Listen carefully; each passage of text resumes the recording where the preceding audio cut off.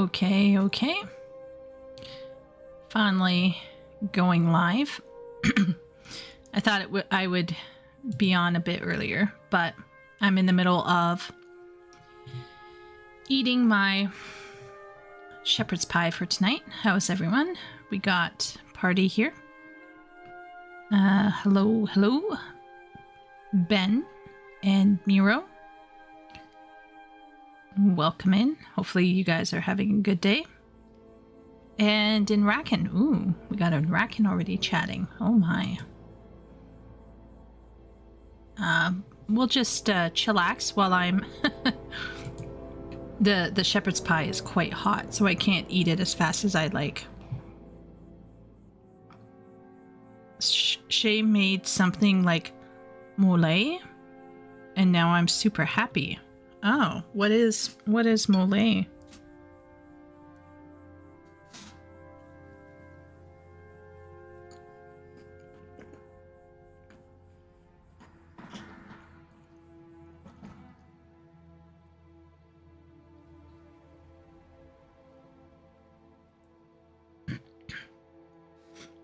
I don't think I've ever seen that term before. I'm assuming it's some food.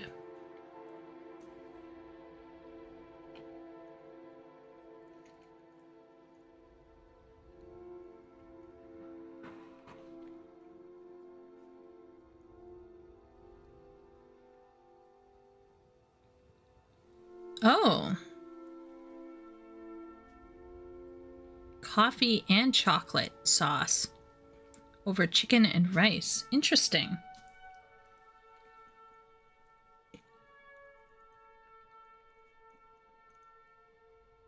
Oh.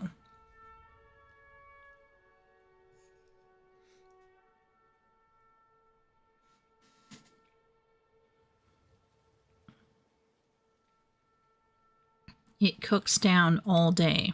I have never made that. The darker the chocolate, the better. Interesting.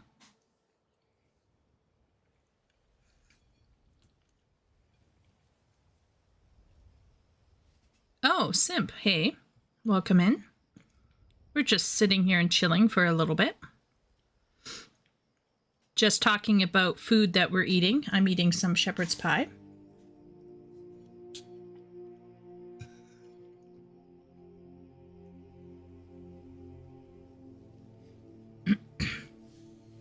Cumin, thyme, oregano, parsley, a battery of warm spices that essentially make up pumpkin pie spice. Yep. Which ones you add. Cumin basically makes it masala, mint, and then chocolate and coffee.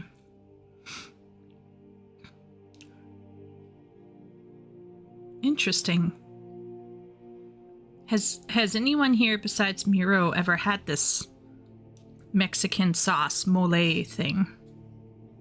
Anyone else here? Party, have you had this?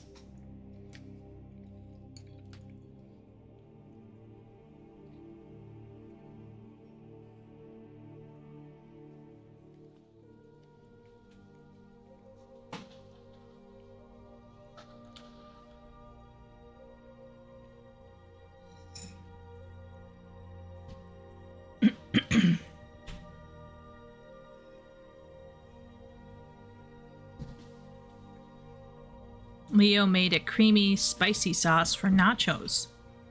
Oh. Like what went into the creamy, spicy sauce, Leo?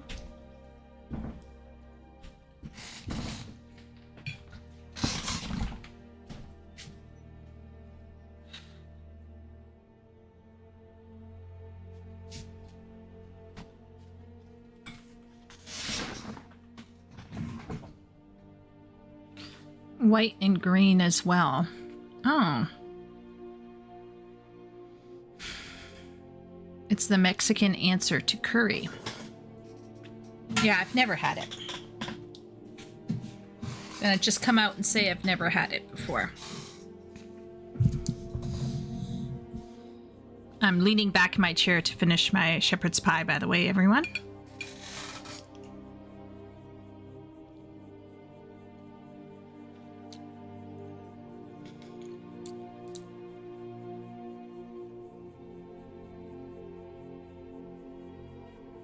maybe everyone could share what they're doing right now this evening. What are their plans for this evening? Anything else interesting going on in their life that they want to share with the rest of chat, perchance?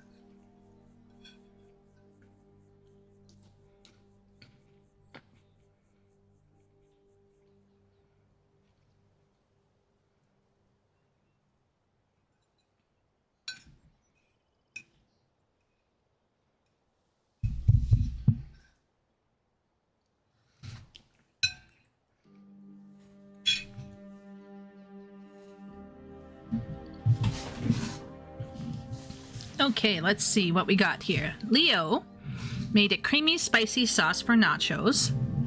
It involved spreadable cheese. That's scary. I stirred some cream milk to make it dense. Stirred. Okay. Steamed? I don't know. Then garlic, tomatoes, green jalapenos, olive oil, and lemon juice. Interesting. Shay is doing dishes at the moment, still close reading Harry Potter Book 1. Stream is always my Sunday evening plan right now. Oh, that's cool. Slow going, Shay? Close reading takes a long time. That's what I found.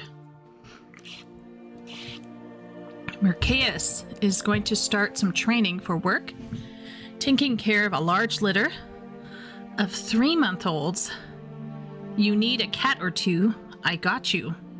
Oh man, I really want to have a kitten. I'd love to have a kitten. But the apartment I live in right now is a 2-bedroom, and it's just not completely feasible right now to have a cat. Read Alchemized. Simp is trying to make Alchemized happen. Catless. Great, Ben. Yeah, thanks. Let's see how Alchemized is doing. So it went up to 37,000 reviews on Goodreads. Still nowhere near Verity by Colleen Hoover. Verity is easy GG chilling at 3.6 million ratings and 294,000 reviews. Alchemized has 38,000 ratings, 9,000. Okay, so just for chat to know, Alchemized is standing at this.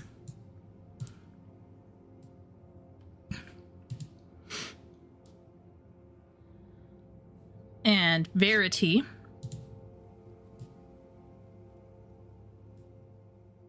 is standing at that. 30.6 million ratings.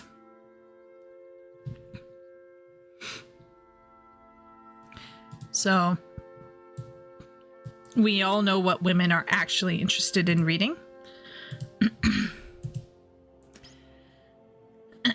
Shove Simp in a barrel of fish. Simp is allergic to cats? Well, that's too bad. Clearly, you were cursed by the genetic gods. Oh, it's stirred. Yes, okay. Yeah.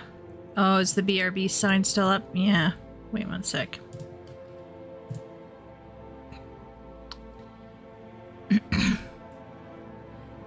You guys couldn't read it? Oh, wait 1 second here. Here. So this is Alchemized. Alchemized has a 4.59 rating currently. But do you see this number here? 38,208 ratings. 9,957 reviews. Okay, guys, brace yourselves, all right?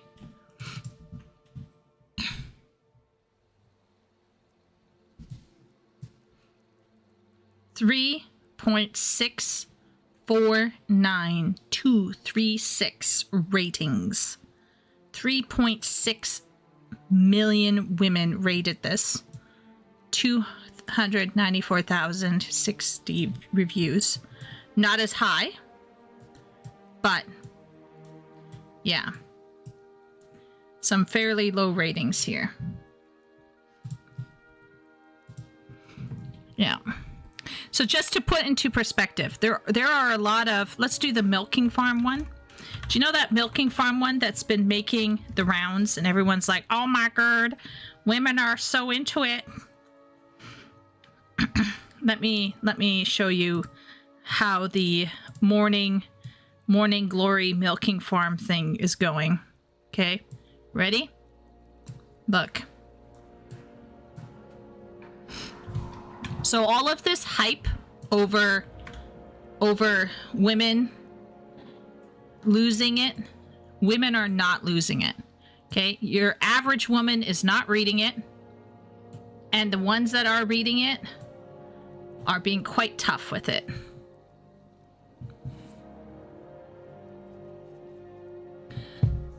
It's also a big book. I wonder if it's okay to like Harry Potter now. Simp, sometimes, how can I say this? Sometimes I'm stun locked by simp. How about this, simp? Don't give a fuck. Do not give a fuck. Anyone who is worried about liking Harry Potter probably needs to get their brain case checked for mental retardation. That's my low-key opinion. You can dislike Harry Potter for all sorts of reasons, but being concerned about whether it's okay to like something that is illegal and not like, it's different if you were like, oh, I wonder if it's okay to like Lolita. Oh, I wonder if it's okay to like you know, something written by like I don't know, what's you know, the manifesto of Hitler, whatever, Mein Kampf or whatever it's called. I wonder if it's okay to like that. Gee. Oh man, that's so dumb. I wonder if it's okay to like Harry Potter now. Who gives a fuck if it's okay or not okay? If you're worried, you can worry about that, but I'm gonna do what I'm gonna do. And if I like it, I like it. If I don't like it, I don't like it.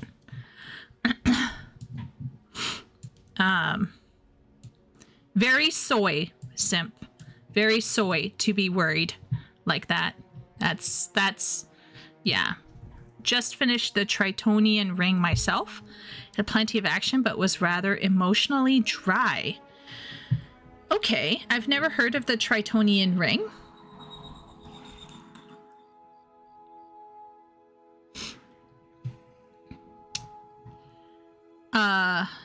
It's always been okay to like Harry Potter. I think right now, in certain circles, if you go to university, you probably should think twice before saying you like Harry Potter. You probably should think twice before saying it at university. Maybe in certain Hollywood circles, you might not want to say it out loud. Probably some game development circles, you don't want to say it out loud. But like in Asia, for example, still going strong. Tons and tons of my students tell me that they love it.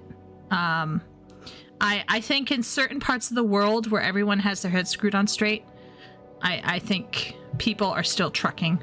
Party gave it a 5. So does that mean you're going to show us the good milking novels? Tritonian ring. I don't think I've ever seen that before. Tritonian ring by L. Sprague.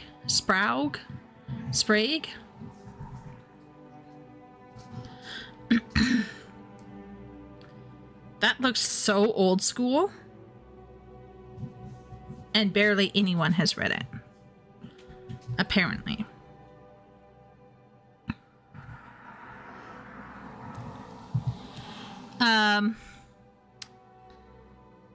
Milking Farmer is probably more popular than the ratings.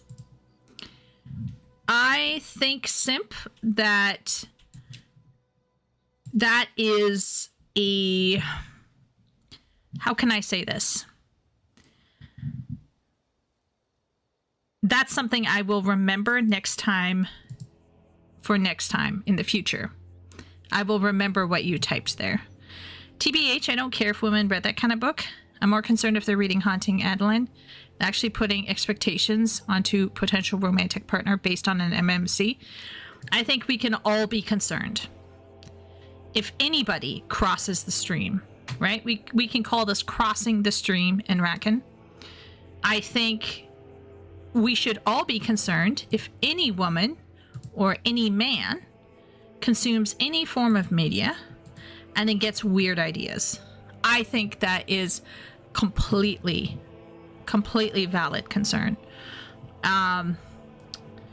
You don't want to be with that kind of a person, to be honest, because it probably means they have a serious inability to like handle reality. Haunting Adeline is popular. Let's go with Goodreads again. See how it did compared to Colleen Hoover. Haunting Adeline. Oh yeah, it's doing much better. It's doing much better than both Alchemized and The Milking Farm.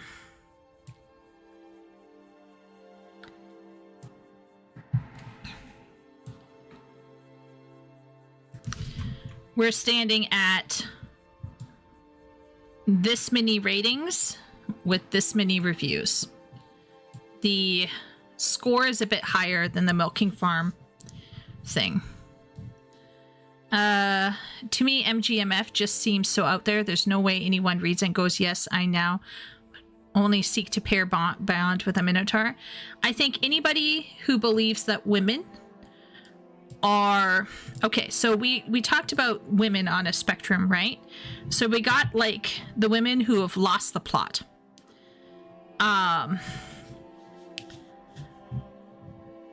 Who have unreal expectations for their men because of what they've consumed, similar to guys, how guys are. But I don't think any woman really is legitimately saying, I want my man to have bull's horns and everything else. I legitimately don't think there's any normal, mentally well woman saying that. The monster part of a romance novel has been grossly misrepresented, in my opinion. And worse, in Rackin, I think it's been misrepresented by the people who are reading it as well. So far, I dislike Harry himself.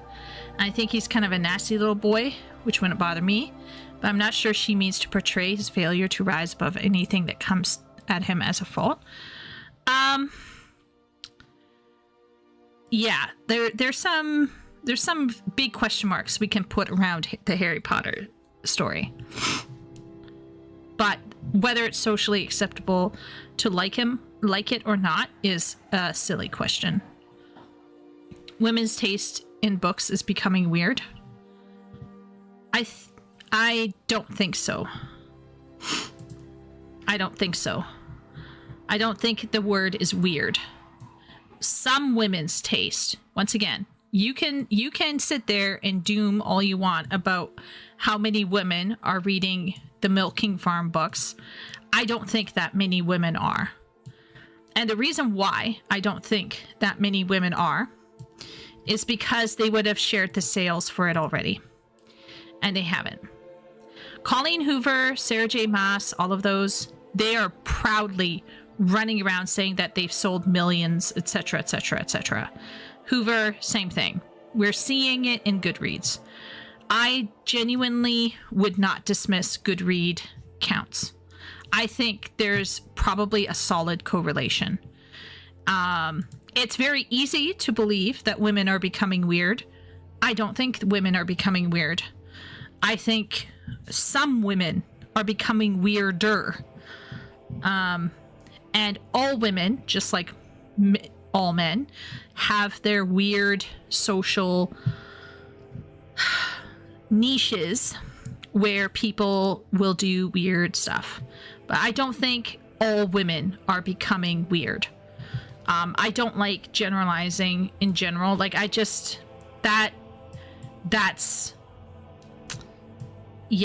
not, if at this point in time you think that women's taste in books has become weird, it shows that you've been out of touch with the fan fiction scene for the past 2 decades. Marquez explains it's just a pulp book he picked up at the antique store. Short novel, Bronze Age. Prince goes on a quest for a ring to save his people, sees a lot of neat stuff. Low magic, reads a bit like those newspaper periodical novels. Yeah, from the cover of the Tritonian ring, Marquez, it did look like one of those kind of like easy GG reads that you would read back in the 80s or whatever. Nothing wrong with that.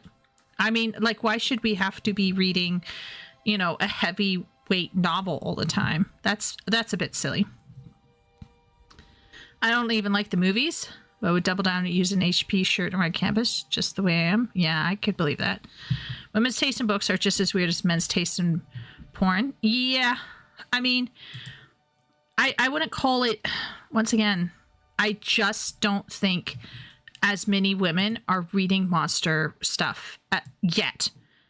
Of course, that could change in the next couple years. Things could really go downhill and women could completely lose the plot as a whole. And I could be bemoaning the fate of my sex, within a year's time. But as we stand right now, looking at the numbers, just from Goodread reviews alone, we can definitely say that contemporary romance and thrillers are way more popular than monster stuff. And I think a lot of people want to get on this kind of grifty panic bandwagon because it's very clickable and it's kind of there's like a shock value to it. But I think to suggest that all women are into it and that all of them are reading it, I think is a mistake. I think at this stage it could change. Hogwarts Legacy was great. Looking forward to the sequel. Yeah. I mean, if they come out with a good second movie, then yep. Hello, Jonathan. Hello. Welcome in. I think Monster Smut is drawing aggro from female booktubers, bringing their secular female puritanism to the discussion. I mean, it's a mishmash, Shay. I think it's a mishmash.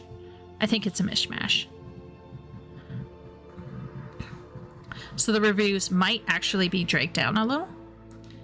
Well, if we look at Monster Milking. Let's see. What do the reviews say for this?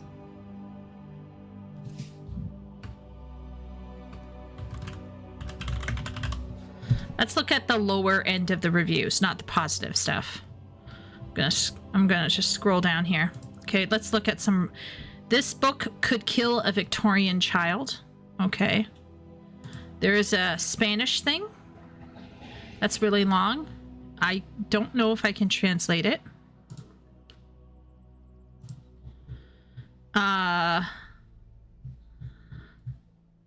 If you know me in real life, no you don't. I think I'm lactose intolerant now.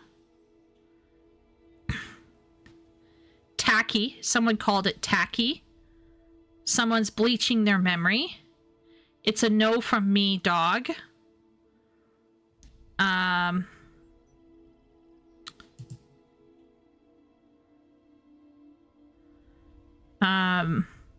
One person couldn't take it seriously. Cliche, cringe.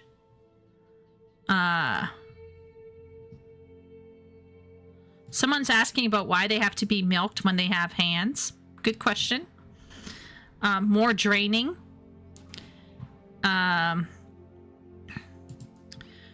What the hell did I just read?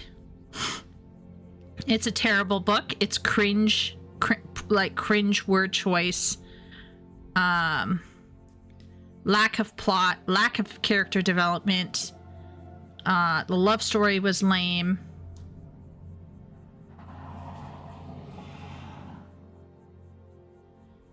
Someone told her on TikTok to read it, and she is now unsubscribing from that person. Yeah. I got baited into this by rave TikTok reviews.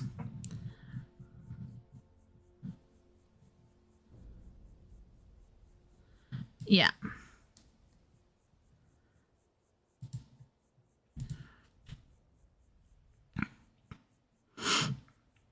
Did not finish.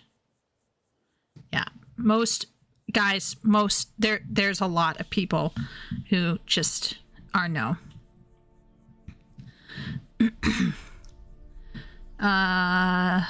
Wooly is welcome back, streamer. Thank you, Wooly. Welcome back, Wooly. Women choosing the bear. That stuff was just rage bait. Yeah. Women drool over sexy cat girls.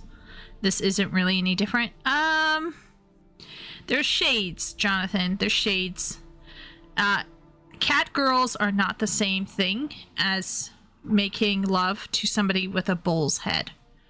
A cat girl still has a cat head. That's a human with just different ears. So I think there's a difference. It's like the furry spectrum. We all know the difference. They're not the same. People weird. Like since ancient Greece, Europa, Pacific, Leda. No, it must be modern society. We must return to the Bronze Age. Wait. Looks at ancient Egyptian and Greek animal sexy times. Not new. Yeah, I mean, Bast is, Bast is Bast.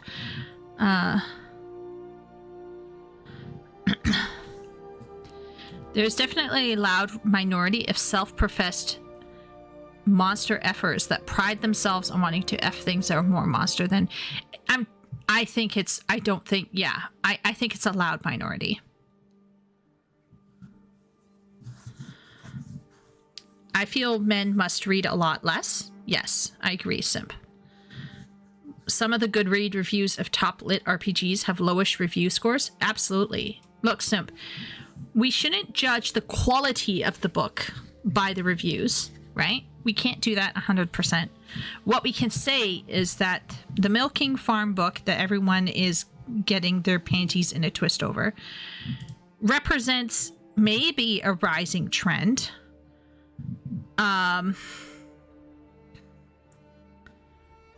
But it's, I don't know. I just think it's not, I don't think it's as big as some people would like it to be, including the people promoting it. I just don't see it that way. It's very easy for people to get on the grift train, but I'm gonna get off it and just be like, nah, it's weird. I would never particularly enjoy it myself, but they're just very muscular men with furry heads. It's also cathartic to have a way of showing that women are perverse, a delight in evil. Yeah, I mean, sure. Asma's crew bombing the thing. Milking Farm is probably review bombed. I wouldn't doubt that it would be review bombed, but the point is that if there is, let me put it this way, okay? If it's being review bombed, that means that some of those ratings, of the 61,000 ratings, That means some of those aren't even actual readers, which makes the situation worse. Okay? That doesn't make the situation worse. It puts a big question mark around this 1 star right here. But if you take a look here, right? Even if we take the question of stars out and just ignore the stars and what the stars are saying, okay? There's still, that means that this 61,000 ratings is not even representative of how many female readers read it, which means that it might have even been lower than that, which then supports my point that compared to Colleen Hoover, the Monster Milking Farm book is really nothing. So whether or not Asmund's boys are going over there and review bombing it doesn't matter. The point isn't the amount of stars. That's red herring. The point I'm making is there's not a lot of reviews and ratings on it, which to me suggests, combined with the fact that the author, CM Nascosta, has not come out and stated their... I looked to see how many copies they sold. No information. My guess, not enough to report. So, once again, what I'm trying to argue here is not the star rating. I'm arguing here that the ratings are low. And compared to Colleen Hoover, are literal, it's like peanuts. And if you come and tell me, oh, some of these ratings aren't even actual, female reader ratings, then that makes the situation even worse, in my opinion. Worse in the sense that it just shows that there really aren't that many women who are running out to read this.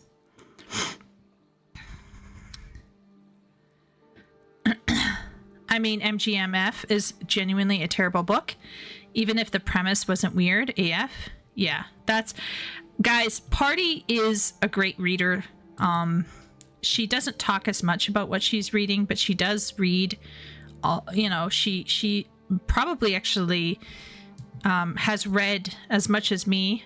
And so when she came and told me that was poorly written, I believed her. Maybe they should listen to professional book reviewers and not TikTok grifters. Maybe not, Leo. Yeah, but think about it. How many professional book reviewers are out there, right? How many of them? Everything might become smut in the future. I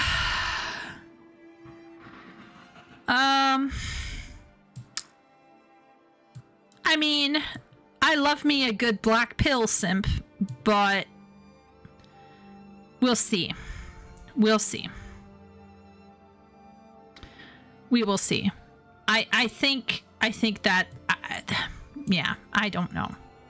We'll see. Maybe.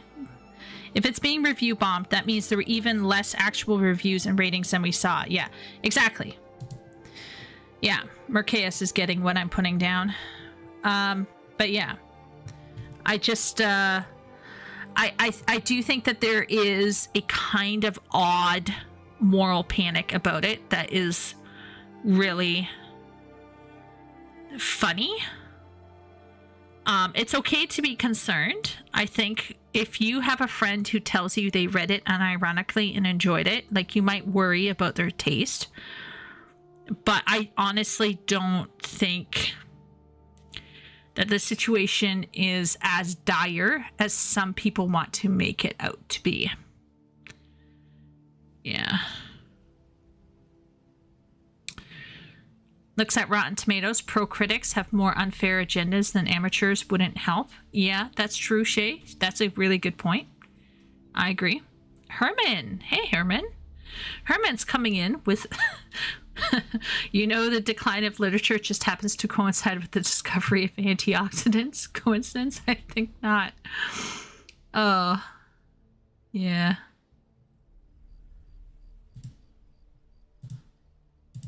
Yeah. They exist? I mean, they could exist, Leo. I just don't think they exist enough. You know? You know?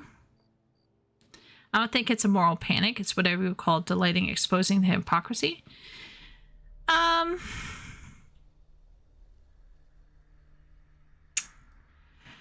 I think there is a delight in exposing moral hypocrisy. But the reason why I'm calling it a panic, Willie, is because they're applying it to all women.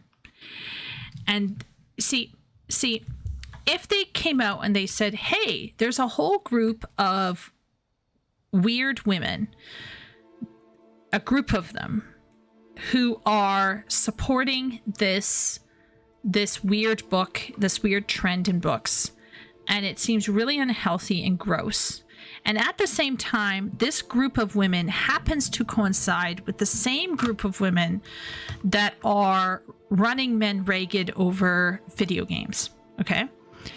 I would think that this is a very just and fair criticism. And it's something that I have talked about previously to everyone cottoning on to the romance, the link between romance and Hollywood, the link between the publishing industry and Hollywood. Like, chat, you guys have known since the beginning, for those of you who have been listening from the beginning, I've always been extremely critical of certain groups of women that have been weird and have held a double standard, okay? But the moral panic comes in for me, Wooly, when they start using a generalized words to imply that all women are participating in this. And I genuinely don't think that's the case. So when Wooly talks about it, sorry, not Wooly. So when Asmongold talks about it sometimes, and once again, I'm not an Asmongold hater, far be it. But there's a way to talk about it that is helpful.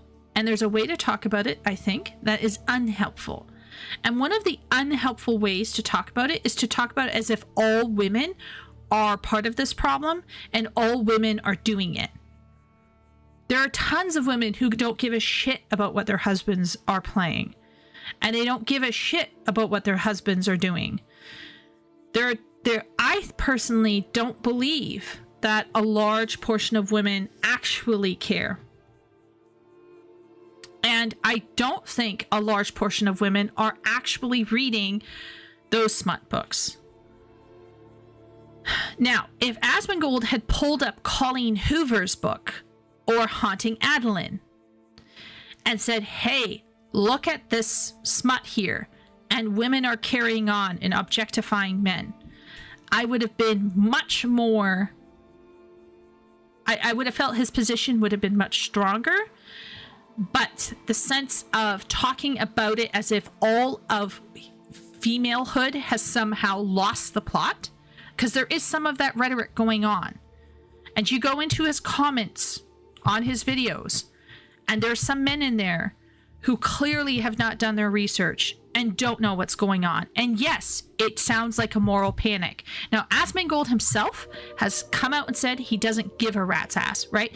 I don't think Asmon actually cares about what women are consuming, but he is concerned about the double standard. And I agree we should be concerned about the double standard. But I think that sometimes the way he talks about it, and because his chat aren't all, they're all, normal people who might not understand the nuances of the situation, they then run out braying into the streets and behaving like it's a moral panic, enacting it that way. And I don't think that's helpful. I honestly don't. I think there's much more helpful ways to talk about it that would actually help women and empower women to tell their feminist sisters to shut the fuck up and sit down and embrace the natural human desire that most women have to get married and have children and have a strong male provider. Because there are people out there who will tell women that they lose power when they get married, that they lose power when they become a wife, that they lose power when they have children. There are people out there who legitimately believe that. And that kind of rhetoric took away a large portion of women's feeling okay with pursuing some of those dynamics. Now, I personally think we should hold those women responsible, the quiet ones and the loud ones. But I think we should speak more carefully to the quiet ones because they aren't the real source of the issue. It's the loud ones that we really need to smack down. And so I do think that there is, and I do think some of the conversation around how we're talking about these women can actually come off as kind of incel. And I do think there is some extremely burnt out men who are saying some really cruel things and are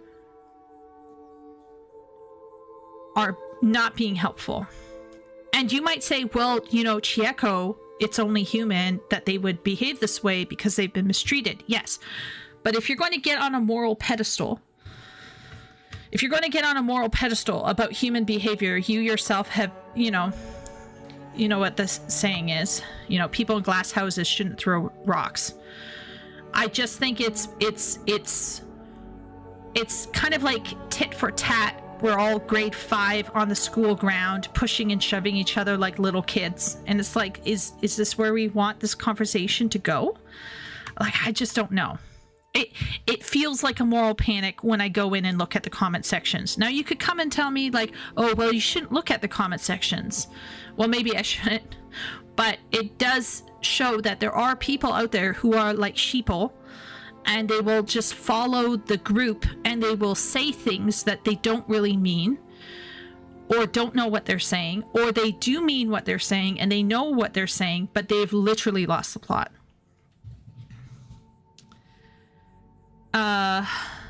Rotten Tomatoes is not a good place to find anything. I mean, yeah. I play WoW. Funny Asmund somehow never managed to notice. Bullheaded fan.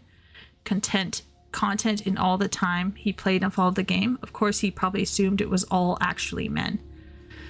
Interesting point, Shay. I didn't think about that because you have the Taurans, don't you?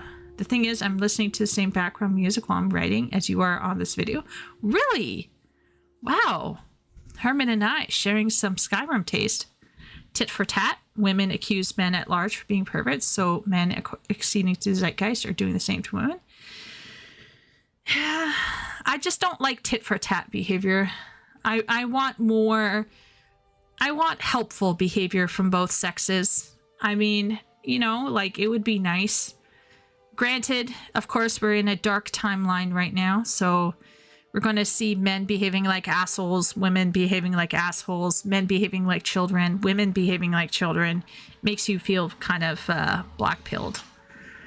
I wonder if those women jumping on that bandwagon pull out a smutty book for gooning, the same as men judging other men go and watch porn after the defenders of morality. Well, Leo, that's where I think another huge gripe I have is that some of the people I've seen doing the tit for tat thing are still themselves carrying on in a certain way. So it's just very childish in my opinion, but that's just me.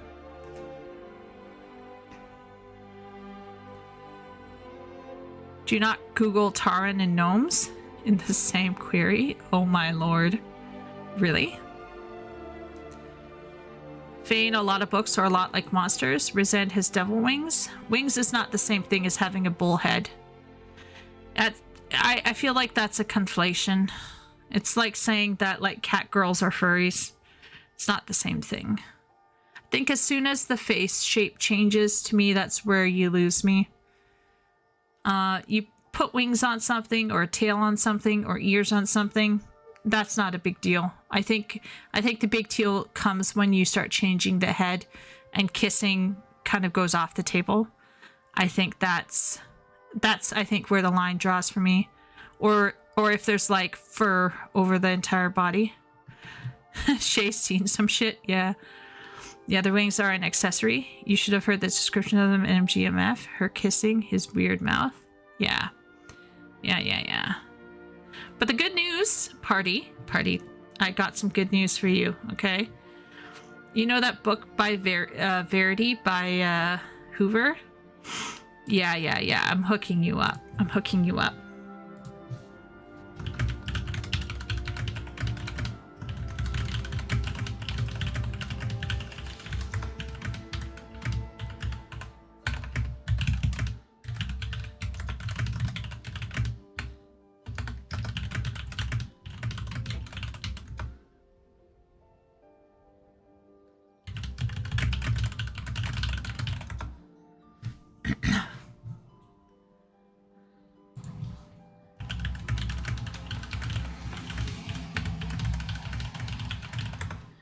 Okay, sorry, I'm just letting my sister know what her night is going to look like. Playing my game now, back in 1.5 hours. Good luck out there, Herman. I feel that. I enjoy the Nekomimi stuff, but once they get a snout, I'm out. Yeah. Merceus, look, everyone knows that there are guys out there who like themselves a little bit of a Nekomimi. There's another word for it, but basically the cat people. Everyone knows that there are some boys out there, some girls out there who enjoy themselves, some cat boys, cat girls. I'm one of them. But there's a huge difference between having cat ears and a tail and having a cat head. There's a huge difference. Because it would be in their best interest to be morally consistent, but if they were, they wouldn't be wasting their time on bullshit. So only people who left are grifters or childish people. Yeah, kind of, basically. Yeah. Without transcendental motivation, there's little reason to be helpful. The left has demonstrated the power of collective action and guilt. These tactics and strategies will be used. Yeah, I agree. Yeah. Without any metaphysical foundation, there's no real reason to act normal. But I figured pragmatism might win out, but yeah, I mean, that's why I'm black-pilled. I genuinely don't think the human race will get better. But on the other hand, do I think it will get worse? Don't know. Right? Your usage will be crude? Yeah. I just don't like it on either side. I guess what I'm saying, Willie, is I'm on the side and I'm pointing at both sides. And I'm like, that's bad and that's bad. And there are going to be some people who are going to get a little like, oh, you're saying it's bad. Oh, yeah. And they'll get upset because I'm just not, I don't want to be part of it. I want off the ride. I want out. I don't want to be part of it. And it's really disappointing because if I come out and I say something like, oh, the state of fantasy is a problem, then you get a whole bunch of assholes who take it and go, oh, Chieko said the state of fantasy is a problem, so anytime I see a woman on the front of a novel, it's going to be woke. And I'm like, no, that's not the point. So I just like, it makes me not want to talk anymore, like it makes me not want to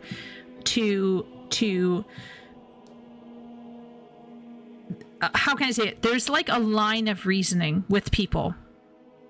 And some people, they will say something to me and I will instantly know that from that time onward, me trying to change their mind about anything is a complete waste of time and I'm done with them. I'm done. I'm out. I'm like, boo, bye, Felicia. And I think that can be tough for me to want to keep talking about certain things because it just feels like it's like an uphill battle against a waterfall of absolute unhelpful rhetoric. But I still do like to call out my fellow females because I do think it's important to call out hypocrisy.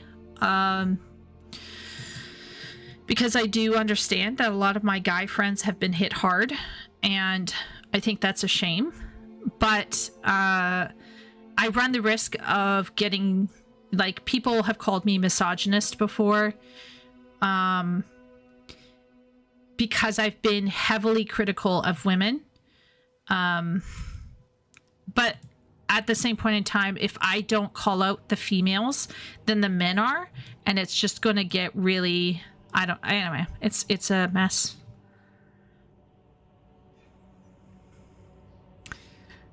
Alinsky. Yeah, we'll see what happens. So what are we talking about today, chat? Well, guess what? I'm giving chat a choice. All right. I'm going to set up a poll. Starting a poll.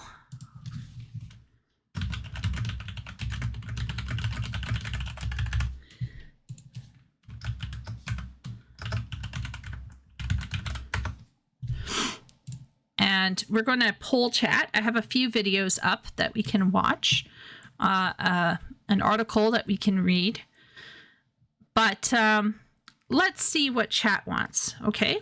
Let's see what chat wants to take a look at. We will abide by the will of chat. So we got 4 votes. I don't know how many people are in here.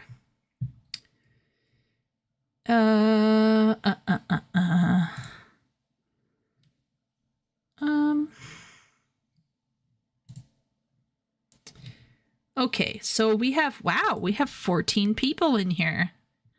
That's crazy. Okay, well, let's see if we can get over half voting. So the poll is up on the YouTube screen. You guys can tap on it. The question is, do you want to watch some videos and talk about an article about AI? Or do you want to watch some videos and talk about world building? The world building videos has to do with world building by this lady called Kristen. And we have the Sandersonization, or the cult of world building in fantasy. So I think this is a recommendation by Wooly. We have a recommendation by, I think this is Simp. I could be wrong.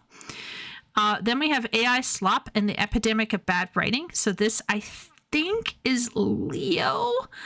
And then we have an archive of, what's this called? Everyone is Cheating Their Way Through College. Which was recommended by Party and Simp, I believe.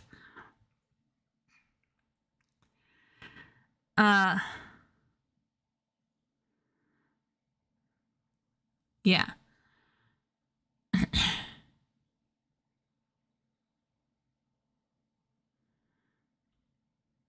I spoke too soon. It was almost in complete agreement. Wow, we got 11 votes in here. Thanks, everybody. Okay, yeah, so let's go with the world building. All right, sorry to the one person who wanted to watch something about AI. We will talk about AI. I find AI to be a whole fascinating situation, but might make me more black-pilled than ever before. So we're going to go with watching 2 videos. We're going to talk about world building, and we're going to talk about the Sandersonization, the cult of world building. Now, where's the bot?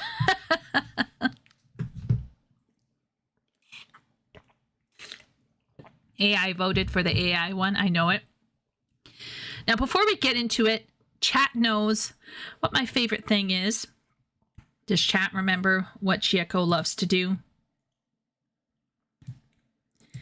Is before we go into listening about something, we need to form our own opinions and think our own thoughts about the subject matter, which is world building. So first off, let's first talk about how would we define world building and what is included in world building. And then the number 2 question that we got to ask ourselves is, how important do you think it is? So let's just wait for chat to kind of speak up about this, and then we will get into watching these videos. But, okay, Merceus is voting for world building being good. So I think the question, okay, I'm going to go like this. So number 1, what does world building entail? 2, how important is it? 3, how large of a role do you prefer it to play in a narrative? Notice I said the word narrative because this can apply to video games as well, in my opinion. So Merceus likes world building. Yeah, it's nonsense free. We shall see how nonsense free she is. World building would seem to be the creation of your setting and trying to create an environment where that is cohesive. So this is related to setting. I would also relate it to lore. That would be like history. And I think it would also relate to systems. I believe. That's how I would do it. What does chat think? Does chat think I should add anything in here? So long as the author doesn't get lost in the world building.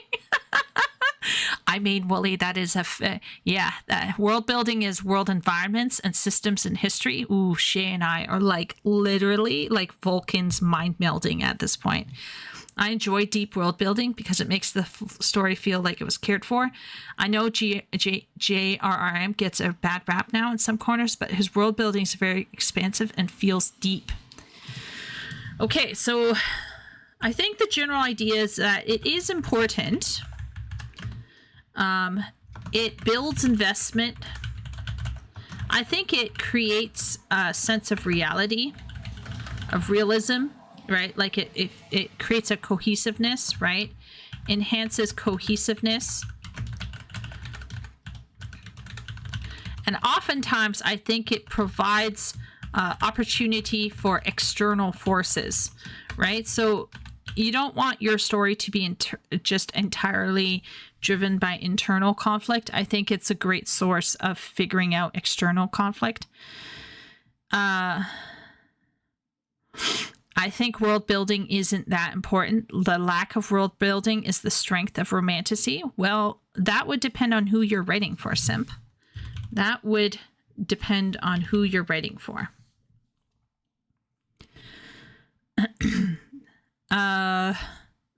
There are a lot of logical pitfalls with world building, and honestly, it has to connect to the plot or the promise of a story. Yeah. So in my opinion, and this is where I part ways with the world building obsessors, okay, it needs to service the plot. It needs to service the plot. So, yeah. Men are getting lost in world building. I agree, Simp. World building is what gives verisimilitude to your story. Yes, complexity doesn't mean good, but too simplistic could hurt it as well. Yeah, there's a balance, I think. They could have subcategories to get specific. Yes. Yes, you are correct. At first glance, world building should be matched with narrative complexity. A simple story shouldn't require extensive history and lore. Ooh, Willie knows what I'm saying here. Yeah. So I'm gonna say needs to be balanced with the narrative's level of complexity.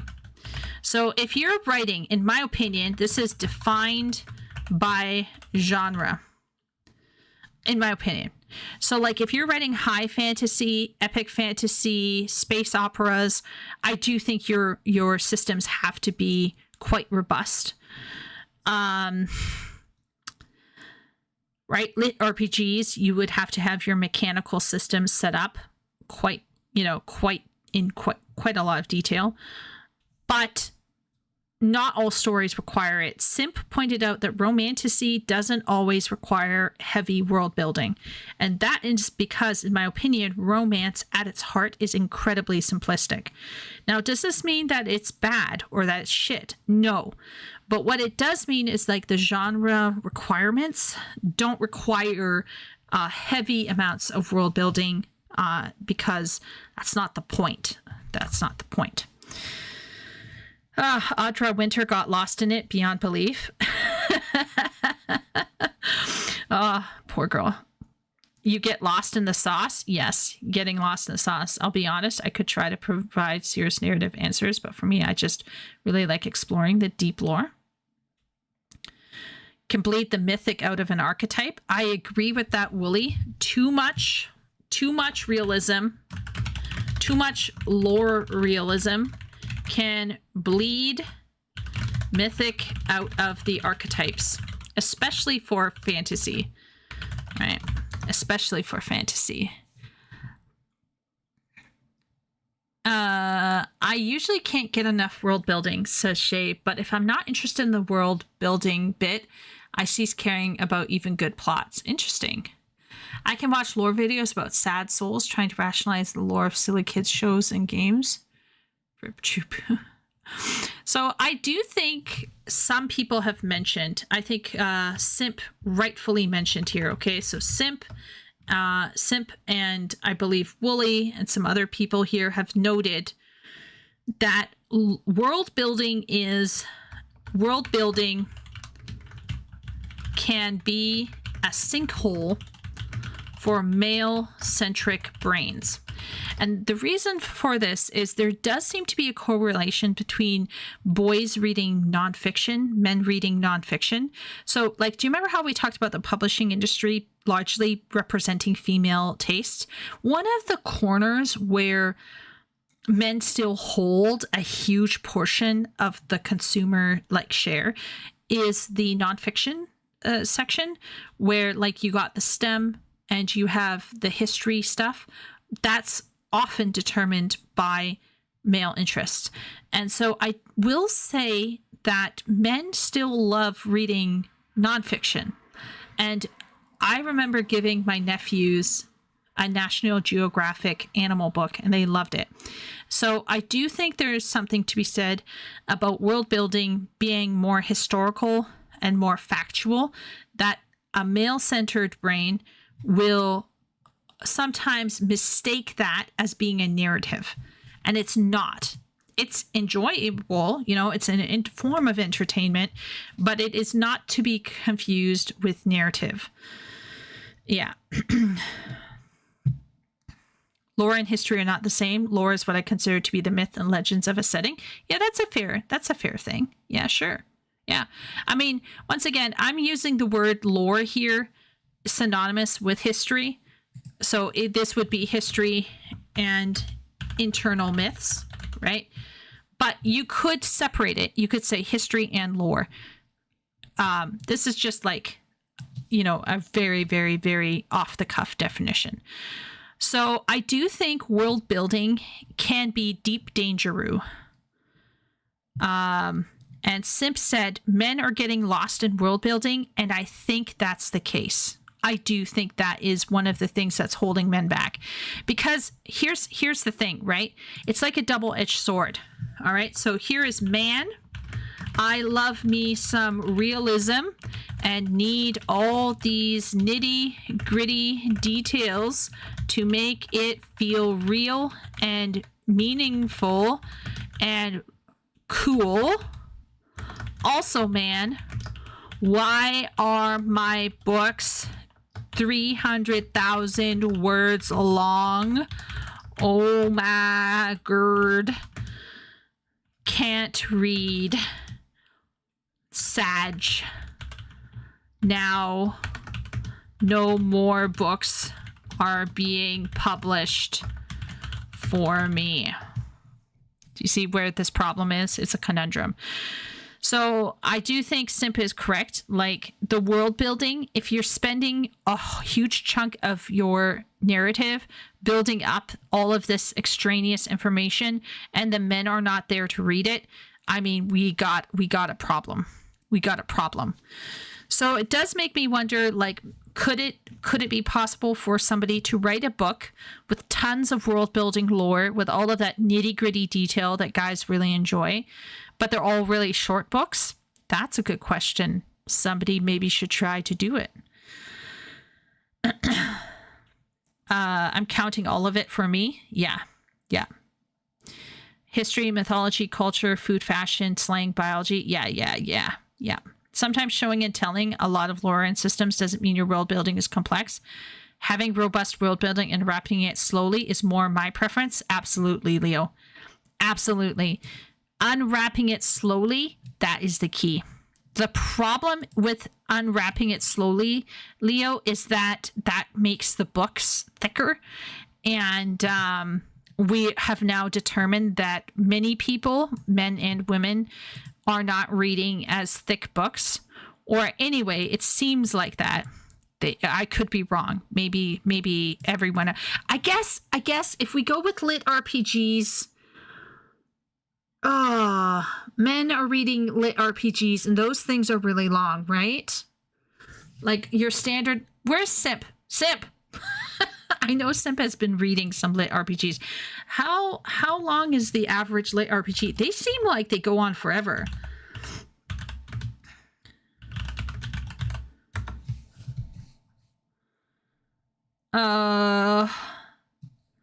Okay, so a typical, if we go with Google, it says once you are publishing, okay. So if you're publishing online, it will go on forever. But apparently when they try to publish, they will break the story down into 80,000 to 140,000 word chunks. This actually lines up with something that I saw. I can't talk about details, obviously, but when I was ghostwriting, I was approached twice, maybe 3 times. I'm trying to remember, but 2 to 3 times. Okay. I was approached by lit RPG people who wanted me to write for them. And they were attempting to take a lit RPG and cut it into book size lengths. And yeah. So I think with publishing lit RPGs, you want to go for shorter books that are chopped up from the longer story. That's probably the way to go. What do we call it when the history is covered in the narrative, when it spans tens of eons and jumps through time? Isn't that like epic fantasy? I thought that was epic fantasy. The world building depth is used to add more spotlight onto the story itself. Yes, I agree.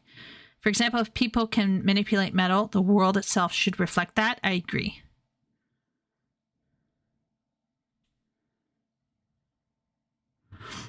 Interesting. He's memeing in book chat. They're usually large font though. Big fonts for strong muscular hands. Lit RPGs are long. Okay, yeah. See, I knew online lit RPGs are long. I just didn't know. Yeah.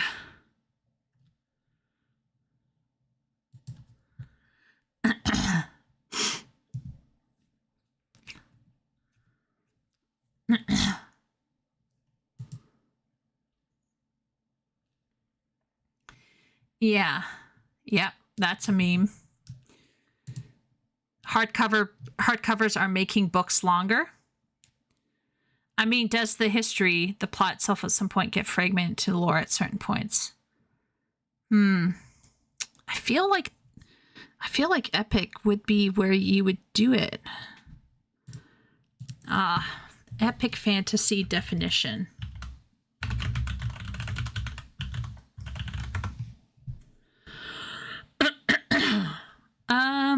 Yeah. Expansive settings. Stories are commonly set in a secondary fictional world with its own unique history, large cast, multiple points of view, hero's journey, high stakes. It doesn't say across epochs, though.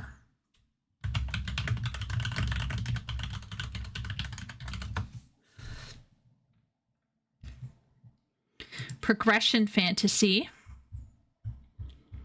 No, that's lit RPGs.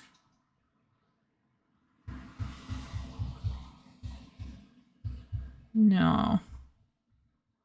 I think the closest would be epic, Shay. It looks like epic might be the closest. Hardcovers usually have much shorter page counts, actually. Alchemized, you can get it in paperback. Recent hardcovers are long. Light RPGs are heavy on systems more than other things like history and myths. Yes. Light RPGs do have some world balance for sure. But does the plot become world building as it progresses? Or does it relegate itself out of the plot as it goes further away from the most recent tale? I think it would depend on how you're writing it, Shay. I think that would literally be up to you. I think that's something that you would toy with as an author, right? Like an authorial choice. That's what I would assume. So like, so in Distortions in Time, for example, in my story that I wrote for fan fiction for Loki, Loki is on an alien planet and basically takes the equivalent of ganja juice and goes on a shamanic journey and reaches back in time and that sends him, kind of directs him to a specific temple or shrine where he temporarily experiences a time slip that sets certain things in motion retroactively.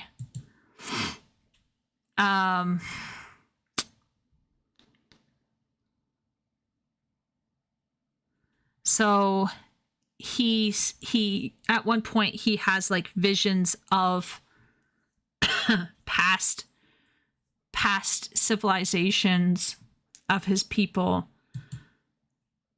which if I had time and place, it would be interesting if you could go back and do like prequels so then you could see it progress over time.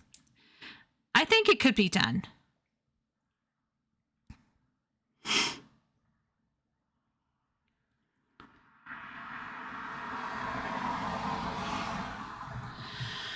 I'm saying these things because watching you play WoW has really shown most of WoW's plot is now not only world building to a new player, but arcane, difficult to find, less consuming world building. Yeah, Shay, you're hitting on something that's a real issue, is that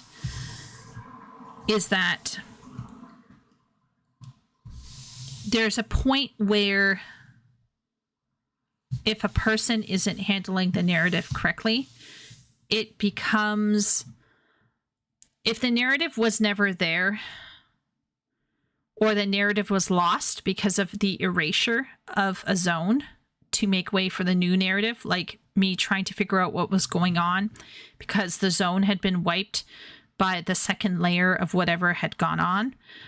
I think that definitely is a case where the world building actually horned in so much to the point where the narrative became so fragmentary that someone coming in later and trying to suss it out completely gets shafted.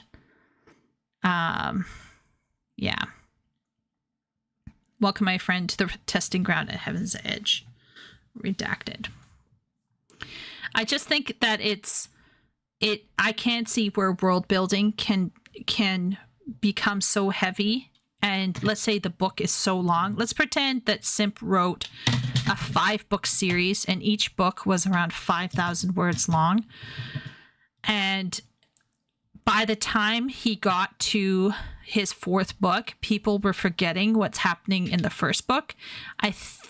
Like that can be an issue. It's kind of like Robert Jordan with Wheel of Time, where things like get out of control to the point where the narrative is lost because there's just too much information. But the issue with WoW, I think, is like they destroyed some of the zones and then everyone's referring back to what the zone was like before. But since I can't see what the zone was like before, then, you know, it's just, or it's not easy for me to see what the zone was like before. The world building felt more limited with FF14. Storytelling, world building, I think about it. I would say the world building in FF14 is very neatly packaged. It services the narrative. The narrative and the world building in 14 are, in my opinion, balanced for what it needs to be. And if you do the side story content, you can definitely get a greater sense of the world building. But there's a limitation. There's a hard limitation on what they have chosen to reveal to you in the MSQ. And I'm fine with that, honestly, because I think too much is too heavy. There's some people, Party is one such person, who couldn't even remember the MSQ at some points in time. Like, some people struggle to even remember parts of the MSQ because the MSQ is quite chunky. So if you try to seed in even more world building into what is already a heavy, heavy MSQ, you would get some people completely not getting it. So I feel like it is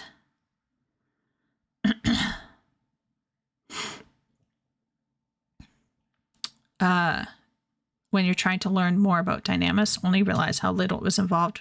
The expansion that brought the turn up. Yeah. I mean, I think for me, the power of, let's say, that particular piece of lore is being able to look back and realize that that has been in play since the Realm Reborn. Like, I didn't actually want, in my opinion, okay, I don't want to sit around and extrapolate on a scientific or mythological term to such a degree in the MSQ. It would be great if it's on the side. It would be fantastic if they had side quests that explain it and talk about it more. That would be great. I think that would be like if we had like custom deliveries with Nidana and we found out what's going on with Dynamis. That would be fantastic. I think that would be a fantastic side thing that they should do if they haven't done it. Trying to put that into an MSQ, I think, would be a severe mistake, though. I just don't think that that's where it should be. Yeah. And also, furthermore, it goes back to what Wooly was talking about. There is such thing as over-explaining something. I don't like it when people over-explain it. Like the Force in Star Wars, and then George Lucas brought in midi-chlorians. I was rolling my eyes. I was like, I don't care. That didn't need to have, like, that was too modern for me. Like, I don't think we have to explain everything all the time. Sometimes we can just let it be. Just let it be. Let the story breathe and let it be. To be fair, Nidana doesn't have the answers we need. Well, Ben, the idea would be, let's say Nidana's like, oh, I want to do more research. And so then you have Nidana with, let's say, a Charlayan person, and they're researching it together. And then over time, you can figure out more. I could see them doing something like that, but I think that takes away. I just think that this over obsession with nailing down every detail is sometimes harmful to the art. I question the need to do it all the time. Does it have to be there all the time? Let's see. Marquez says, oof, current WoW struggles to have good, coherent world building. I still think it's on the upswing, but there's still issues. I could write a long post decrying the Earthen in TWW, the War Within, maybe? Marquez, I do not doubt that the current writing team at WoW are at odds with what the writing team used to be like at WoW. WoW is an MMO divided by multiple points of view, and none of them seem to be able to respect the work of the previous group of people. So not only is it fragmented now in the terms of narrative, but it sounds like it's fragmented in terms of the world building itself, like the mythology and everything else, the lore and everything else that's going with it. So when I'm playing WoW, and I haven't played it in a while because of other things, but when I'm playing WoW, I get the sense of just, why should I care? And it's really sad. Like, I think there's something there. There's so much there that could make me care. It's just very, very hard. The history and lore is nearly 200,000 years at this point. Yeah, that's a long time, Shay. With important points happening here and there along the timeline, and players have seen a lot of them in the game. They give new players getting thrown into these time jump areas. I agree, Shay. Yeah, it's very messy. With no context outside of their start date.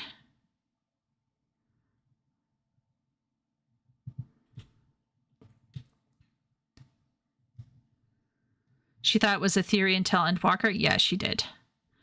Well, except Dynamis really wasn't in place when you look at the lore. When you look at the lore, Dynamis doesn't have lore, it's just a mechanic, versus in WoW, lore videos that last an hour.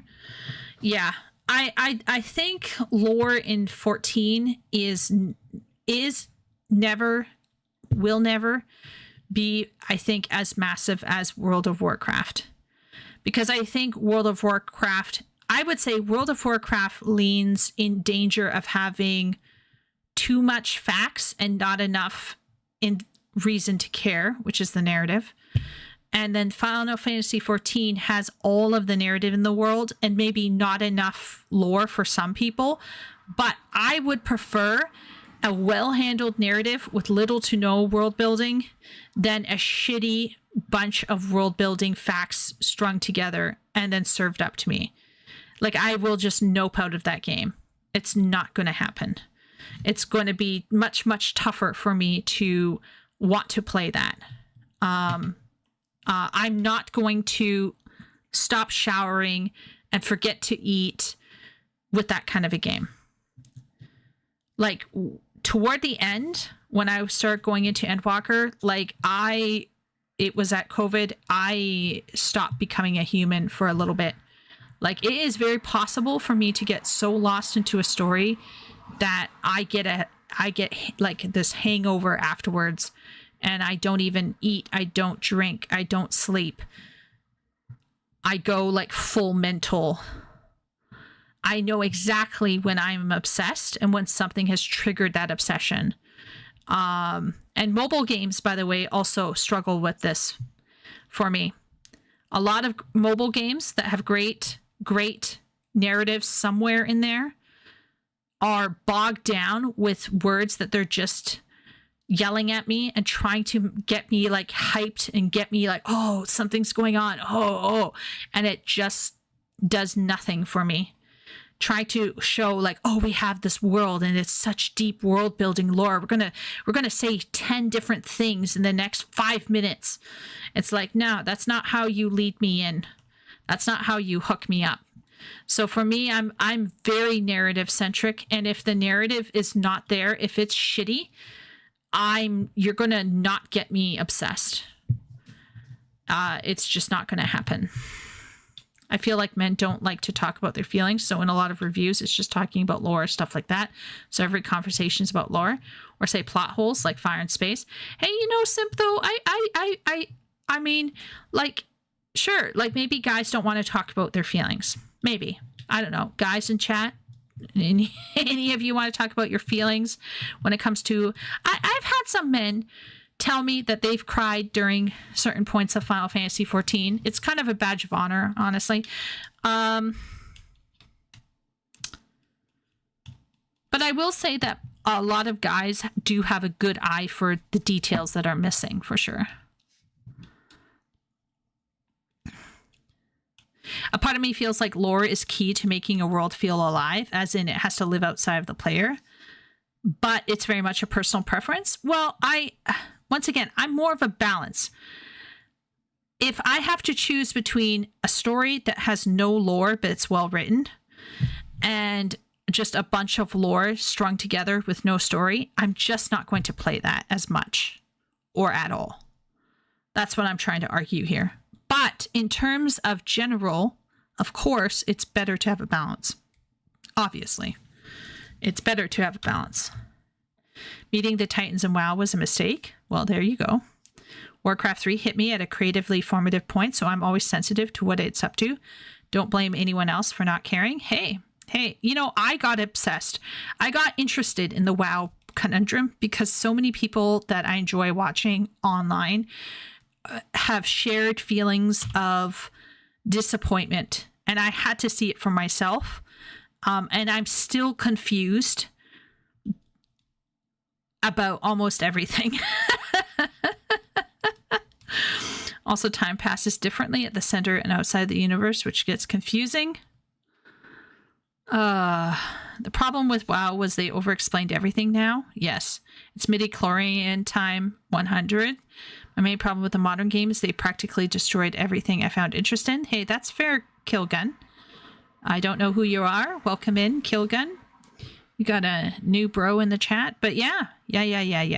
Absolutely. That's what I'm saying is, like, it's okay to have lore. And it's okay to build something on the side. Just like Epic was saying. Like, it would be fun to spend some time with Nadana and try to figure out Dynamis.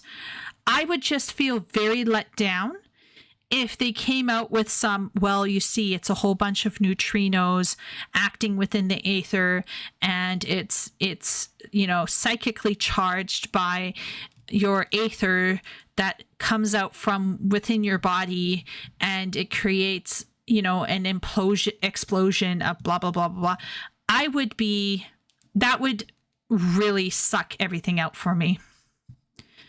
I just feel like the scientification, especially for me, is a problem.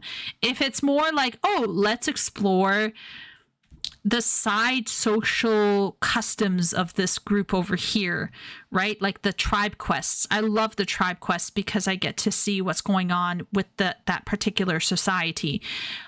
Love that. Love it. Right? I'm there for it. I've done quite a few of them. I've maxed out quite a few of that stuff because I genuinely love side lore that's more cultural. But when it comes to the scientification of magic or spirituality, I'm like disinterested. There's a level where I'm just like, like, do we have to? Really? Not as big of a mistake as finally going back to the Shadowlands. I feel things. Ben says he feels things. Ben feels things when he's playing his game. He's a very balanced male. It's interesting we're not talking about something like 40k Warhammer when it comes to games with massive lore and large active communities, but it's also a setting that keeps the promise it presents. Epic also needs a story. 40k Warhammer seems one of the most comprehensive lore / narrative systems. But I've heard that even now lore is like there's some worries about what's going to happen with the lore. Am I wrong for thinking Warhammer is niche? No, I do think it's niche. But I don't think it's niche among men, Shay. I think more men are into Warhammer. And this is what I will also say. If Warhammer came out with an MMO tomorrow that was solid, I think we would see a chunk of players from both 14 and WoW go over. Because Warhammer 40k, as long as they don't, fuck things over with, diversity quotas and, all of that bullshit. Warhammer 40k has that gritty, hyper-masculine, kind of dark, thoughtful, complex, vibrant world building that I think would get people interested, like male MMO players interested again. Part of the huge concerns surrounding WoW has been about the kind of the, for lack of a better term, the feminization of the space and this sense of making the story all about people standing around and just talking and women in oddly animated cutscenes, clashing blades in a very cringe kind of way. I think if Warhammer 40k came out with an MMO tomorrow that was fun to play and had tons of buff men running around with big guns shooting things, I think there would be a group of people who would sign on to that. But they would be largely males. I don't think you would see necessarily the same amount of females going over per se, but maybe I could be wrong. Maybe if there were a lot of hot men. It certainly seems to be certain types of an overwhelmingly male audience. Yeah, depends on where you live. Warhammer is bigger in some regions. It's bigger than D&D in much of Europe. It's hollowed out for the mythical modern audience. Interesting. Wooly's already seeing the writing on the wall, apparently. Warhammer 40k is retconned a lot. Yeah, it does. That's where I heard. I heard there were some issues over some of the retconning.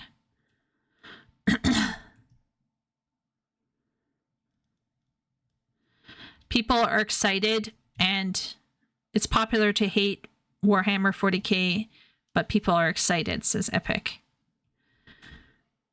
Yeah, once again, there are signs on the wall that make some people feel like shit could go down in not a good way. But who knows? Any more retcons and it will collapse? Probably. I love Warhammer, the motivational posters, but I don't know if they're actual game quotes or fans being nostalgic and more badass.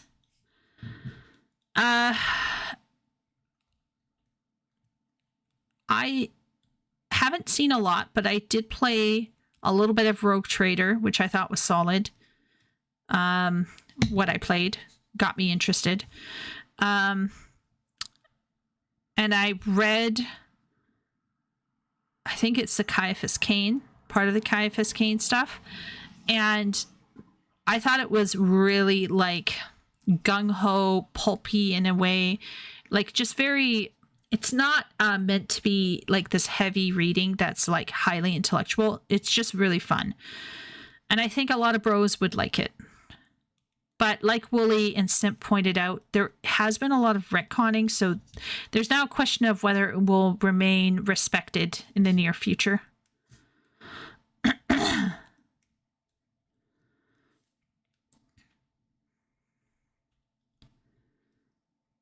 Necrons, for example, got retconned from Terminator-like robots to weird Egyptian-style robots. Interesting. So Epic says the same thing. Epic's echoing it. Didn't retconning Warhammer result in WoW? I don't know. I have no idea. People just focus on stuff like adding women. I don't know why they would.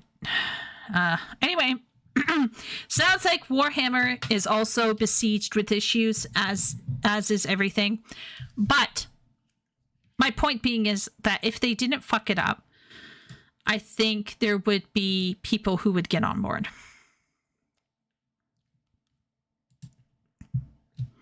Robot Egyptians.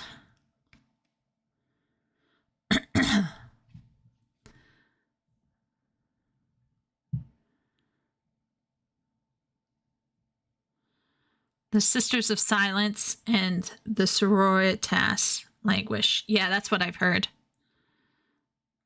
Yeah. Weird Egyptian robots are better IMO. I mean, that would sound kind of cool from the outside looking in.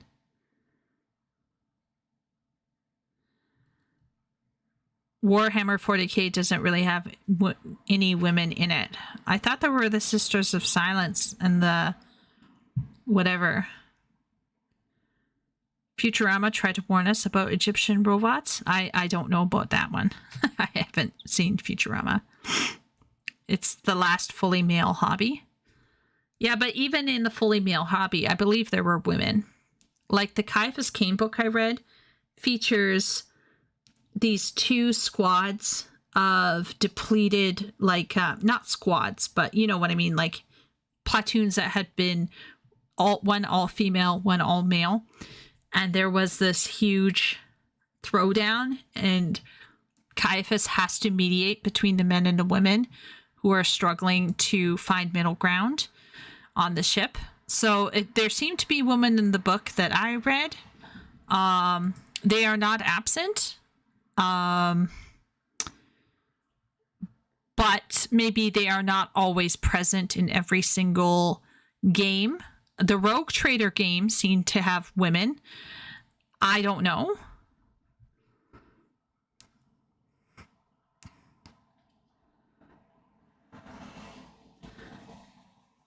Male only hobby. It's a masculine hobby. Yes, but isn't there a difference between saying it's a male only hobby and there are only men in the stories? Isn't there like a massive difference between that? Like, I don't know. Like, I just think that there's a difference between saying that it's a male only hobby and saying it's got only men in the story and no women are featured. Adeptus Sororitas are all women. Adeptus Custodes were all men. Okay, so are we going to get men in the Sororitas now? Okay, you know what? Let's not go down this rabbit hole. This sounds too, yeah.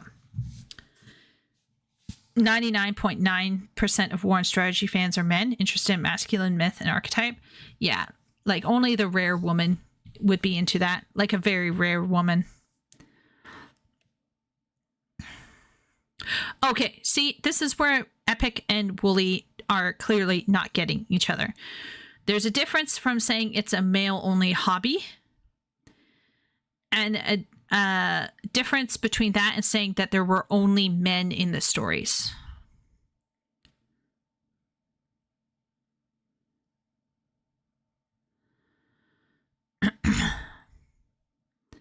Yeah. I thought there were lots of women in the few stories that I touched on. I thought there was adequate representation of females.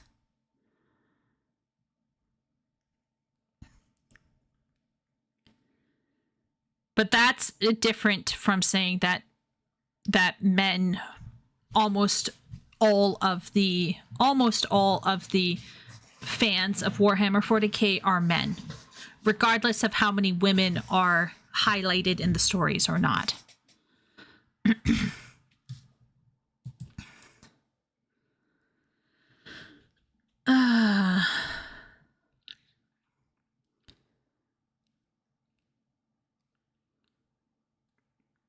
Sudden perspective Warhammer gained kind of threw me off as a long-term fan, but that's the same with D&D. Interesting. Yeah, I don't doubt that most of the fans playing Warhammer 40k are men. I've yet to meet any woman besides myself who has gone out to play Rogue Trader. I do know I introduced Caiaphas Cain to my one female friend. She read it. She loved it. She would enjoy Warhammer 40k of the books. But I don't see the whole hobby as generally being something that women would ever be interested in, nor should they be interested in. But that's a far cry from saying there is no female representation at all in the lore. And I do think that there was, in the narratives, adequate female representation. So I'm not sure, like, yeah.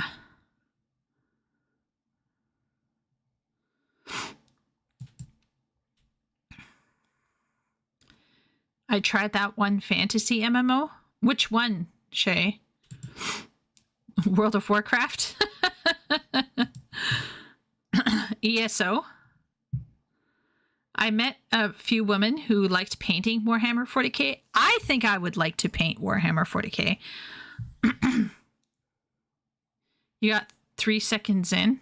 Oh, yeah, we haven't played it yet.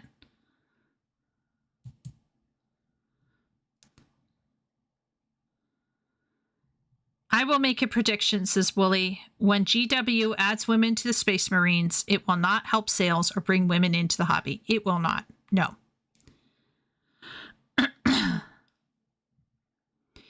for Warhammer 40K to bring women into the hobby, all of the men would have to be a certain kind of likeness, and the art style would have to probably change, and the plot would have to become way more internal and emotional and psychologically focused, and there would have to be less, like, the narrative shift in language would have to change.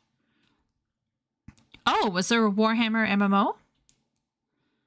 Interesting. Like, D&D shifted. I don't know if it's for the better, to be honest, but it basically, like, relinquished a lot of the math thing. It made things more simpler to get into, and more women have gotten into D&D as a result. But I don't think all women would want that to change. I think that there were some women who liked the old stuff and didn't want it to change.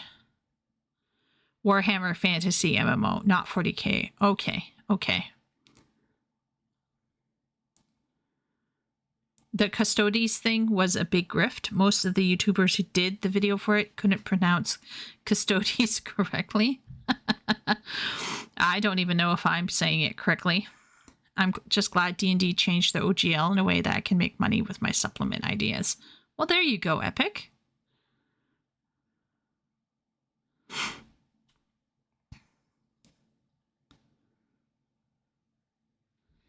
Implying psychers aren't already psychological. D&D is bad now. That's okay. So, like, I like the D&D conversation. I'm not gonna lie, because that's something I know a little bit more about. But Simp, like, how do you think D&D is worse now? I'm curious. I have my own ideas, but it would be interesting. The art style is now really bad. Aren't they using AI now? It's pretty cringe. Were originally naked men who guarded the emperor. Naked buffed up men. Wow. D&D is female coded now. Yeah, like the removal of the math thing. Wouldn't you say, Simp? Like the I had a friend. Okay, so I had a friend who grew up basically into the TTRPG stuff, playing Pathfinder. And she had been playing it for years and years and years with her guy friends.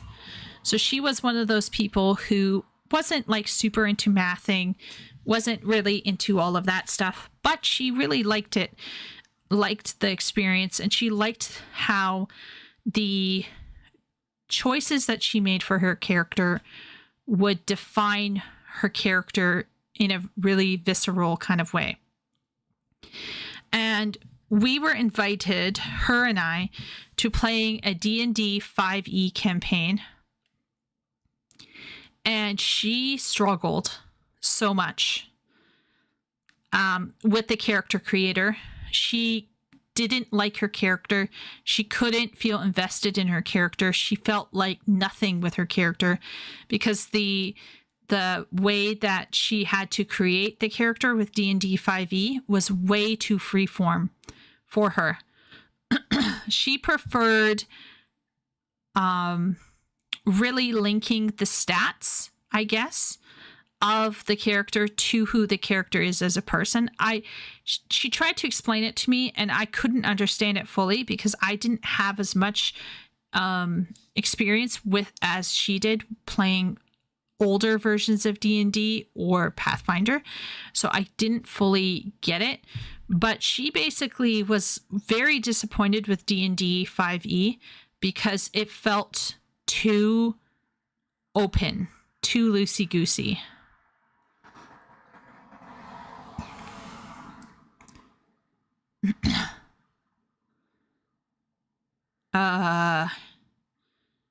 Epic's talking about the OGL. Yeah, there was a whole scandal around the OGL.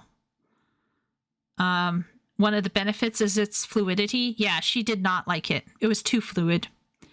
I prefer more crunch to my RPGs myself. I'm not crunch focused, but there's something very soothing about bringing up a cruncher character online, like a mechanic hearing your car engine purr. Yeah, I think she's more like you, Merceus. It's not like she was seeking to do math and sitting there and like fiddling with numbers, but she appreciated the constraints.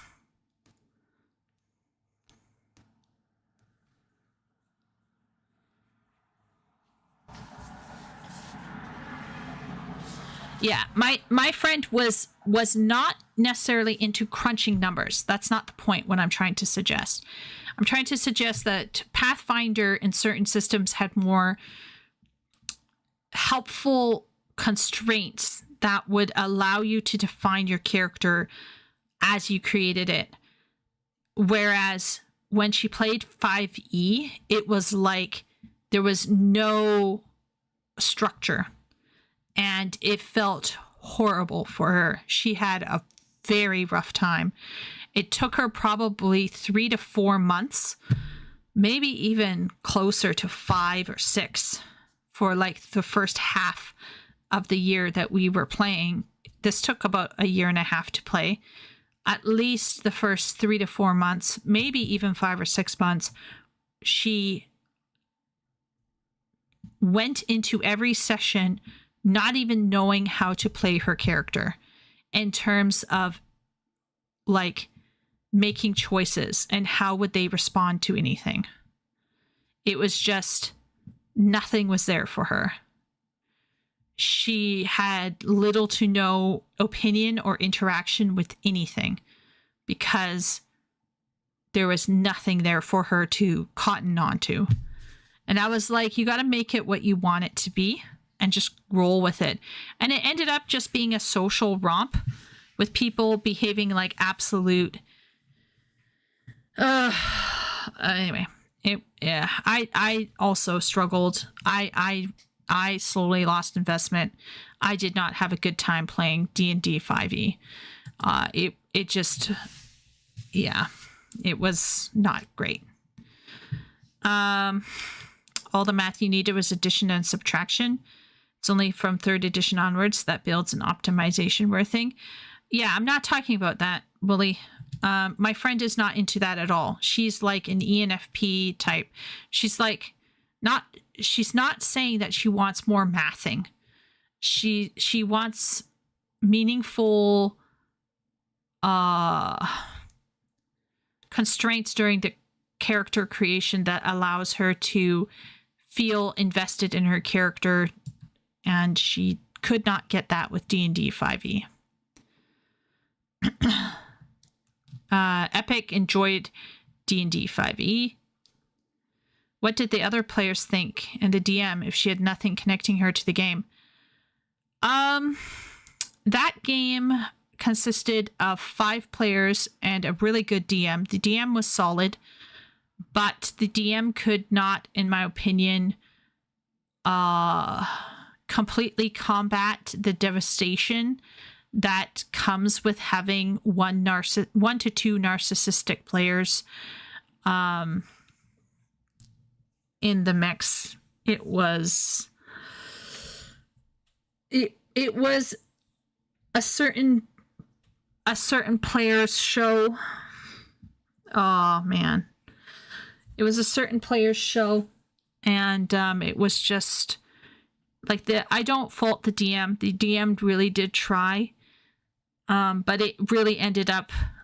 What I would do is I would put Roll20 on the other screen, and I would be playing like a puzzle or something on my phone, or playing Panorama on Steam while doing it, because it was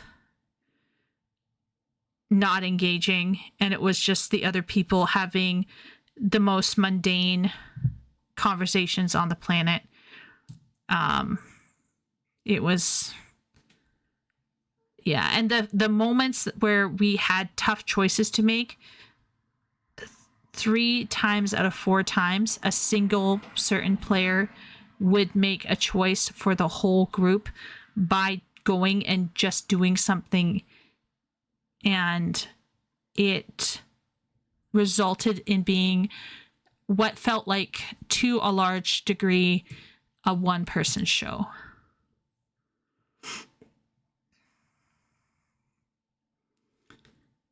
So it got really bad. And it went on for about 1.5 to 2 years. We took a break at one point, and then we came back and finished it. And yeah, we'll never do that again. Yeah, that was a no for me.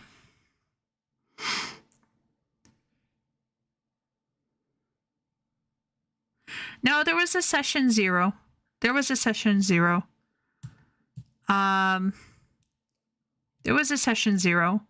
But the systems were just not making sense to her.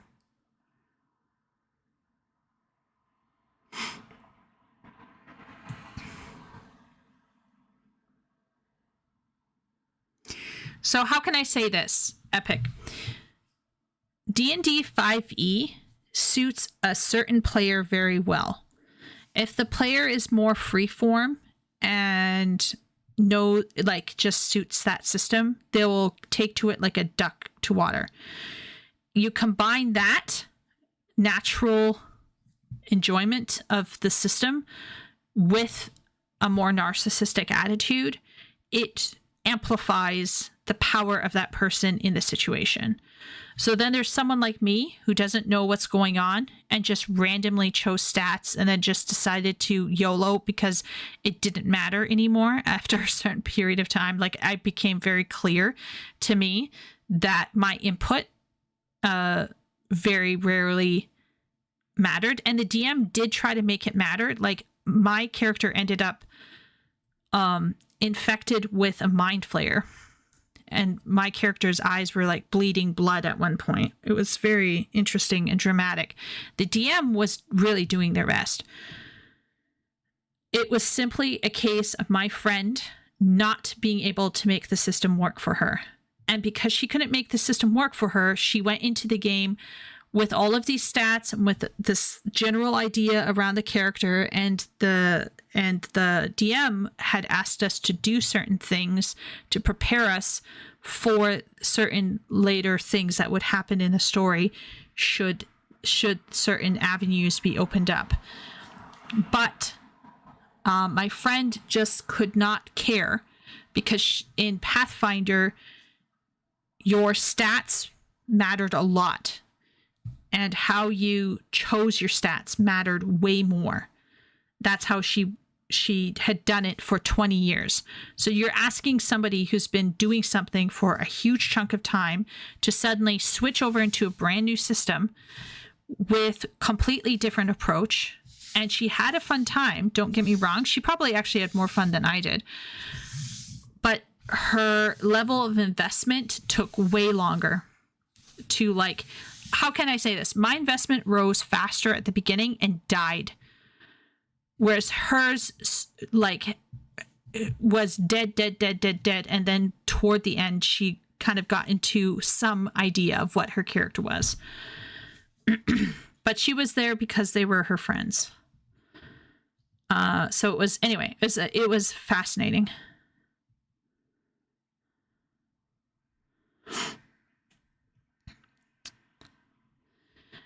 Yeah, and once again, you have to.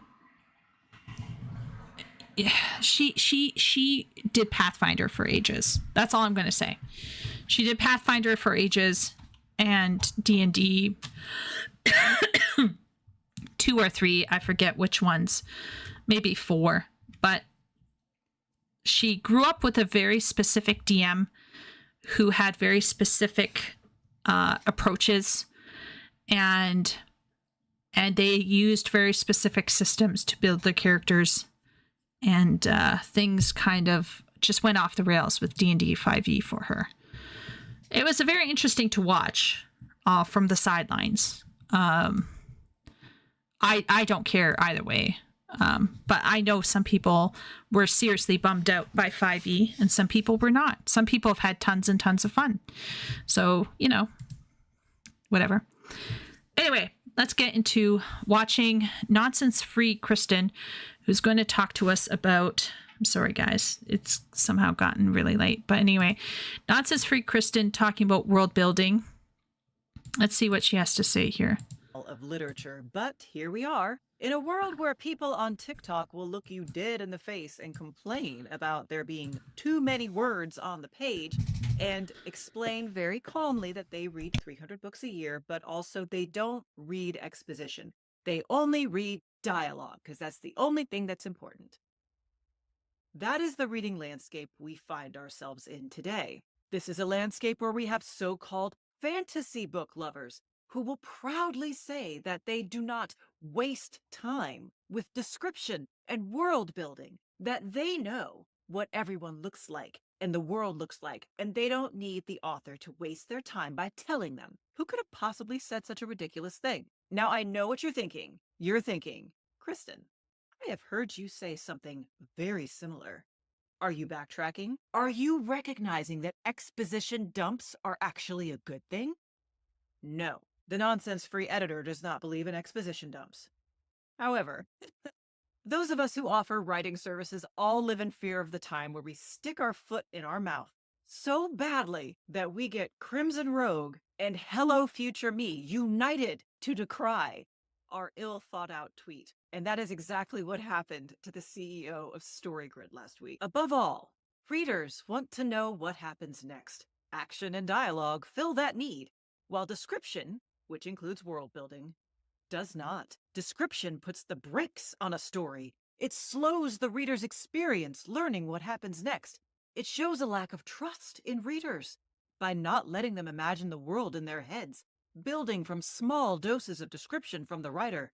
Effective description, including world building, is provided in very small doses, just when the reader needs it to understand what's going on. Readers will skip paragraphs of description, but rarely paragraphs of dialogue or action, or they plow through the description and tell their friends the book was a slog.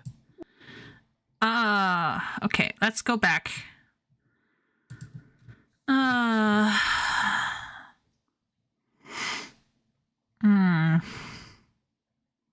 Okay, everyone.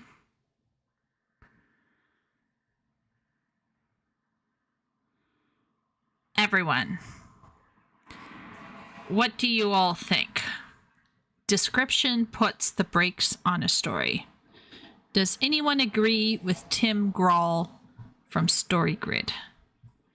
Okay, so let's put it again. Description puts the brakes on a story. What does everyone in chat thinks?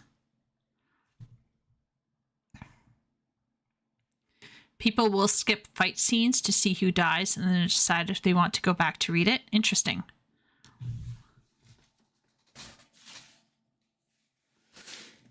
I do feel that description slows things down.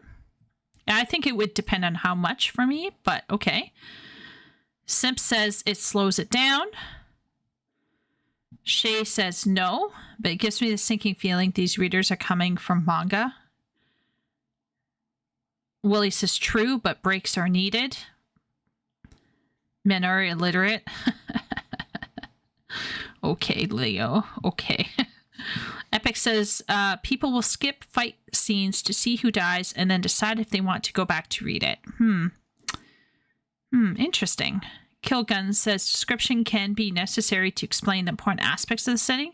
Should be used if it has an effect on the story later.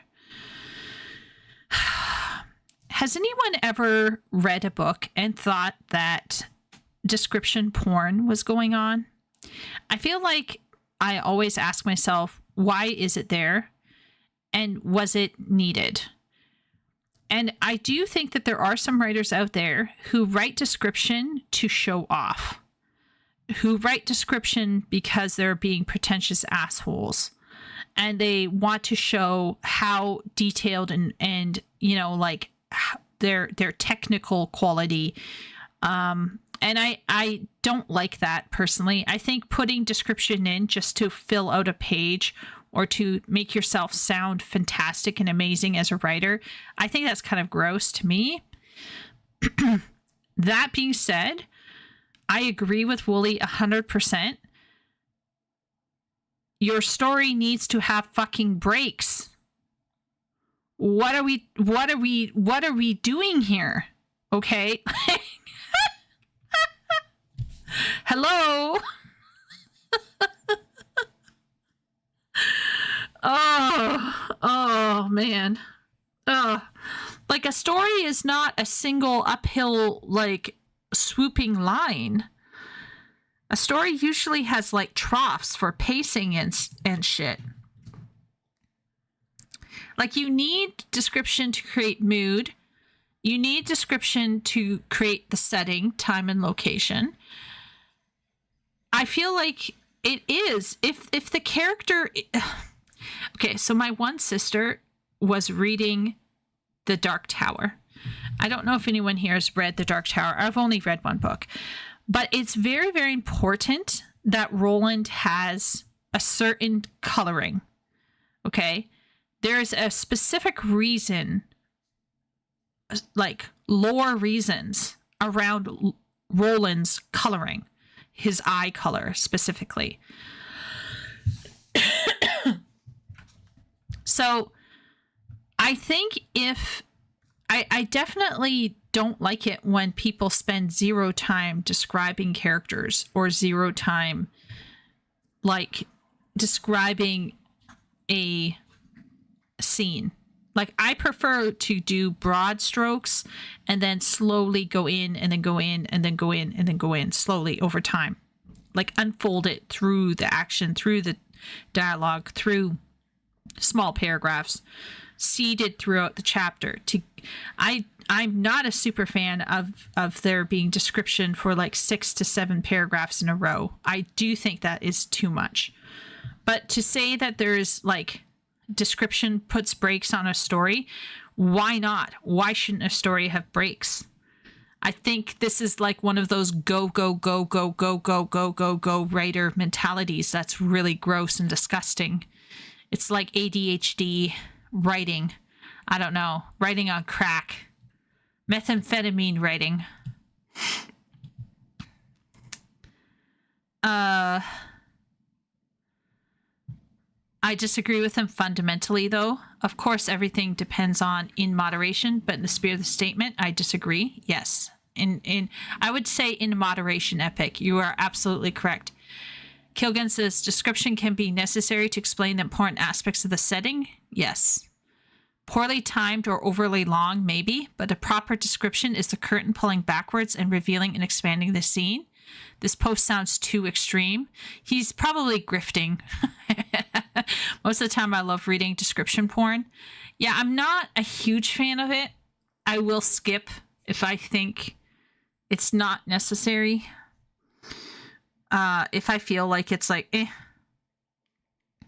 But my question would be, like, was it necessary or not? The question should be, have you ever read a book that you enjoyed, but you skipped pages because you're thrilled to see what was next?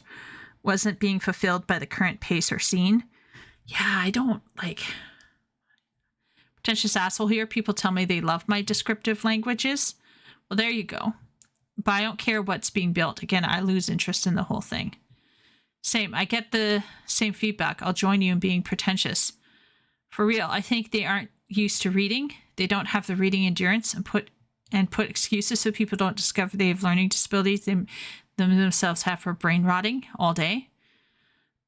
I prefer concise descriptions without repetition. That's fair, Willie. I usually hate description of things that are too human in most sci-fi I've ever read. It's supposed to be Earth human make. I do feel I don't need any description of the areas.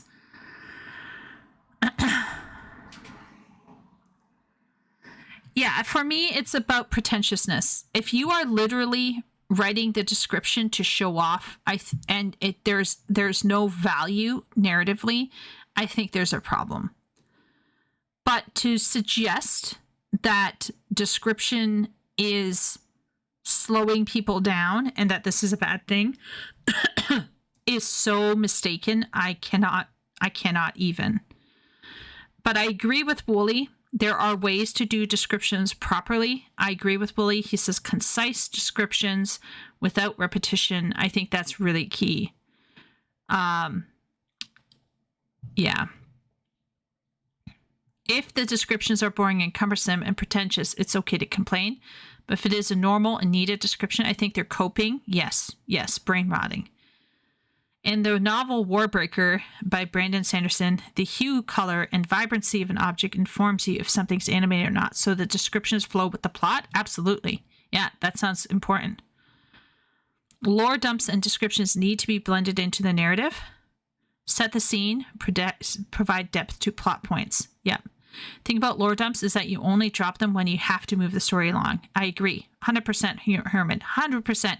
This is why, like, the whole, like, Chekhovian, you know, like, that whole Chekhov thing that everyone started cottoning on to, like, we need to cut everything. It's like, no, we don't need to cut everything.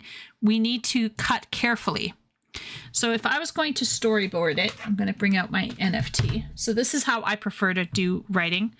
So if I was going to be setting the scene, I'm going to do it visually.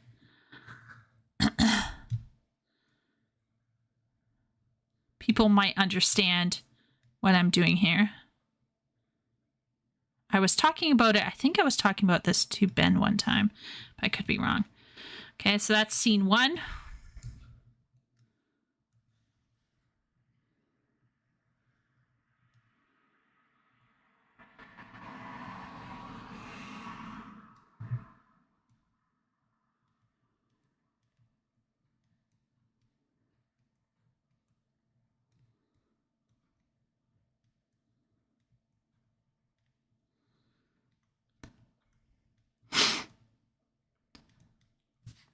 Scene 2.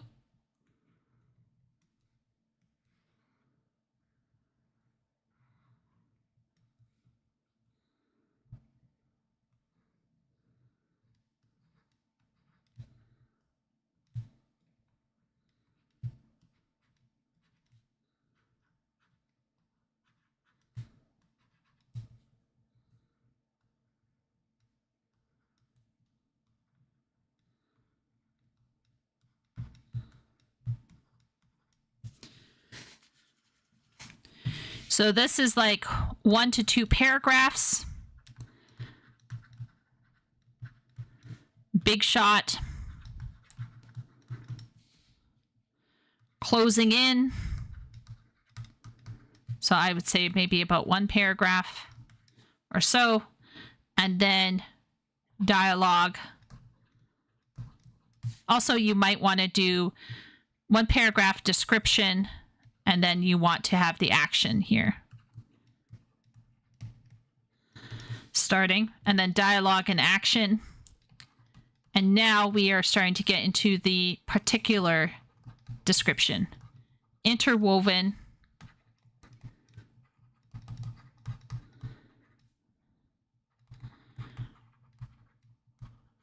With dialogue and action.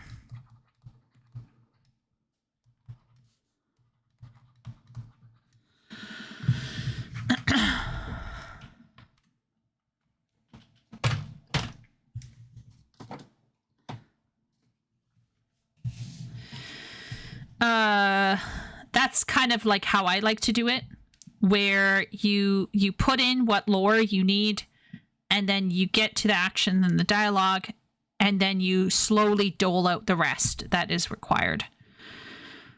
But yeah, if you're doing epic fantasy, obviously you're going to have way more description paragraphs. And if you're doing urban or low fantasy, you're going to do less. Instead of lore dumps, you should show the character living the world. Do you need a lore dump, assuming Earth was a fantasy world, every time someone uses a car? Yeah, it's about amount, really. It's what I hate about some JRPG. There are too many times a character just keeps yapping about without adding anything of value, and often repeats things that have already been said multiple times. It's the repetition that's the problem, yeah. I do know some well-known authors who do massive lore dumps with magical systems. I find them boring, annoying, and they literally ruin the pacing of a story. Yeah, so there's a way to do it. I think everyone here is all very intelligent. Everyone gets gold stars, I think, because we're talking here about we're talking about dumping. If anything is being dumped without thought, I think there's a problem. But if we're talking about thoughtful description, that has meaning and that has a point that you can go back to and reread again and find other little details, there's nothing wrong going on there. There's a complete difference between dumping just crazy amounts of info because you can't be bothered to show it and having nothing at all. Like, yeah. Shay likes to walk around in her mind's eye, so more description is more important. And I do agree for me as well. If it's not descriptive enough, actually, I think chat knows this. There are some people in chat, I think, who have talked with me personally about this. I actually struggle with reading if there's not enough description. So I'm saying that description needs to have a purpose and needs to be like in control and not out of control, but I need it in order for me to read and understand what's going on. I'm a sound like a broken record on this. Tolkien made his descriptions lower part of the promise, so people accept his promise, and then he fulfills that promise with the description corn. Yeah. I know people who love these massive lore dumps. It is a matter of preference. That's true. I think also the lore dumps are effectively nonfiction writing in a fictional setting. So I do think that there are some people who have certain fictional preferences that might benefit more from that than others. It should be a Chekhov's gun. It needs to have some effect, whether it's an effect, one character's physical or important aspect of the terrain that is used later for some advantage or disadvantage. You are correct, Kilgun. If you want to know if you're in a huge lore dump, you'll see words, big ones that say prologue right before it. I'm at 108k words on my current work in progress. Ooh, Herman, that's exciting. Oh, that's really exciting. Congrats on getting so far into it. Just a little peek of my magic, Action novels have gun description porn as part of their poll on the core audience. How much description is given to a scene or object is genre dependent. Exactly. Did you guys ever watch like those old Star Trek films where like they take forever to, like, whenever it's like, here is, the Starship Enterprise, and then like the camera spends like the next 10 to 15 minutes just going over every single section of the external hull. I feel like that is what some people do in their books because it is a genre requirement. Their readers require it. So like they got to do what they got to do. Info dumping can be saved if the writer has beautiful prose or knows how to make it entertaining. True. It's better to restrain thyself. Yeah. I'm reminded of a post I saw earlier about a problem fandoms often have where fans will assume facts about story elements as being superlative and universal. Limitations are not described. Atom Smasher problem. Why don't companies just have full teams of Atom Smashers? There was a similar thing I saw with Harry Potter where it just assumes magic items are easy to access with no downsides. We don't get full details about them because they're not pertinent to the story. Well, Harry Potter is a special case in point where you had somebody who literally was not knowing what they were doing. And this resulted in some weird shit happening with the lore. But, yeah. That's all I'm going to say. Yeah. Yeah.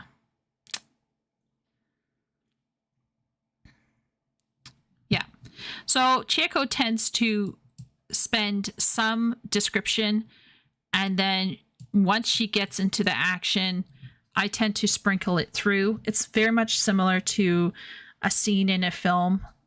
In this case, I'm doing episode 4 from Star Wars. And, you have the wide shot, the mid-range shot, and then the close-up.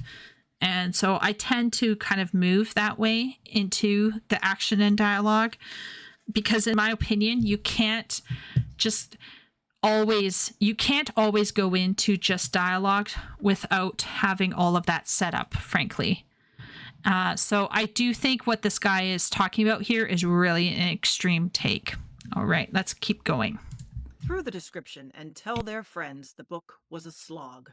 Well, Tim, yes, but now some of the best tweets on Twitter, the ones that get the most traction, are the ones that kind of have a black and white view. This, however, wasn't it. And Crimson Rogue had something to say about it. This guy is the CEO of a company that claims to help writers develop books they can be proud of.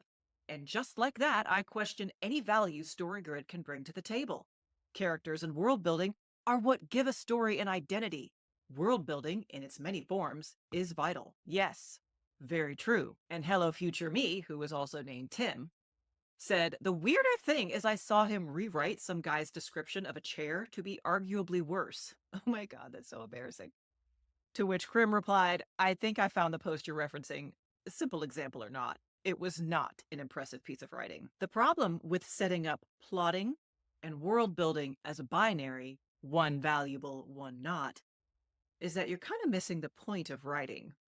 And that's a problem if you're running a writing services company. So, given that I have been vocal in my irritation with exposition dumps, I thought I would try to take a more balanced take on Tim's tweet. Why it's right, but more importantly for this video, why it isn't quite right. Let's dive in.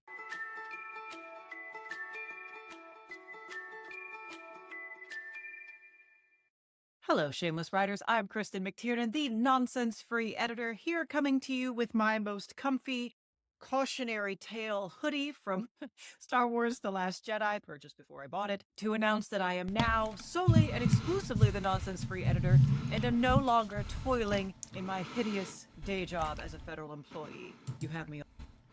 Oh, okay. So she was not a fan of The Last Jedi. So this is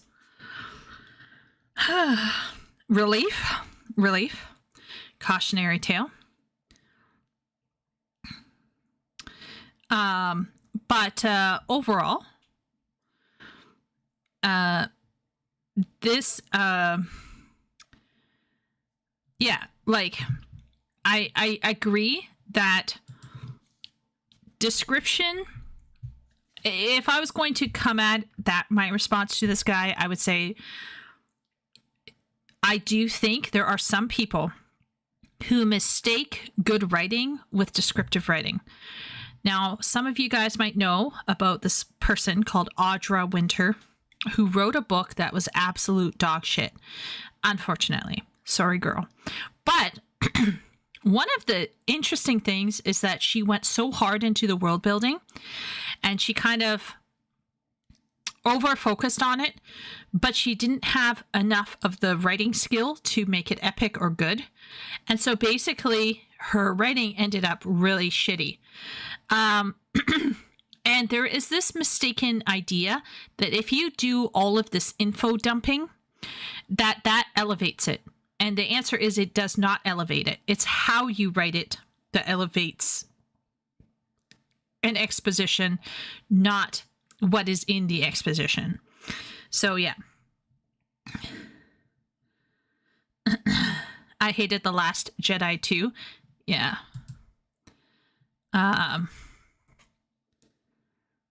Yeah.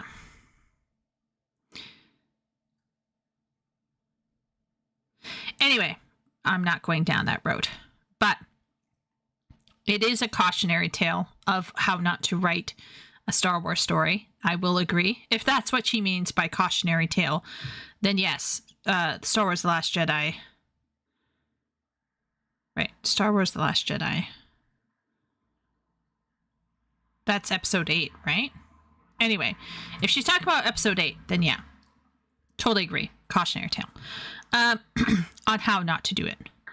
But I do think, yeah, I do think that guy was really extreme, but maybe he did it to get more clicks, in which case he succeeded. All to yourselves now, folks. And with my newfound freedom, I will be dissecting the tweet by Tim Grahl, CEO of StoryGrid. Now, prior to this tweet exchange, which didn't make a huge splash on Twitter, but it was there and I noticed it and it made me think quite a bit. Why do we need world building? What is it? And what happens when you go without it? Now, before we get too deep into it, let's talk about why exactly it matters that this particular person tweeted this. This wasn't just your regular reader expressing their opinion. This wasn't even just a regular author expressing how they personally write. This is the CEO of StoryGrid. And if you've never heard of StoryGrid, which I hadn't either, I had to go look at it.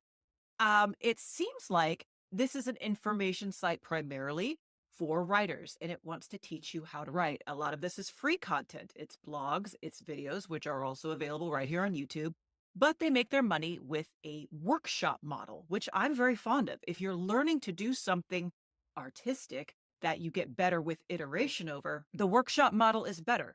So as far as StoryGrid itself and the content that they have and the system that they have for plotting and the way that they teach their people and what they receive money for doing, I have nothing bad to say. I haven't taken any of the workshops, but from the model that I've seen, their user interface is a little busy. It's not great, but what they offer seems to be solid. Their core mission also seems to be solid. I loved their copy that they had on the front page. All those write a book in 30 days hacks, the beat sheet formulas, the self-publishing schools promising instant Amazon fame. You've seen the ads. Maybe you've even tried a few of them. But if you're here, you already know. Finishing another draft isn't enough. You're not doing this to check a box. You're doing it to create something lasting. That takes real skill, not just inspiration, not just persistence, skill. Like weaving world building in with plot, not sacrificing one or the other. You're going against your core mission there, Tim. And seeing the furor and the backlash that has come as a result of this tweet, Oh, that was a good one. Oh, man. Yep. Yep. What I really like is she's pointing out that you don't have to sacrifice one for the other. I really like that. Yeah. I've been a little reflective. It made me realize that I've been a little bit black and white on the subject too. I tend to be a more terse writer, but part of that is because of who I'm writing to, the genres that I'm writing in. I just got off a wonderful call with a epic fantasy author, and he specifically asked me about the pacing and the presence of info dumps, which I did trim a little bit in this manuscript. Is it too much, he asked. Were you bored? Is there too much world building? But the thing is, when we're talking about epic fantasy, you must have a lot of world building. You are creating a whole world. You are creating the monetary system. You are creating the religious system. You are creating the tax system, the nobility hierarchy, even sometimes the days of the week. Patrick Rothfuss gets a lot of crap because he's just seemingly decided not to finish his Kingkiller trilogy. We're all so grateful. We're all so grateful for you, Patrick. But the reason we're pissed, the reason we're mad, is because he is a case study on how to skillfully weave world building, extremely extensive world building, in with a tight plot and outstanding characterization. In the first book, we won't talk about the second book and the fairy fucking. We talk about that. Much of what we see on social media these days is targeted at the, we'll just call them casual readers. Especially if you're on Book Talk or Bookstagram, they want to know what they can get through very quickly. Because a lot of these bookish creators, they're not actually readers. They're not people who love books. They're content creators. That's their job. And so they're not really marinating in the world. They're not really spending time with the text. They're certainly not analyzing the exposition. I'm not hating on these people, by the way. That's not how I read, but I understand if this is your job, you're going to go a little more quickly. That's fine. But pretending that authors should tailor their writing to this particular model of consumption is folly. And I think people were so angry with Tim and what he had to say in his tweet is because they felt that they were being lectured to and told they were wrong for not catering to this particular type of consumption, which... She is making a fantastic point here. So in my head, there are like tiers. There are tiers of readers. So if we go back to my notepad, we'll put up here the slow moving reader. Then we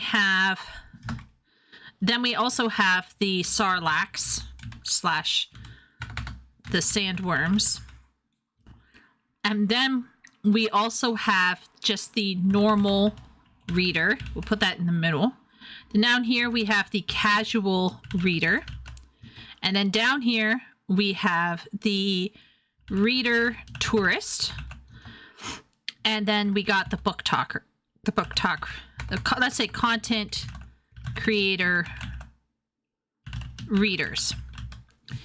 I feel like writing for content creator readers is a huge mistake. And I would not write for casual or reader tourist myself. I think where you want to head for is somewhere between the normal and the sarlaccs, in my opinion. Because casuals will rise to meet the challenge. But for me, there are some people who treat reading in a really shitty kind of way. And these content creator readers are simply pushing through. I get that feeling sometimes with game reviewers as well sometimes.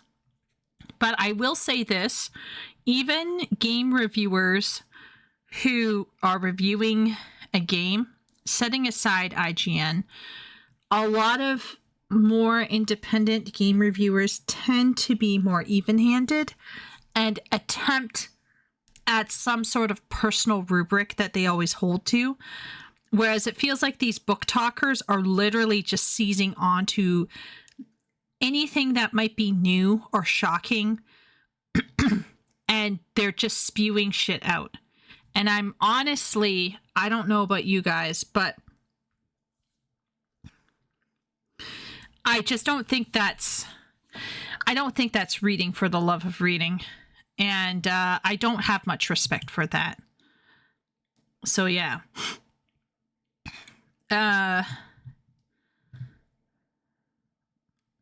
Yeah, Leo, there are some people who unironically enjoyed The Last Jedi. Don't ask me how or why. They need to retcon it with time travel. That would be funny. Rothfuss is not a master world builder. What is she talking about?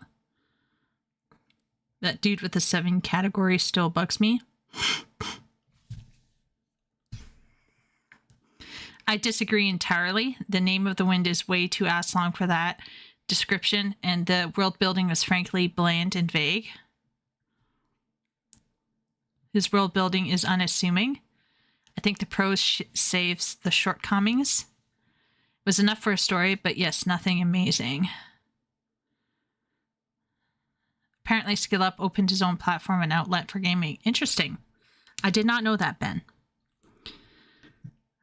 His brother was really hot. I did not finish Name of the Wind. I have no interest in picking it back up. I also think it was a terrible decision to make current Kvoth so relatable and young Kvoth so insufferable. We spend 98% of the time with young Kvoth. Yeah, I don't know about the book that she's referring to, but even if we take out her example and replace it with our own preferred examples, I think we can say that there are books out there that interweave the exposition really well with the action and the dialogue. But I also think that if you have these brain rotted, as Leo calls them, tourists, reading tourists, and content creator readers, I think critiquing something that doesn't reach this group is a huge mistake. Like critiquing something negatively, right? Like going after a book because it doesn't suit this lower level crowd, I think is a real shame. It's a real shame because she does point out that when you're writing epic fantasy or you're writing, let's say, a mystery novel, you're going to have to need a level of exposition. That's just the way the cookie crumbles, you know? So far, setting aside her love of Patrick Rothfuss's first book, setting that aside, she is absolutely correct, I think, so far.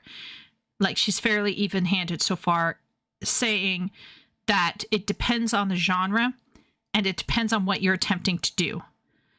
And also, I would say it also depends on you, your voice, and the audience you build up.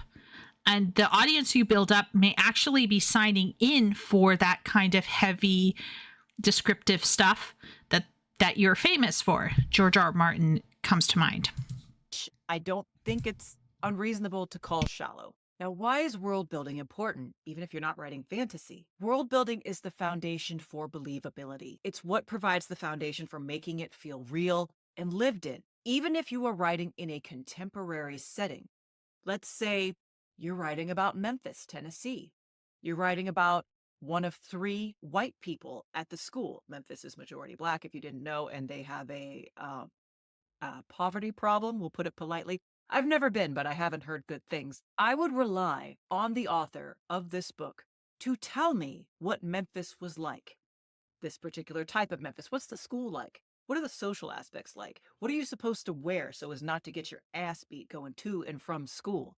What lingo do they use? Logic dictates it will be different than the lingo that I used, say, in Oklahoma City in the 90s, because each place has their distinctive flavor. And even if it takes place in the here and now, the technology is the same, the cell phone is the same, the characters and where exactly they live will be different.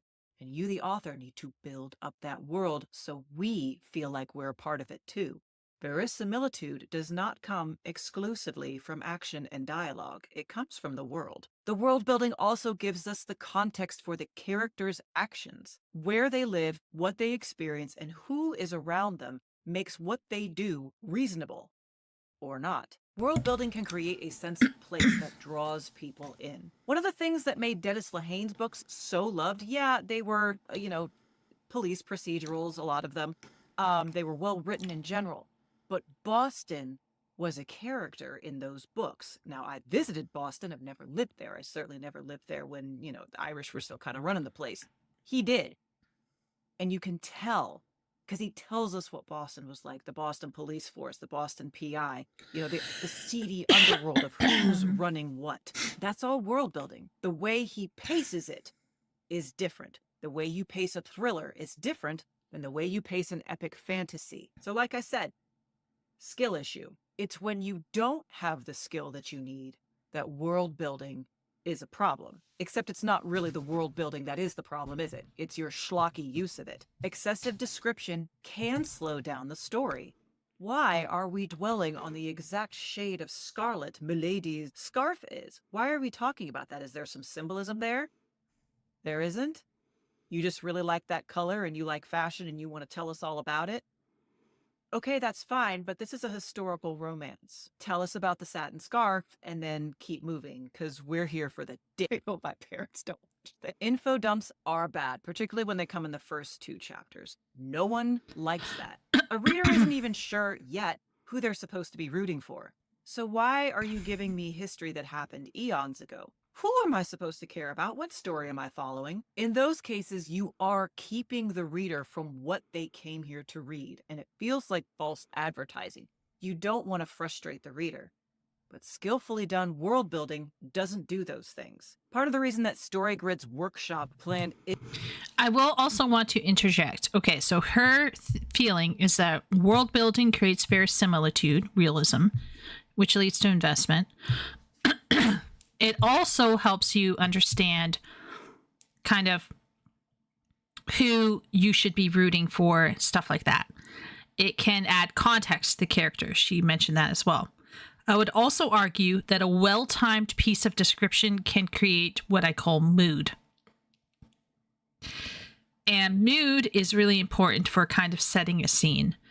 So there's a whole raft of reasons why you would want to have a solid set of description. It's just that you have to make sure that you're not just dumping it and leaving it there with no context or any sense that you're going to actually respect what you put there much later on down the road. And then another thing I think what she pointed out is it's very much genre dependent, and it depends on you. And once again, I would argue not just the genre, but also you and your audience. I think all of that forms certain expectations about what you're bringing to the table as a writer. So I think she's absolutely on the money with this. You do need exposition. You just need to be careful.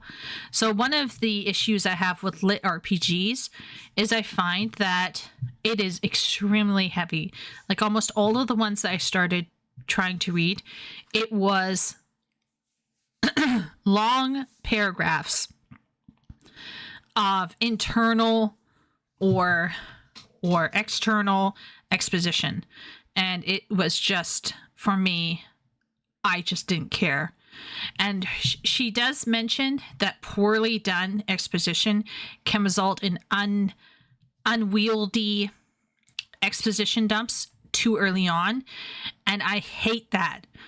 And you know what's even worse than exposition dumps too early on? People making references to stuff too early on as well. Like, mobile games suffer from this so much because it's like, what are you talking about? Because it just feels like they're trying to reassure you that this world has depth, but you have just started playing the game for 5 minutes and you're already throwing around some arcane words. So I'm also not a super fan of that kind of approach. Is the best is because following a specific formula isn't necessarily right for all books. So the common refrain for researching and world building is the iceberg technique. Okay, so you know 90% of how your world works, but you only share 10% of it. Maybe that works for your book. Maybe you need to share a little bit more. I dare say I strongly suspect more than 10% of the world building was shared in something like In the Name of the Wind. Whereas in my own paranormal mysteries, yeah, that's probably about right, because it took place in the here and now. And what you really needed to know in book 1 was that there were witches. What you needed to know in book 2 was that there were different kinds of witches, and you were only allowed to talk to some, but not others, without risking your life. And then in book 3, you got a deeper dive into specifically Mexican witches, which had a hierarchy all of their own. You did not need to know that in book 1. So I would say that the 90-10 rule worked really well for me with paranormal mystery. It would work less well with epic fantasy, and that's where the skill comes in. Like all skills, expertise comes from practice. Practicing reading in your genre and in others, and practicing writing over and over again, having other writers review your work, whether in something like a critique group. By the way, we'll be talking about Critique Circle in future videos, doing self-editing, and of course, with the editor you hire at the end of the process. It's only with those multiple iterations of writing, editing, rewriting that you get a feel of what the pacing needs to be and how you can skillfully weave in world building without sacrificing the plot. It's not a zero-sum game. They are meant to work together, not separately. If you have a finished book where you need feedback but not necessarily a full edit, I announced in my last video I have my novel Launchpad, which is designed to be more of a critique and then a marketing plan for your novel launch or your relaunch if it's something that's been out for a while and didn't get the traction it deserved. It might be because the pacing is off. You paced it for somebody else's audience, but not yours. The novel Launchpad is designed to kind of address those issues. So if you're interested, I have 2 more slots available for May, and all 5 slots are available for June. So if you're interested in that, go ahead and click the link in the description, and I can help you out with that. So that's all I have for this week. Until next week, take care and write well. Okay. Wow. Subscribe. That was easy. Easy GG. I liked it. I liked it. I liked her. I don't know if I'll like everything she did, but I liked that video. I think she was very fair, very even-handed. You can't have no description. You should have enough. You need some world building. You should have enough. But it's going to change from author to author, from genre to genre, from book to book. And you've got to think about pacing, and you shouldn't have to give it up for action and dialogue. So I like it. I liked what she laid down there. Got through a vid in less than an hour. Yeah. I have to make up for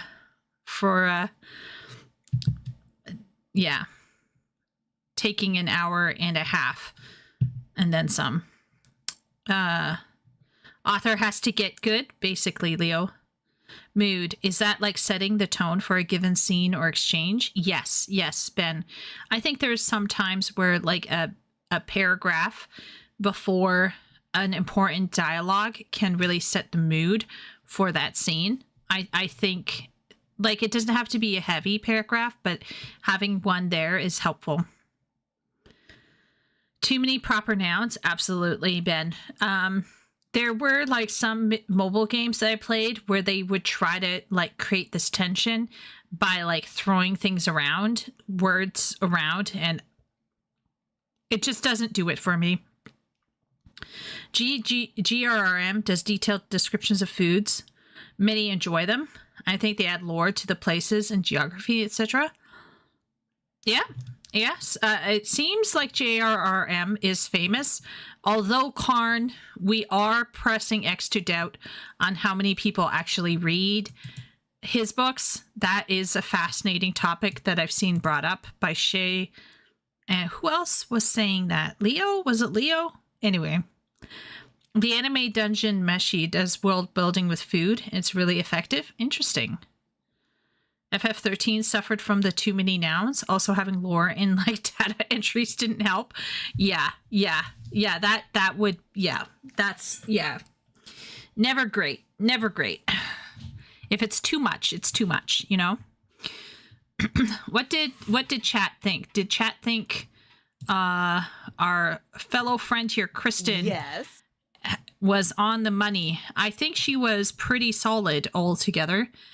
Very impressed. Thank you to, I think it was Simp who wanted to share this with us. Thank you to Simp for that. Yeah. Ginger equals soulless. Are you talking about yourself, Ben? But yes, Kristen is ginger. Definitely ginger. Now we have a second one here shared by Wooly. Wooly shared something with us called Sandersonization, or the cult of world building in fantasy. So now we're going to get into Sanderson. Now, do you guys think Sanderson was particularly like focused on world building? I'm trying to think. She seems like a sensible lady. I would have preferred a bit more on the subject from her. Yeah, I think she could have had more examples, and I believe it would have been very helpful to kind of look at pages and like bring up like the first pages of some books and show how that can like look like what that can look like on the actual page. I definitely feel like that's a case in point. Where you could look at, I don't know, it just seems like she could have shown actual practical applications, but I have a sense that she was going for that sweet spot of YouTube. Yeah. Oh my gosh, Ben and we're like vibing right now. Yeah, that I think it's like probably an algorithm thing, sadly. Very sadly. I think in Mistborn I wanted more world building because it was lacking. So does anyone here think that there was lacking world building in Brandon Sanderson's stuff?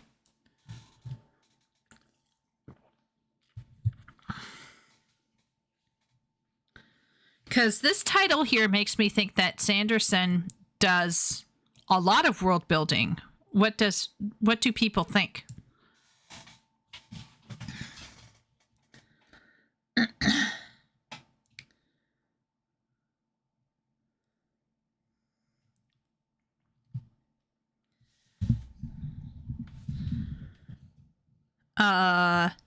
Karn says in Stormlight there was too much. Epic points out that in 20 of his lectures he was focused on world building and presenting magic as a guide through the plot. I would highly suggest Warbreaker to see the wide depth. Okay.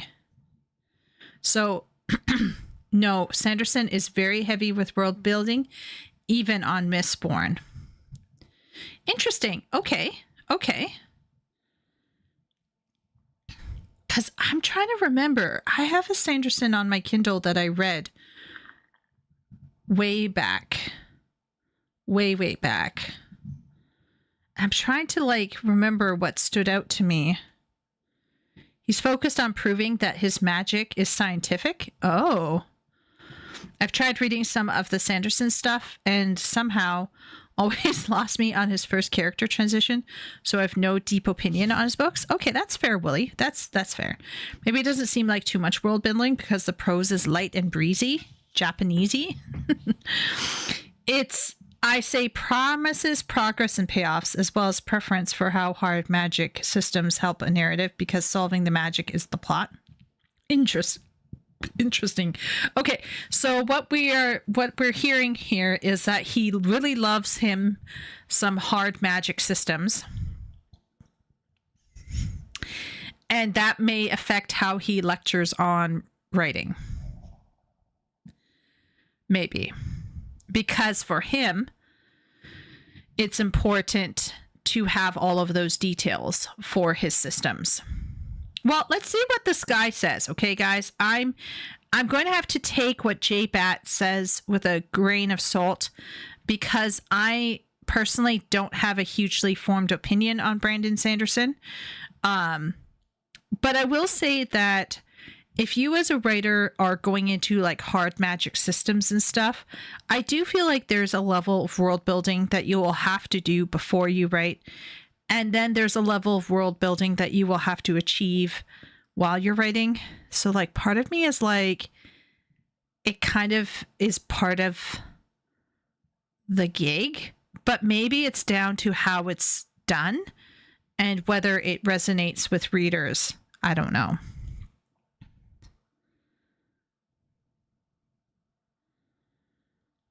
For example, if you know how the rules work, if you see a character that breaks the rules, it's a science problem, not a chosen one problem.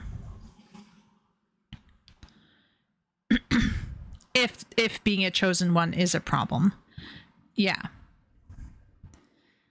Yeah. Okay. Well, let's see what's going on here.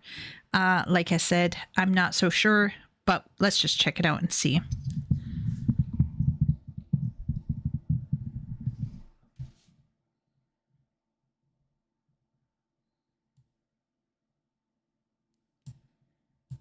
Here's the counterpart to the D&Dification video you didn't know was coming. So I talked in that video about how fantasy is kind of getting simplified and tropified, and yet today we're talking about the exact opposite of that. Before we begin, I want to make it abundantly clear that I have exactly zero beef with Brando Sando or any of his fans. Instead, I want to comment merely on the influence of his style on the broader fantasy zeitgeist. I'd actually argue that a key aspect of Brandon Sanderson's writing has had an even greater impact on fantasy writers than what most of D&D or Vancian Magic or any of that has done, and that's what we're going to start with at part 1, World Building Overabundance. So my channel obviously talks about world building all the time. Half of all the views on this channel are from a single video about world building. And yet I have on repeated occasions acknowledged the fact that world building does not a good story make. It's an aspect of good storytelling, but not the defining characteristic in the way plot, character, and themes can be. On to our video's actual topic, Brandon Sanderson had... So just out of the gate, he mentions that world building does not a good story make, and I do agree, insofar as, like I said, a narrative is not the same thing as the lore and the history, but how well that narrative might work, especially in specific genres, will be heavily dependent on how well you write your world building and more. So I do think he is absolutely correct that there's an issue with this dumbing down of fantasy. That's a problem. But at the same point in time, there is this word salad porn that can happen in some writing because people think more words makes me sound smarter. And this is a problem. And then you have the people who get lost in the sauce and never finish a book because they're over obsessed about their world building. I have unfortunately worked with some people as a ghostwriter who were so obsessed with their world building that it would take me repeated calls to action to get them out of the world building space, because it would get really bad to a point where I would be like, this is not a story. This is not, no, that does not help the story. I don't need that for the story. I don't need to know that for the scene, please. And one time a client was so bad that, and I needed a very specific answer from him, I gave him a multiple choice question. Like I was doing a test. And I was like, choose one of these, please, right now.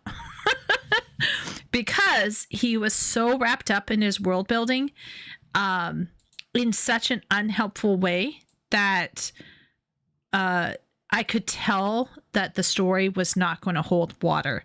So, and FYI, like, I don't even think the world building was good either. But anyway, let's keep going. Has a lot of world building. Now, it's not to the point that I think it makes his work worse, but I do think I'll take us on a little side quest and make my stance on him clear right away, just so you know where I'm coming from right from the beginning. Not That's that my me, not opinion you. on him actually matters otherwise. I think he's a talented, passionate writer with an eye for detail. That being said, the length of his series and the actual entries in his novels is not to my personal taste. While I primarily write fantasy, I read everything, which I'd very strongly recommend you do too, actually, even if you also only really work on one genre. Fantasy writers who only read fantasy are the prime examples of that fantasy Ouroboros thing I was talking about in previous videos. But that being the case, it's a little difficult for me to be able to get so much out of single novels or series that total at or way less than 300,000 words, and then try to read a 6-novel series in which each entry is about that long. I'm not in any way saying it's bad that that exists, or that you shouldn't like that, or write that even, but it's just not for me. And for that reason, this video isn't so much about Sanderson himself as it is about the people who want to be like him, I suppose it could be said. So back on... Do you remember, I think it was Preach who was talking about MMO players. There's like a Dunning-Kruger effect where the worst players to interact with in an MMO are the ones who think that they are good, because they have enough skill set to be confident. But they're not actually that great compared to like the actually great gamers. I don't know if you guys remember Preach talking about it, but I think there are these people who want to sound smart. Audra Winter was unfortunately one such person who thought, oh, I'm going to do, you know, this fantasy and it's going to be so epic. But it ended up being absolute trash fire because, like, your first book is always going to be trash fire. That's the first thing. She was working on it since she was 13. So she's been living with this thing for a long time. And I think your first book is always going to be a wreck. That's just the way it is. It's just going to be a wreck.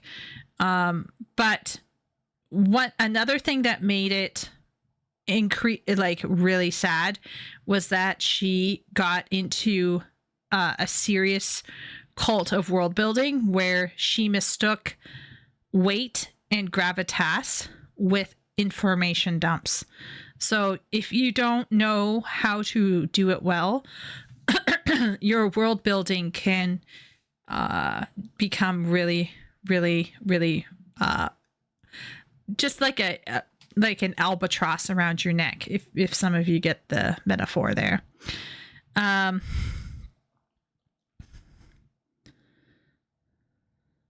Breaking the rules of the world because you're chosen is just not my kind of story at all. Yeah, that's a fair take. I'm not averse to a chosen one. I'm not averse at all. One of my favorite chosen one stories is Chosen, but he ends up losing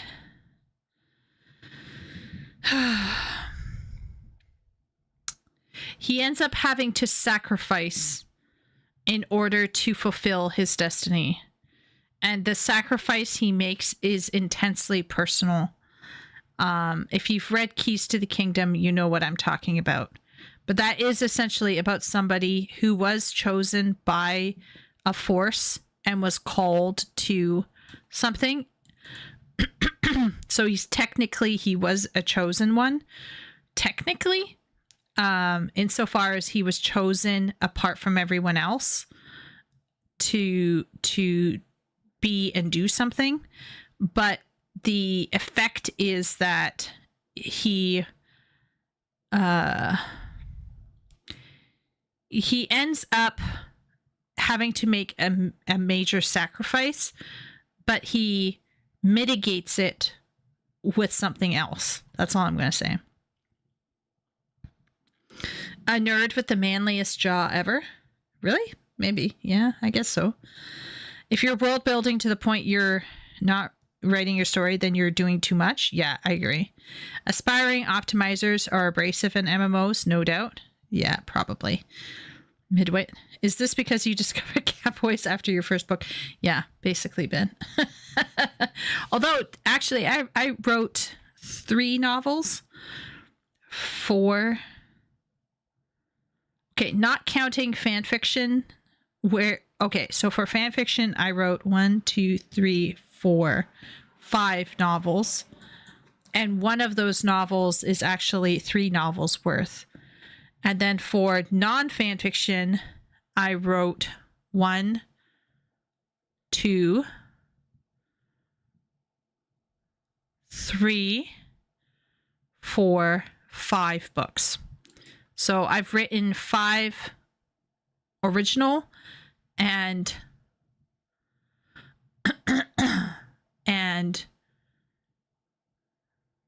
around 5 to 6 fan fiction. I'm not counting stuff that I started and didn't finish. I'm not counting that. Anyone else feel like his hair is just too beautiful? Okay, let's keep going. On to the theme of this part of the video, the absolute biggest, bar none, nothing else coming even sort of close problem I see with speculative fiction writers online is that all they ever talk about is their story's world building. There are tons of interesting takes though, from worlds of floating islands to the ancient battlegrounds of long dead gods. There are so many really cool ideas out there, and I really do like hearing about them out in the world or even in my own Discord. And in a vacuum, it's no surprise to see all this around. There are all sorts of places made specifically for discussing world building, including this YouTube channel about half the time. And it's not like I'm the only place this happens. There are subreddits, forums, websites, and all sorts of other resources of varying size, scale, and purpose, which are all in some way about world building. And while Sanderson himself is by no means responsible for this solely, not even close, I do think he's a good figurehead for this. Speaking in total, most of fantasy contributes to this love of world building, both by tradition and by design. Tolkien's world building was legendary for its incredible depth and extent. He had fully realized fictional languages and histories, and that was just the beginning. And that world building is so thoroughly infused into the pages of his works, you could wring them out for hours and still not extract every drop of Middle-earth's design. D&D, of course, also contributes to this, as do the things that inspired D&D, but needing to make a game world for the players necessitates world building because you have to create a space for their characters to occupy, and thus for them to create the story in. Yes, the side characters are the DM's prerogative, but really the DM is mostly a world builder who only otherwise guides the plot, facilitates the protagonists, and only has significant control over the antagonists. So of course, saying Sanderson is the cause for this cult of world building would be quite stupid, but he is still a part of it. And I emphasize again, that is not an inherently bad thing. As with anything in writing, no method is bad in of itself, only in the context of its implementation. Yet all the same, Sanderson is this generations. Implementation of fantasy's tendency for long word counts and extensive and in-depth world building. Nothing wrong with that. He's in his element, living his best life and writing what he wants to write. However, I think there's a broader conversation to be had here about the genre itself and the impact that these sorts of things have on the people writing it. And the first of those is something I've noticed about the way world building is handled at scale, which we'll discuss as part 2, the infinite Okay. He had so much, I was literally mesmerized. Or it might be his hair. But, sorry. I'm leaning back in my chair because, yeah, I'm kind of battling a cold. And anyway, I'm not going to go down that rabbit hole, but, chat. I think there are like okay, I don't want to rag on this bro, but I feel like just that part probably could do with more clarification. But I feel like there are two sides to this whole world building community thing. There are the people who sit around for ages and talk about world building that other people have done. So they sit for hours and they pick apart, World of Warcraft or Final Fantasy XIV or Lord of the Rings or this or that.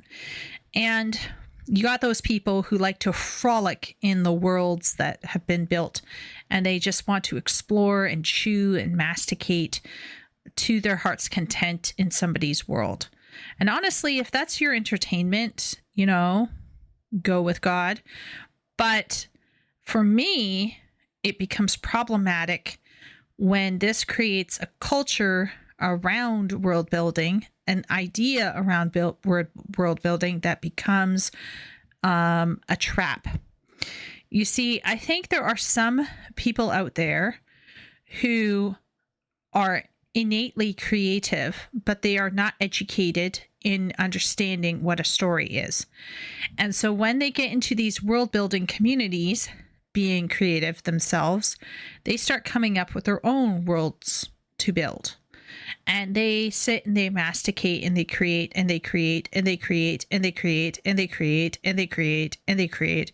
And it goes on and on. And these people are encouraged by these other world building communities to think that they can spend the rest of their life world building indefinitely. And I think this is a huge mistake. Now, of course, if you want to sit for hours and make a Wikipedia about a country or, a universe or whatever to your, and just go off, like, once again, I'm not here to shit on that. But there are so many people who I worked with as a ghostwriter who came to me with all of this world building, and there was no real narrative there. And it's a real problem because as soon as they start thinking, I want to put it into a book, what you end up is essentially, no shade on Tolkien, the Silmarillion. Now, the Silmarillion has a place in my heart. I read it when I was quite young. But the Silmarillion is, in my opinion, and this is going to be a bit of a hot take, but in my opinion, I do not consider the Silmarillion to be a story or a narrative. It is a history book with a lot of little stories in it. So you could take out, like What's-His-Face did with the Children of Hurin, and you could write a story about, let's say, the Children of Hurin. You could write about, Glorfindel or Fingolfin or Finarfin or Feanor. You could literally write, you could take one section of Feanor's life and just do a single story on Feanor. Yeah. So, you could actually write, and this is why I was initially hopeful about Rings of Power, because the idea of doing a story on the life of Galadriel had so much promise in my mind, because I thought it would be great to do her as this tomboyish, ambitious elf girl who was a man maiden, as her mom referred to her as. And she makes this hot decision, this spicy decision, to leave Valinor with her uncle and the cousins. And although I do not believe she personally took part in the kinslaying, she had to have seen some of the destruction as she headed out to Middle Earth. So there's just a lot there that could make a story. And and her finding this lower tier bro eventually, Celeborn, to hook up with. Like he was his own guy, he was his own man, but like nowhere did he have the same weight, cultural, social, and spiritual weight that Galadriel had. She is the main leader, really. And so, like, no shade to Silmarillion, but I do not consider Silmarillion technically to be an actual narrative, but rather a string of very small narratives linked together into a history book. So you got these bros who come up with this massive world building that they've come up with, and then they shit out something like the Silmarillion and are like, why do people not want to read it? And the reality is that not many people read the Silmarillion, and for very good reason too. I can't blame them, because it really isn't a narrative. So I think for me anyway, it's a question of culture, of a mindset around world building that I think can get really unhelpful for young creatives who still don't understand the difference between world building and lore and a narrative. Okay, so what does chat think?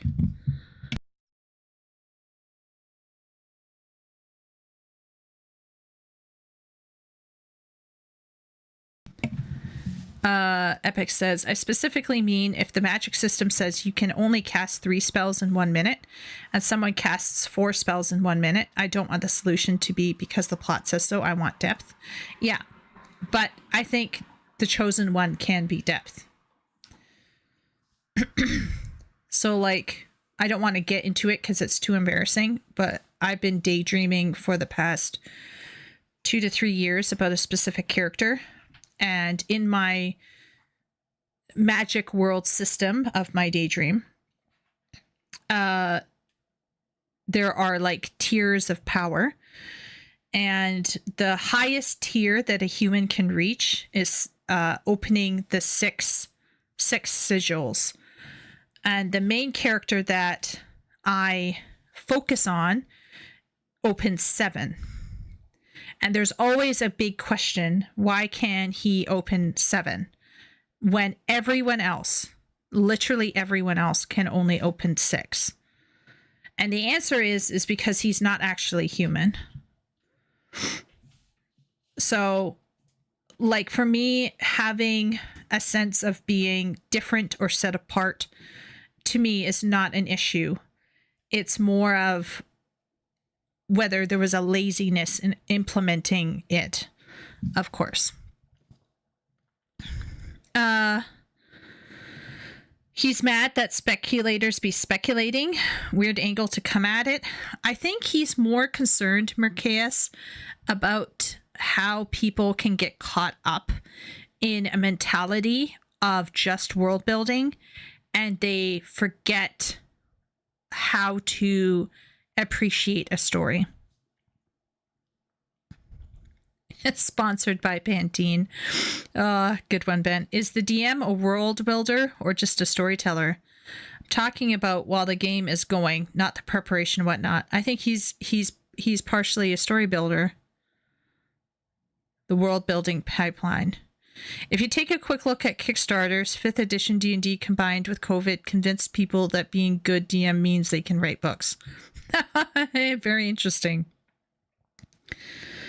No, give her a sword and make her lame. Okay. You were hopeful about an Amazon project? Hey, A girl can dream, okay? The boys reach are invincible. I don't. I've never watched any of those, but yeah. Yeah, I just think that it can cause a misconception about what makes a good story. That's all. And I think there are some people who really get stuck in the world building, and I hate to be targeting a certain group, but I do think guys fall into this way more often than girls do. Girls fall into the opposite end, okay?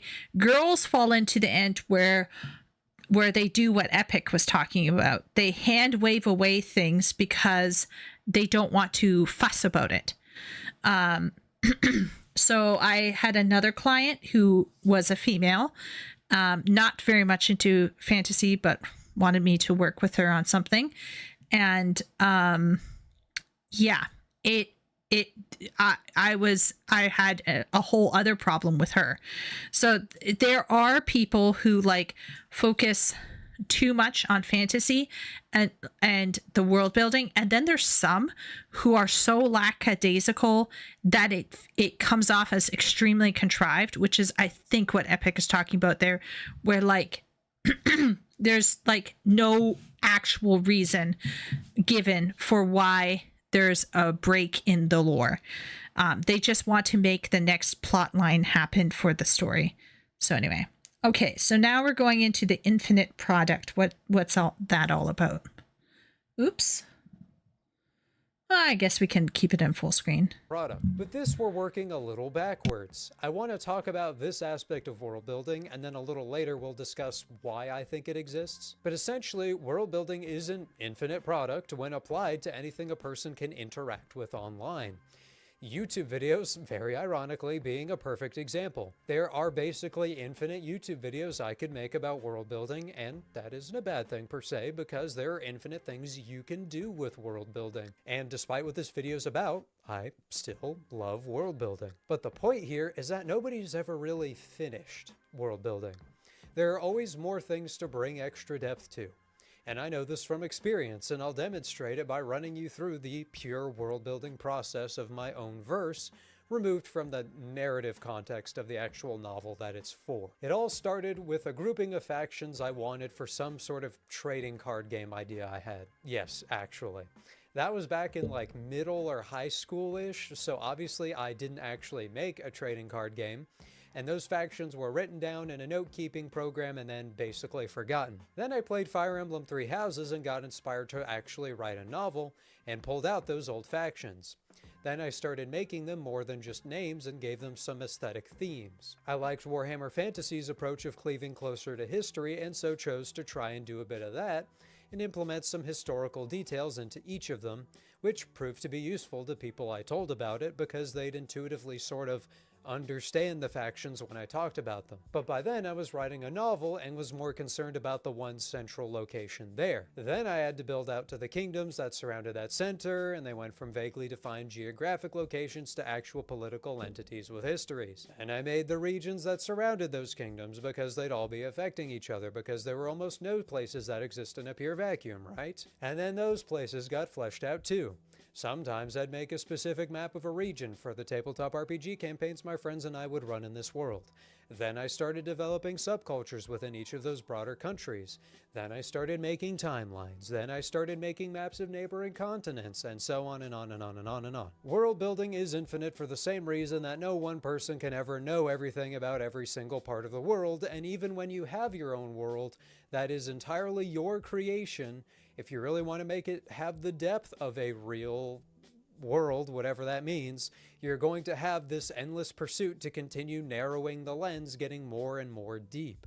Going from continent scale to national to regional to city to town to village, neighborhood, building, individual. You can never canvas it all because then you account for time, and you can never actually world build everything, really. And so you never run out of world building to do. Tolkien always could have done more. I have plenty more to do. You'll have plenty more to do. And even if we all spent the remainder of our lives doing nothing but world building, there would always be more details left out or skimmed over. This is why world building is such a good product online. It's great for videos, for website memberships, for forum discussions, whatever it is, because nobody from the newest possible writer to Sanderson himself is ever actually done with it. And once again, to counterbalance, and because I actually really want to emphasize this isn't supposed to be a negative video, nor one trashing anybody, this is to an extent also one of the best parts of world building. I'm going to keep doing it because it's fun. I love developing all these extra little things. Will most of them ever make their way into my novels? No. But that doesn't really matter. To me, it still makes the world feel more real, and if they do come up, these things will be ready.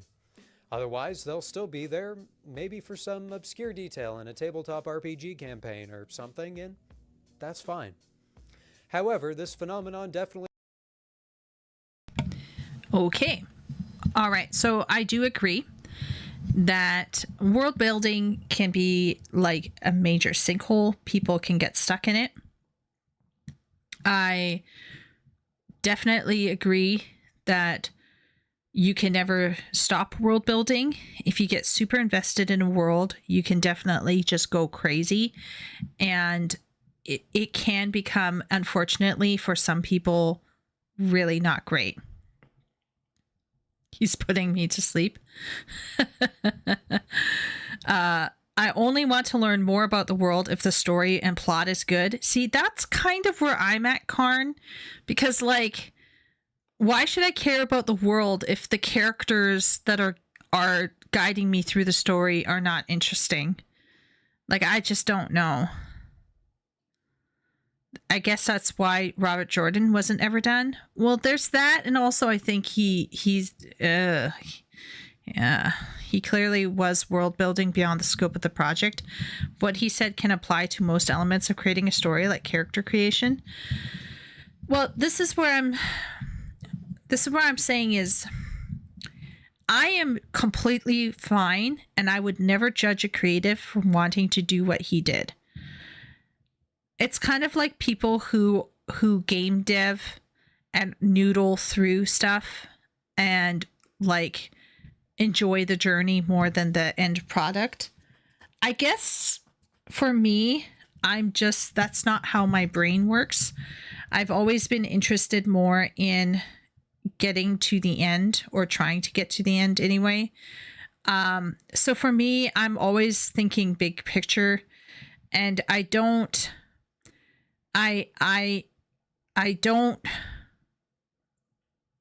unless I'm really enamored and I want to put what I daydream onto page, I don't have that major obsession to be super nitty gritty, because for me, realism, how can I say this? For me as a reader, the power of a story is not its realism. The power of the story is its archetypal power. And that is not reliant on realism or verisimilitude. What does throw me off is contrived plots, but that has nothing whatsoever to do with world building. It does have a little bit to do with world building insofar as world building can explain and ensure that the plot isn't contrived. But plot holes and contrivances are far more of a bane to me than like a lack of world building or even over world building. But yeah, this guy is doing a lot of world building, clearly, because it scratches an itch. But I personally don't feel like you should have to go in and do that to be a serious writer. I think that would be, yeah. He clearly was world building, yeah, beyond the scope, yeah. You can infinitely develop a character and never do a story with them. Trust me. Yeah, can happen. There are avenues for world builders to express themselves outside of traditional narratives. I think RPG campaign settings is an obvious one. But I've also heard about books where the character is just an entire race, big event, or planet. Curious Archive reviews a lot of those. And I think Mercaeus, there's like Campfire, which is an actual website where you can sit and literally create a wiki for a book that is never written. Is character creation actually endless? If you're divorcing it from a narrative loop, Leo, then yes, it is endless. And it depends also on how long their life is, obviously. Joe Abercrombie once commented he doesn't care much about world building. He focuses more on the characters. I think his hair is conspiring to take over the world. Are you a little jealous, Herman? Which guys in chat are jealous of Jay Bat's hair? Put your hand up. Are you talking about the Planet of Hats trope?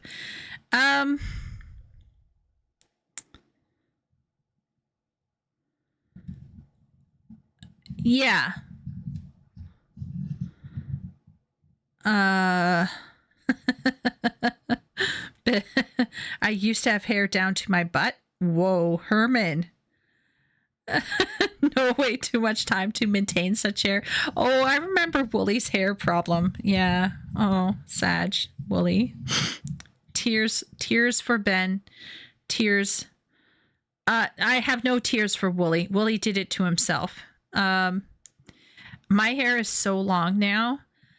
My friend was like, we're going to get it cut and it's going to be short. And I'm like, no. But I'm going to get a haircut and I'm going to cut off like a couple inches.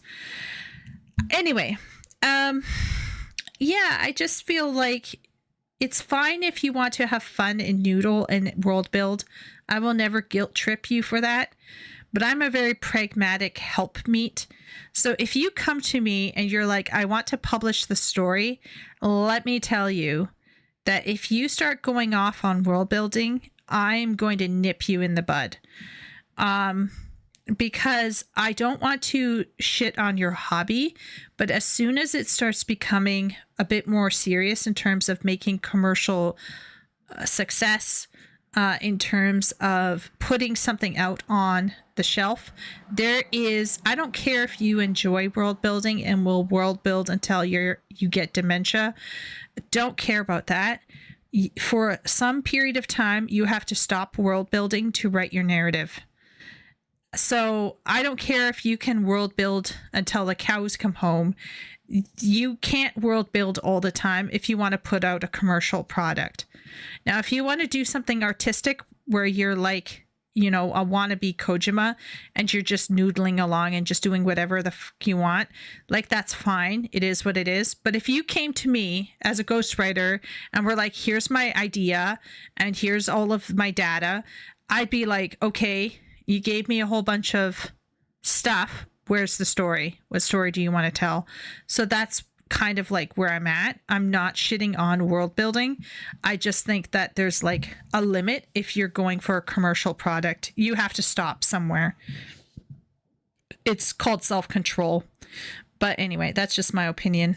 It does have a downside, and it's most pronounced in what we'll call part 3, the world building loop. There we are, at the end of the day, 3 kinds of world builders. The first are those who world build and write and get writing done. The second are those who world build and don't write, either because they just like world building by itself or because they don't need to write because their world building is for an RPG or something. The third type is those who world build and write but don't actually write, you know? Oh my lord, it's like this bro just said what I just said. See, I'm in number 1. I'm a number 1. I world build and I write. And I know some people, and I know them because they do a lot of TTRPGs, who do world building and they don't want to write. But you know who I hate the most? Number 3. These were my ghostwriting clients who were world building and they're not writing, but they should be writing because they came and they fucking hired me and they're wasting my effing time. So number 3 is actually where my big beef is at. Number 1, props to you. I you know, give you a bro fist. Number 2, go with God. Have fun out there. Don't break a leg. Don't break a leg, but, you know, have fun. Okay. Number 3, I don't want you in my life. You're toxic. Okay, that might be harsh, but I kind of feel that way. And like, it's not even just world builders, by the way. There are like people who like go around and around and around and around and around and around, and they're like, oh, I don't know what I should be writing. I don't know what this should be. Like, they lack personal vision for the project. That also drives me insane. Like, GTFO. So yeah.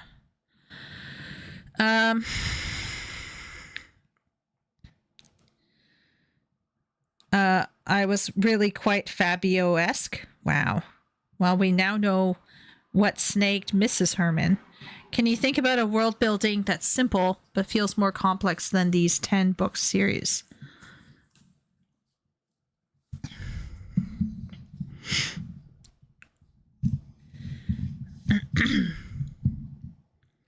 Can you think about a world building that's simple but feels more complex than these 10-book series?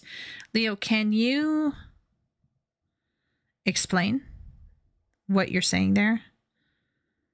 But as long as it exists, you can cut it. Yes. Don't worry, Ben. The Electric State book is an example. There is a character story to frame the scenes, but the focus is on the state of the world itself and the art to envision it.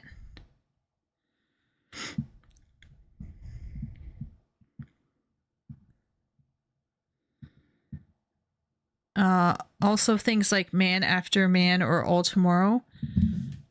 Nowhere nearly as much coherent narrative, but still gets a lot of success with their communities. Time for me to get to bed. Bye, Epic. Bye. Have a good night. I think world building obsession is more common in fantasy than other genres. Is there a reason for this? I think it's because it takes you away, Karn. I think it takes you away. Guy Gavriel Kay does it very well in standalone novels. The Zelazny writes, gives the impression of death, but it keeps most of the cards to himself.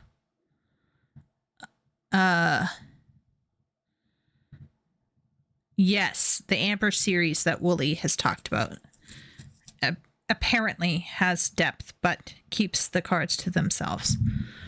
Karn, my belief is that the problem with science fiction is that science fiction, for all of its enchantment in its own way, is at its heart still directly tied to this current world. And there is a level of science that you need to have in order to achieve verisimilitude when tackling hard sci-fi. Soft sci-fi actually goes into science fantasy territory. That's probably where the most people might want to like spend their time in. The reason being is that you need to do a lot of world building for hard sci-fi because you need to get all of the details down for the science, right? So if you're going to have, let's say, terrariums floating in space, you're going to need to do a lot of world building and a lot of, basically, you're going to have to be the scientists who figure out how these terrariums work in space because you're writing about them. So it's a given kind of fact that you would have to do a lot of world building to explain how they exist in the first place. But the problem with a lot of this is that it requires a certain level of diligence in terms of understanding the STEM, whereas fantasy does not always require you to understand STEM in order to be able to enjoy the world building aspects. Also, because fantasy is so divorced from the modern day era, it has a sense of escapism that I think a lot of sci-fi lacks. So I think the closest thing to sci-fi that would allow for hobby like world building would probably be science fantasy, since hard sci-fi would require actual research research and thought. So my guess is that the reason why fantasy is more popular for world building hobbyists is the escapism factor. That's my guess, but I could be wrong.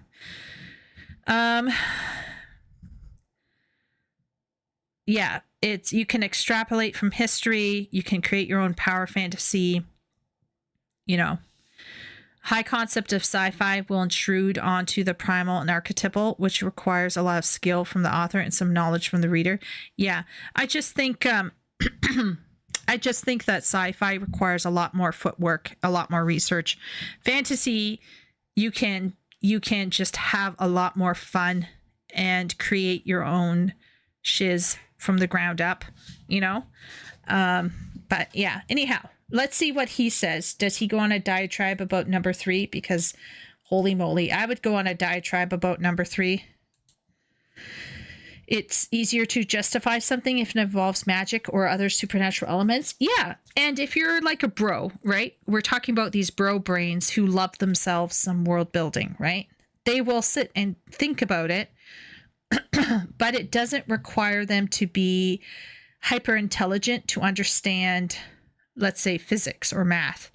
So Simp was talking about this book called Catabasios or whatever, and Simp was like, oh, the math is all wrong. And see, that to me, like, could you imagine? I'd be so stressed out. If I was writing a book that was heavily based off of math or science, I'd be freaking stressed out because I would need to make sure that the science was correct. And let's just say that I have some personal I've had an experience doing exactly that, and I ended up having to do a lot of research because, like, it's not something as simple as leaving a planet, let's say, in a very specific spacecraft. You need to know certain things. If you're trying to give it a sense of realism, you need to be able to explain or describe certain things a certain way. I don't know. It's just, it's very, there's nothing worse than a hard sci-fi author delivering soft sci-fi instead. The bait and switch of that is like real, right? So anyhow, let's see if he goes on a diatribe about number 3, because number 3 people drive me insane. So let's see this. Either because they just like world building by itself, or because they don't need to write because their world building is for an RPG or something. The third type is those who world build and write, but don't actually write, you know? And that third type, for part 3, which I didn't actually do on purpose, is what we'll be talking about here. So as I just said, world building is a lot of fun. The problem with that is that not only is it fun, but it's also easy and feels productive. And for a writer who's actually trying to get stuff done, that's an extremely dangerous combination. And I'll go ahead and make a bet right off rip.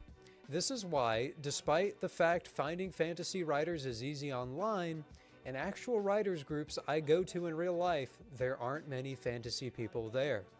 Obviously, part of that is because speculative fiction itself is a niche, but still. One of the most prevalent types of memes amongst writing communities, trust me, this is relevant, are those concerning being a writer who doesn't actually write. And that's the case even divorced from genre. However, speculative fiction does have this extra hurdle, and it's legitimately that world building being fun and feeling productive makes the whole process harder. Making actual progress writing is hard, doubly so in speculative fiction genres where you might be planning out a large series that demands a lot from you. The moves characters are making now might need to be setting up their eventual decisions a book or two from then, and that can make progress slower than it could be writing other genres.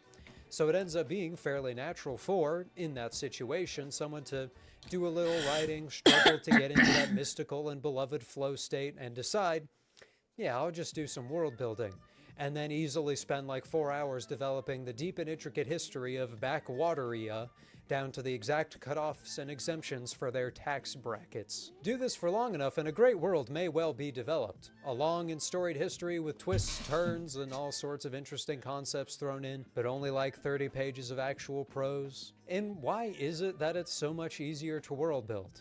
Well, I just think it's because it's without pressure and without expectation. You can just throw in cool ideas, and if you're worried people will think they're dumb, then you don't have to worry about showing off that particular aspect.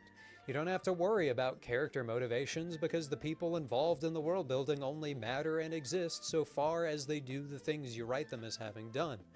And thus, whatever they did was in character because all their character is the implementer of whatever action you wrote them as having done. It makes the things that are hard about prose writing easy. Historical events are just plots without having to worry about exactly how they happened or how odds were overcome. The psychic distance between the reader and the events means they don't have to be explained or justified in the same way. All this time, it feels like you're making progress because you're doing something that's very well related to your project. The things you're doing might come up at some point later on. The fictional war you wrote about may well be a natural thing for a character to bring up a few chapters from where you're at. But that only matters if enough actually gets written to get you there in the first place, and if it was a situation in which you couldn't have made something up on the spot anyway. Because at the end of the day, a lot of world building isn't that many steps above coming up with something spontaneously when you do need some character to reference a past event. There are plenty of times when having some lore pre-prepared is super useful, but I only said what I did because even at its primary practical purpose, extensive world building doesn't always succeed or prove itself necessary. So, while world building is what sets fantasy and sci-fi writers apart, I do find it's often a little bit of a trap. But to get even broader scale, I want to talk about the genre as a whole with part 4, the niche. Okay. Wow. All right. So when I was ghostwriting, there were the clients who were extremely business-minded, very commercial-minded people, very, very commercially focused, shall I say. And these were the best people to work with, hands down, because they knew exactly what they wanted. They knew what their brand was. They usually had some sort of, I don't want to say duty to their community, but there was a sense of my brand name is on the line. And I was very blessed to have a person like that right out of the gate with my first ever project. And it kind of helped me understand what a person who knows what they need and want looks like. It was incredibly gratifying to be able to meet with them, you know, like not face to face or anything, but you know, meet them halfway and figure out a way to make their dream come true. And I think to a certain degree, there is nothing more frustrating than having to work with somebody who has majored on the minors as far as storytelling is concerned. And then they come to you and have the temerity to suggest that this is going to be a commercially viable product when they can't commit on a single novel. It does not leave me with a lot of confidence, shall I say, in their future. And in most cases, I try to get out of working with them permanently as fast as I can, because I feel like those kinds of people will waste my time and are wasting their time. And I'm fine if someone wants to waste their own time. I'm not fine if they want to waste my time. So for me, I feel that there are these people who are like, oh yes, I'm a writer. And I'm like, oh, what have you written? Nothing, not yet. I haven't published it yet. I just, I'm a perfectionist. And I'm like, okay.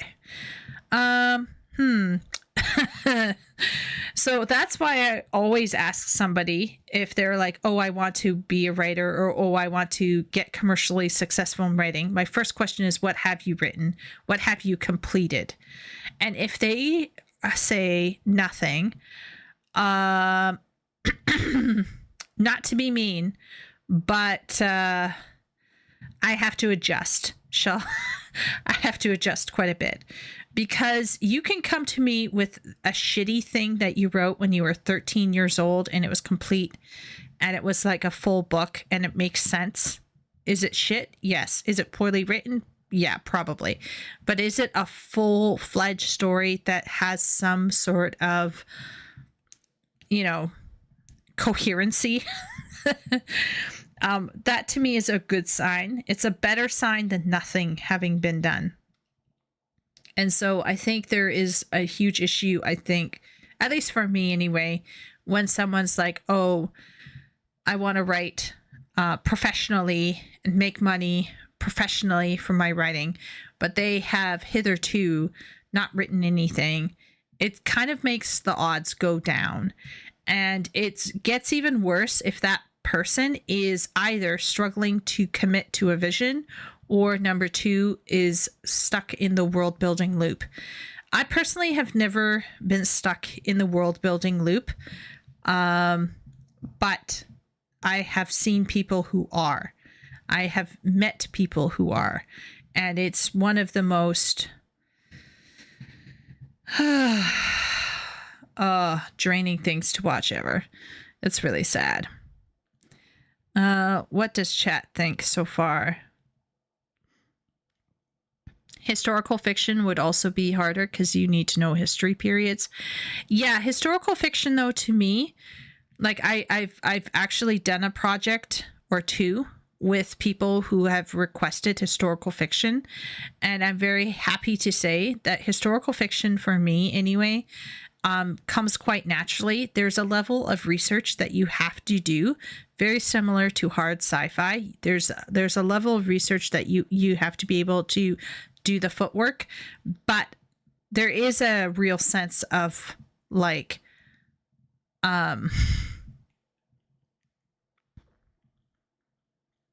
yeah, there's a sense of having to do your research, but at the same point in time, the end product is so satisfying.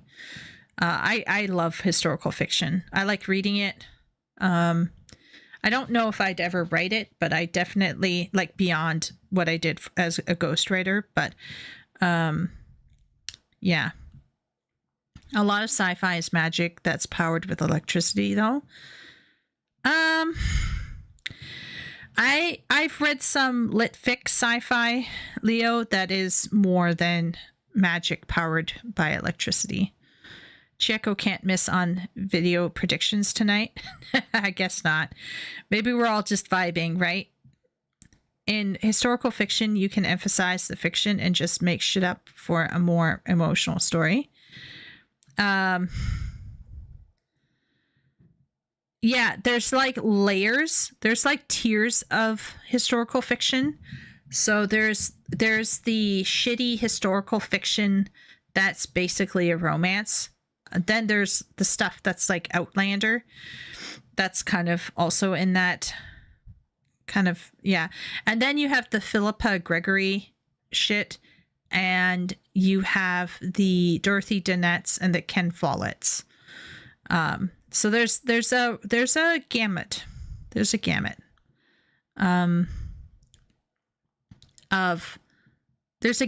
of veracity that lays within the historical genre. Maybe you had Right Conscious as a client with another nickname. That would be crazy. That would also be really hilarious. I will say I dislike most historical fiction because it's either ahistorical or the story holds little mystery because you know how it has to turn out.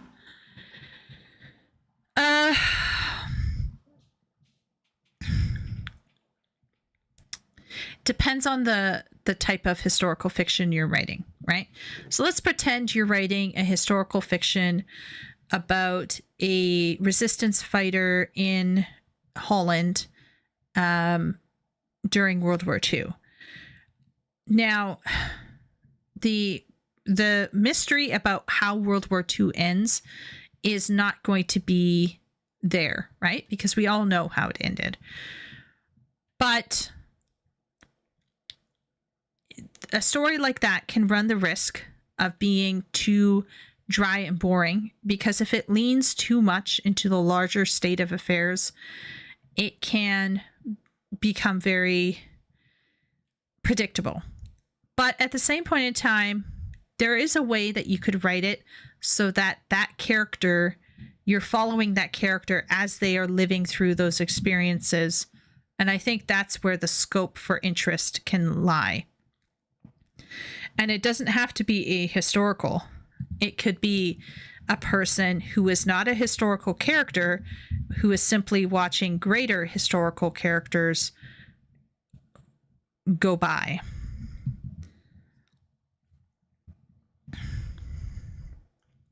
So it depends on the scope. So if you are trying to write as an actual famous person, like Winston Churchill or Elizabeth II, or the Red Baron, or the Emperor of Japan, or Hitler himself, obviously, if you're actually following the life and you're doing a historical personal narrative of an actual historical character, that is quite limiting.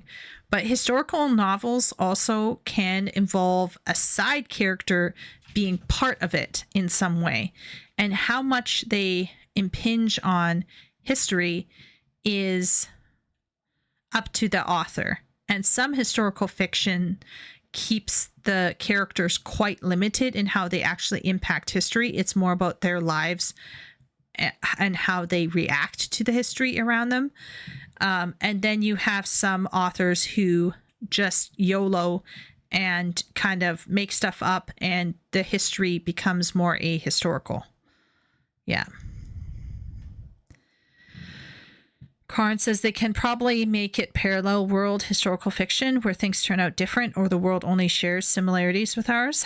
Yeah, that can also happen. Yeah. Crime fiction and historical fiction are my predilections, and I read them for storytelling ability and technical ability rather than just for plot beats and twists. No offense to Nraken. If it turns out different, it becomes not historical fiction like Harry Turtledove. Yeah. That's what I'm saying is not all historical fiction is hard. Like there's hard historical fiction and then there's soft historical fiction. I find that like hard historical fiction can come off really dry, almost textbooky. I prefer a middle ground. So Dorothy Dinette, obviously. People are talking about historical fiction, so we have now invoked the horrible name Dorothy Dinette, but which is my weakness. But basically in her stories, everything is historically correct, but the minutia is where she has a lot of play, and there are some certain gaps that she can play with that allows the characters a lot more agency than not. And so she does have so for example, I'll give a very simple example. In her story, the main character goes to Trebizond to do some business, okay, which is entirely the drama and is not true to history because that character doesn't exist. While he is in Trebizond, he sees a mass that is held by the Emperor David and his family in the remnants of the Byzantine Empire. And leading the procession is a beautiful youth with golden hair. And after the procession, he and his rival in business are requested to join in hospitality at a bath house. And at the bath house are older gentlemen engaging in sexual activity with young men around the ages of 12 to 18. And the main character is very straight and not perverted, so he is horrified. He comes from Northern Europe, so he's quite horrified by what he is seeing, and he proceeds to succumb to a bout of malaria. He's been getting sick throughout the day, and he's now starting to get feverish. And so when he's escorted into a private audience with the emperor, there's a lot that's not implied. It's very, very lightly and subtly dealt with. But there's an implication that he was put into a position he did not want to be put into with this particular figurehead. Now, you might be going, wow, this is really ratchet. Why is Chieko talking about this? Well, thanks to Dorothy Dinette, I was like, wow, this is nutty. Is this real? So I actually looked it up. And yeah, Trebizond was kind of fucked up. It's really sad because at the end of that particular book, Trebizond falls to the oncoming forces of the what will eventually one day be the the Ottoman Empire. So Trebizond falls to the air quote infidel, and the emperor brokers a surrender thanks to his advisor George Amaruzzi.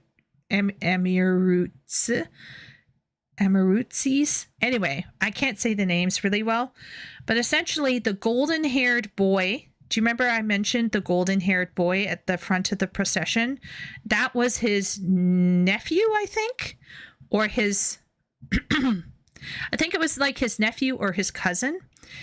So they were all taken captive, and they were all held in captivity for a couple of years, and then within 5 years they were beheaded.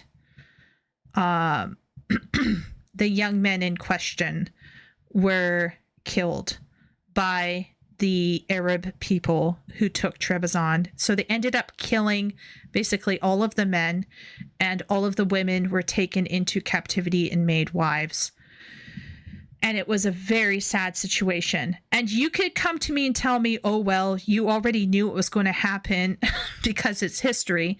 But the way she tells it, the way she shares this story and then parcels out the information over time is mind-blowingly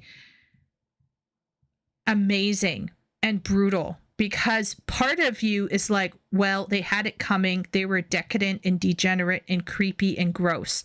But part of you is like, oh my gosh, that young boy is now gone. So it's very, I think a historical fiction person can absolutely walk that balance of bringing humanity to a situation and creating drama, while at the same point in time holding to historical accuracy and providing a glimpse into another life in a way that we could not have hitherto considered. Because I'm betting you that there are some people here in chat who didn't know about King David of Trebizond. But now you know. Yeah.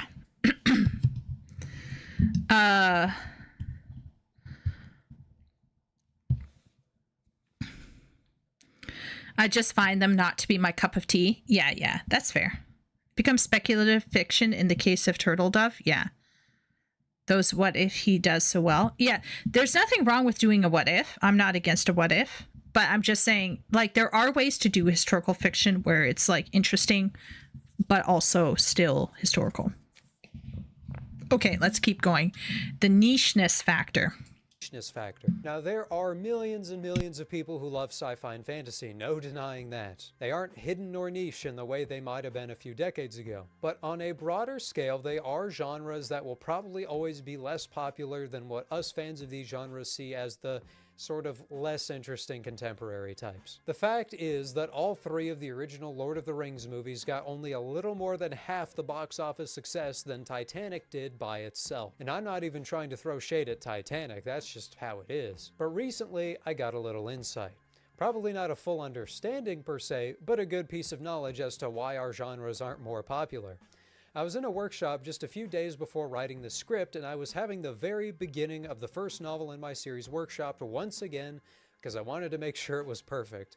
And one of the people in there said something along the lines of, "I liked your piece because it didn't make me feel stupid. Most high fantasy makes me feel stupid." And to start, I'm not saying this to try and make it seem like I'm some paragon of the genre, because for whatever other flaws my writing might have, my primary goal was to get a response kind of like that. So for me, that was just like her saying, well, you did do the one thing you were specifically trying to do kind of well. But in any case, the reason I bring it up is because I know that person sort of well. She's not by any means stupid, and her own writing is really good and very strong in personality. But I understood exactly what she meant when she said that high fantasy makes her feel stupid, and I think the cult of world building, as I'm calling it because it's a fun title, is probably the main culprit. Sure, these genres we write are known for their flowery, antiquated language, but to be completely honest, that's a bit of a skill issue if that becomes a problem. It is more than possible to write in ways that fit the setting, but don't make people want to tear their eyes out. But I would be willing to talk about that more in a video if need be. But it's the overwhelming world building, the proliferation of titles and countries and weird names and magic systems and old wars and noble families and magical substances and locations, and all that, it's just a little bit overwhelming to the person who in their everyday life interacts with Bill and Sasha from Sacramento and reads about John and Jane from New York. You might say, but J-Bat, fantasy is meant to be fantastical and nothing like real life. That's a totally valid point.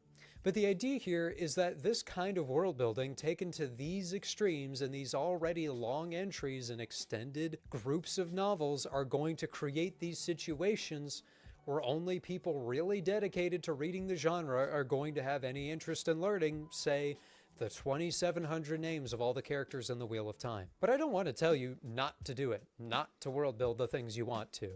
That's tantamount to giving up, and I detest that. So instead, I think the solution more so lies in that I want to emphasize making things accessible. Not dumbed down, not simplified, but accessible.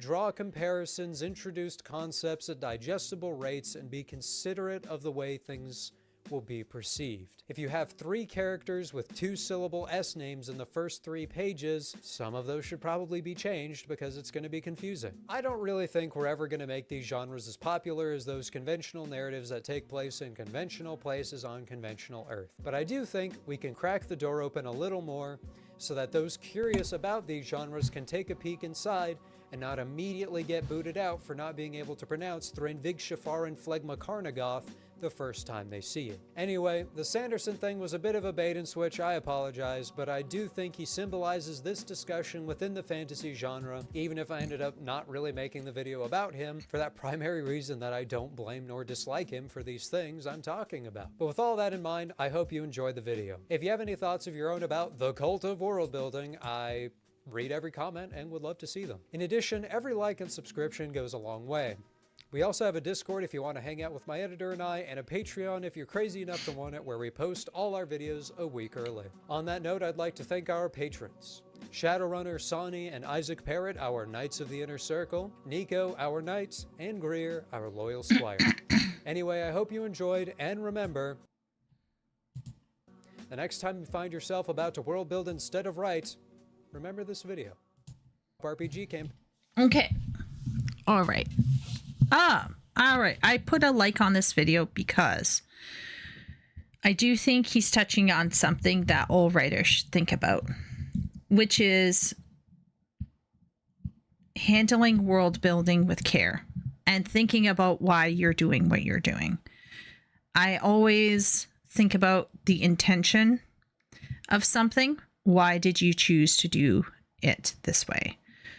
I also think the nicheness factor, I personally feel like that's a whole other video. I think he could have talked about that in way more depth. First off, I want to say that there is different types of fantasy, and we can tell from romantasy and low fantasy that fantasy is still popular and can be popularized. The problem is the epic and the high fantasies are not as common. Part of it is to do with size. I think there are a lot of people out there right now who can't be bothered to read, and so they're not going to pick up a 300,000 word novel necessarily.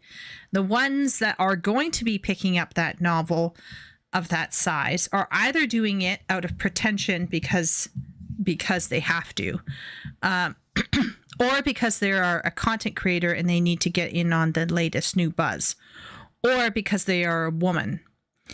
So I do think like the ladies can definitely like scarf down loads and loads and loads of words of shitty stuff. But in terms of high fantasy and epic fantasy, though, excuse me, there are, how can I say this?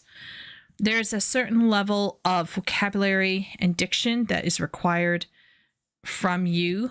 And I think this causes a lot of modern readers trouble. So we already know that guys aren't reading as much.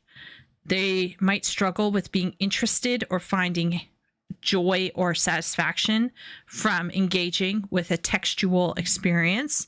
Guys are more likely to enjoy a more visceral, more physical experience, let's say gaming. So your average bro isn't going to be reading, and then you're trying to get him to read something that's really heavy. And let's say he's an average bro, which means that he probably had an average education. So he's not going to be necessarily empowered to struggle through a heavy text. So the reality is that high fantasy and epic fantasy, although it might have many other elements that might engage a male-brained interest, unfortunately, I think the genre requirements might be shooting it in the foot.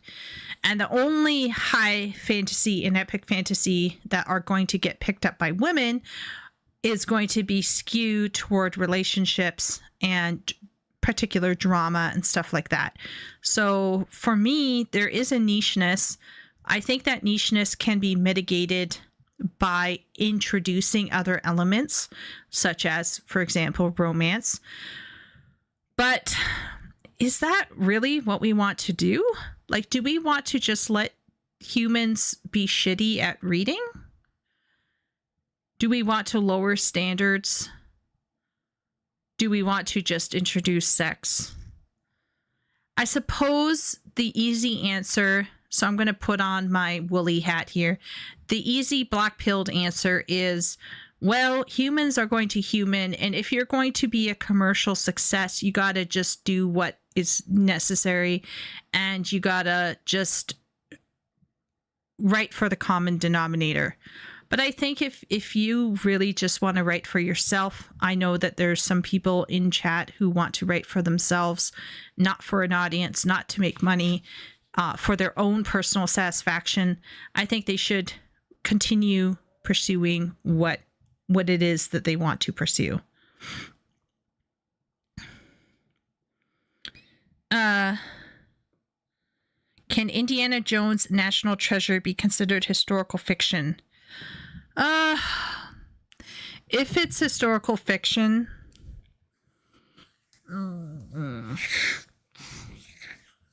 it's kind of up there with like, what's his face? The Da Vinci Code or whatever. I think I'd put it... Well, first off, Indiana Jones is the Ark of the Covenant and then the Holy Grail. So for me, Indiana Jones isn't really historical fiction. It's actually closer to speculative fiction. Like paranormal, supernatural, historical fiction. Like it's a little, it has a little bit of each. And because of that supernatural element, whether it's the Holy Grail or the Ark of the Covenant, that makes it less non-fictional and more fictional. Now, of course, I happen to believe that the Ark of the Covenant existed. So I don't want people to get the wrong opinion here. But like, how can I say this? Focusing on Nazis stealing the Ark of the Covenant and then having their faces melted off is more of a paranormal storytelling to me, at least in my head, than a historical fiction. So if it is historical fiction, it is the lowest of the low, like the softest of the soft, if that makes sense. Like it's not a pure historical fiction as far as I'm concerned. It's the campy side of historical fiction. That's one way of putting it. I would just say, like, it's not pure historical fiction. Too orienté for them. Yeah. Yeah, it is too orienté for them. Well, that was wild. I don't know about you people, but that left me with a lot of food for thought about what happens if I want to write an epic fantasy or an epic science fantasy. How much world building should I put in it? Like, I'm thinking about it now because I started working on something that's not MM related. And it is, to put it bluntly, yeah.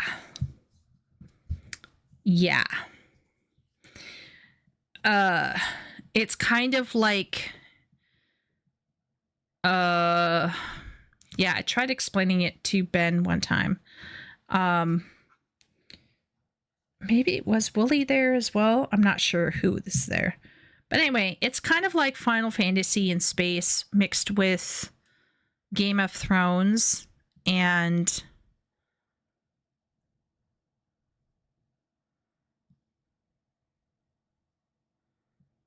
Final Fantasy, and Star Wars-ish?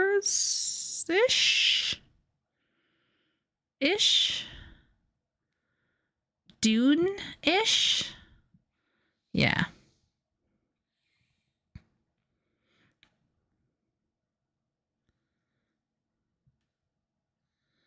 Oh my God. Did something happen, Leo? So excite. Yes, very excite, guys. How can I say this, everyone? It is, as much as I'm learning a lot with my current writing adventures, I want to write what I want to write. So yeah, within about a few months, I'm going to make some decisions. And right now I am preparing for a saga. I'm still kind of in a phase where I'm trying to decide how lengthy the books should be.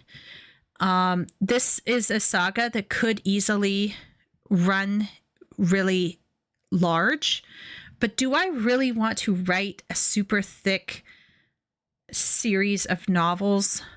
Or do I want to write fairly straightforward, less heavy novels that are easier to consume and more accessible? And so, like, I'm at a stage right now where I'm thinking, how am I going to package the narrative? But the narrative will involve space. There will be a effed up royal emperor family ruling parts of the galaxy. There will be intergalactic battles.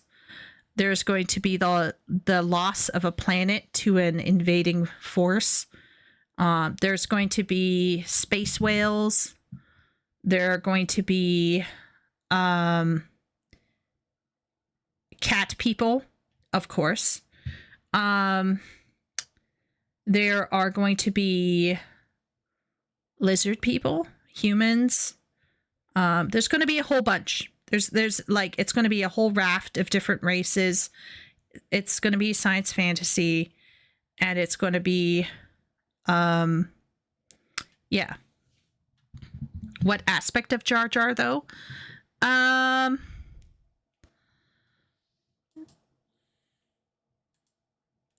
What aspect of Jar Jar? The political intrigue, Leo. The political intrigue.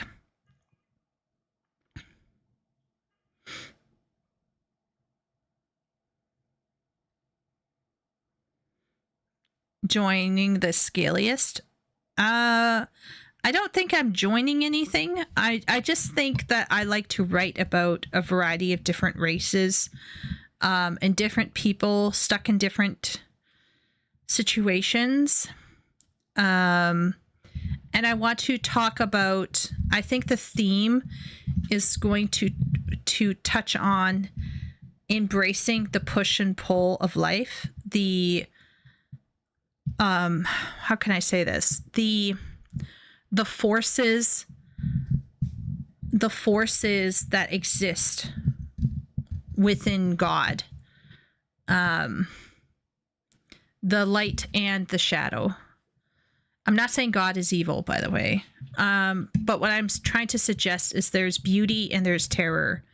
I want to talk about fate and destiny, beauty and terror, light and shadow, like the push and pull of cosmic forces.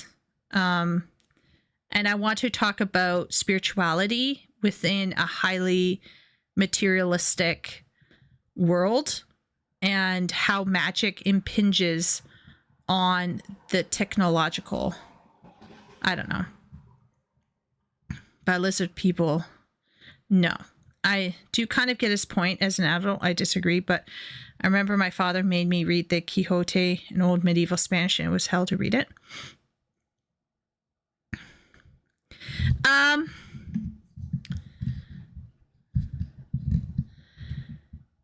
Yeah, so Shoal, the point of this guy is saying that there are people out there, okay? So if we're going to sum up this bro's point, he is suggesting that there are people out there who world build too much, and this causes them to basically forget what they're writing, and they need to dial it back in. That's basically what J-Bat is saying. He's not saying that world building is bad. He's not saying that it should just be accepted either. He's suggesting that world building requires careful use. And I think that really is the lesson that we're taking away tonight, is that you can have world building and you can do as much world building as you want on the side. But at the end of the day, if you are trying to tell people a story, you have to make sure that your story is solid. And it doesn't matter how much world building you do. If your world building is great, but your story is shit, no one will really care at the end of the day.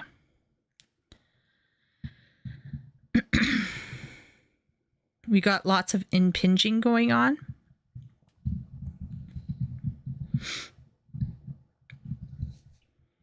Wooly says meow. I can actually hear Wooly's voice saying that. That's crazy. Oh, my sister texted me. Let's see. Oh. Yeah. Yeah. So I am actually working on a piece of work that will be extremely fun to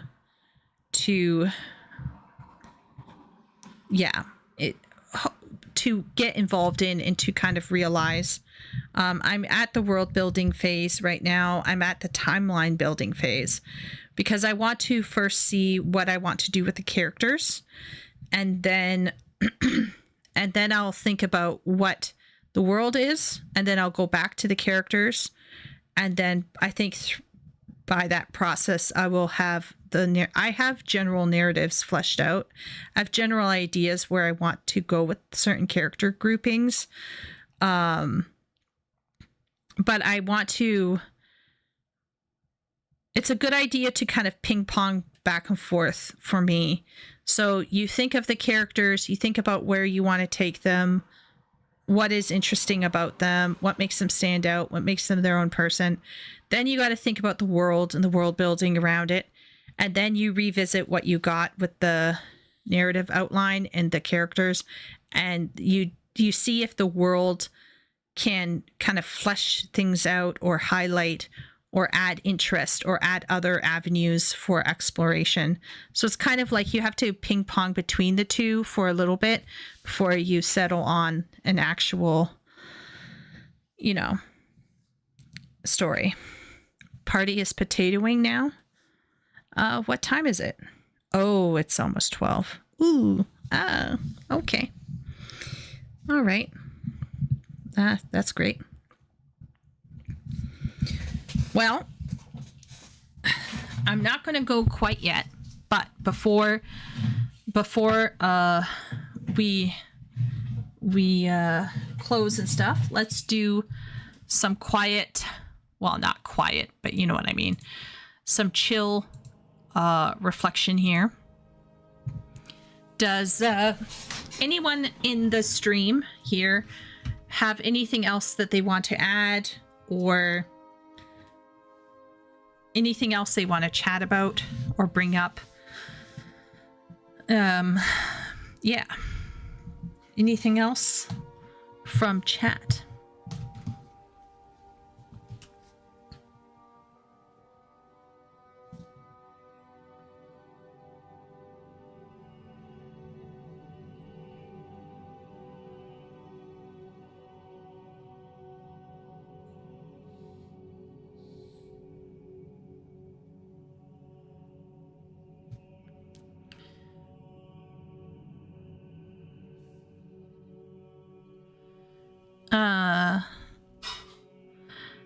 Wooly is at work. How's work been, Wooly? Did you ever have a good client? Yes, I did. Yeah. Yes, Leo, I absolutely had some great clients. I don't know if you heard my story correctly, but my first client I ever worked with knew what they wanted, had a fantastic outline, took feedback well, gave me great feedback that I could execute on. And that book happened to get published, and I can actually track the book on Goodreads, and it's doing pretty well, actually. There was another client I worked with, type A personality, had a brand, had an online presence, knew what they wanted, had written an extensive outline that was around 30,000 words.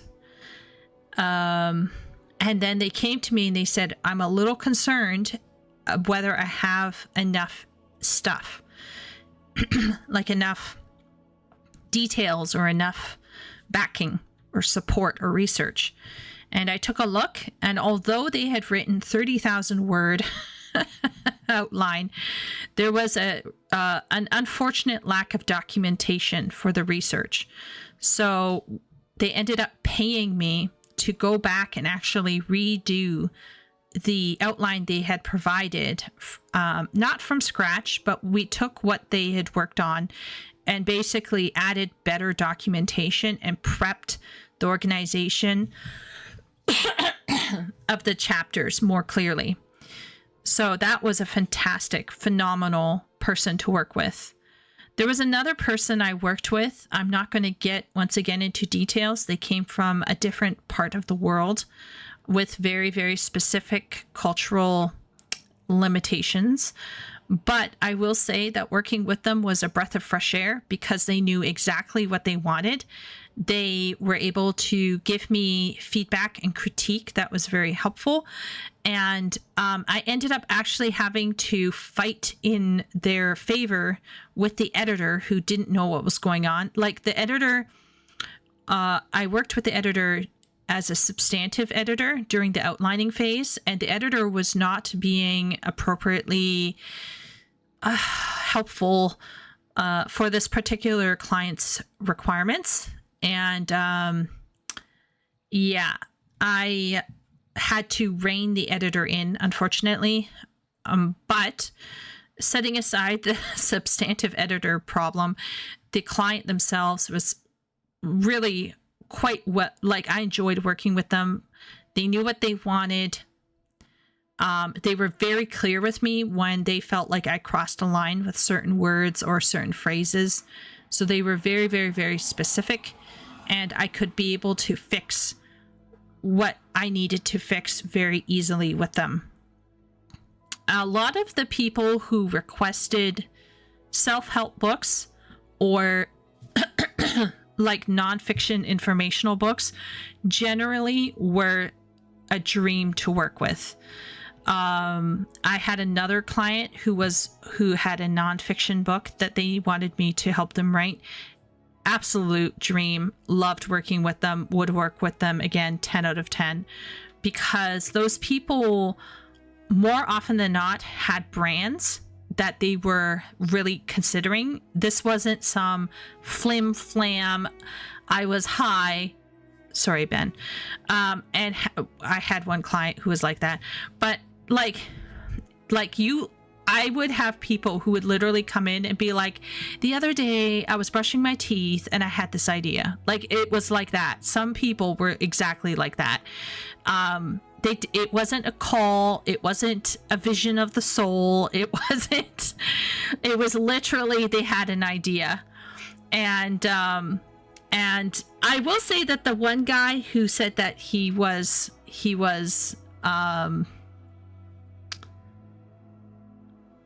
got the idea when smoking weed, that one guy was actually on the other end. So he was really open-minded. So I could just go with like a list of ideas that I brought to him, and then he would just check off what he wanted. So he was way more negotiable in some ways. But he was very, very insistent about the certain ideas he wanted in his book. So there was some things that he really, really specifically wanted. As long as I met those, everything else was more or less negotiable. And so we were able to come up with something that was really unique and, yeah, fairly well received as well.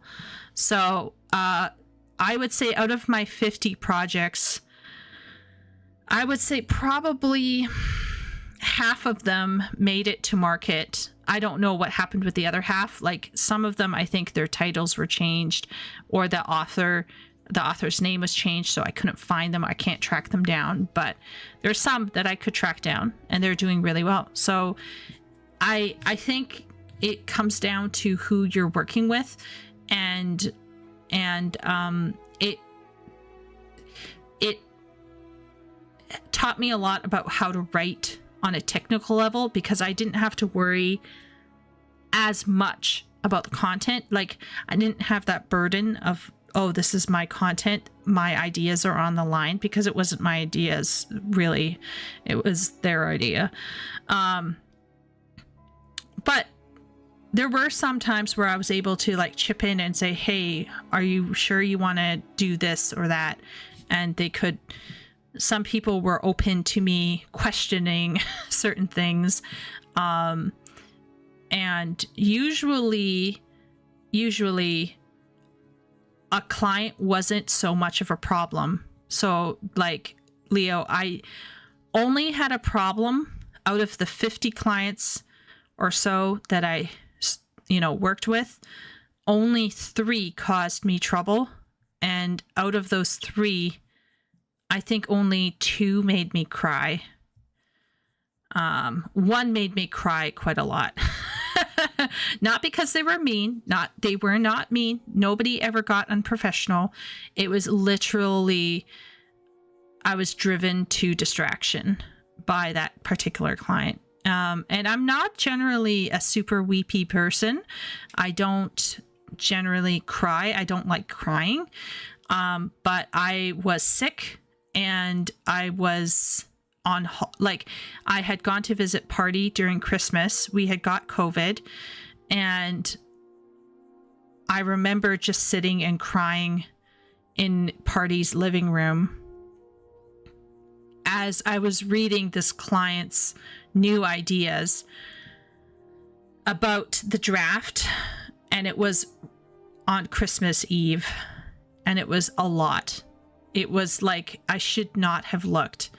Or was it after Christmas, actually? I think it was like the day after, like maybe on Boxing Day or the day after Boxing Day. And I couldn't get hold of administration because everybody was on holiday. And so I had this list of stuff that I had to work through. And it just weighed me down for ages and ages. and I wanted it off my desk. Like, I wanted it gone. So everyone remembers when I had my last ghostwriting client and how I spent like a half a year to 3/4 of a year with them fixing their stuff. This wasn't as long as that, but the requests were so aggravating as to actually make me cry. Yeah. So the last client that I had that you guys remember that I was constantly bitching and moaning about, that client was bad. That client was bad too, okay? But before that client, and before the client before that, but like several clients before that, there was another client, and you guys probably didn't know me quite then. But anyway, it was around Rona period, and I went to visit party. I was sick, and the client drove me to tears. So I've had 2 clients that drove me to insanity, but 3 to 4 were actual trouble. And the rest were fine. The rest were fine. There was one client who was really nutty and kept coming back for fixes, like even a month or 2 months, or I think he went away once for like 3 to 4 months, and then he came back again for more fixes. It was wild. That one was also, yeah, but nothing, but those were rarer than not. I think good world building leads to multiple stories if set correctly and not restricted to the same location or time. Yes, you are correct. You are correct, Tab. Yep. I have nothing to add. I'm just adding this message into the ether. Well, I'm glad, Jonathan. What are you up to, Jonathan? Are you playing anything particular tonight? Pretty chill. Holidays are over and weather is cooling down, so I don't have to deal with kids and alcoholics or party people. Yay! Wooly is having a chill night. Yay! Do you have more female good clients or more male good clients?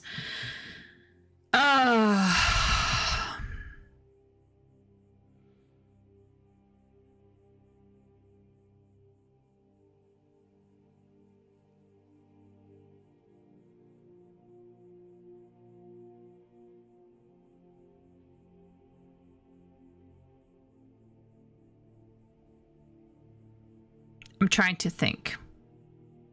I'm going to go on a limb here and say that in general, I think the male clients were generally more problematic.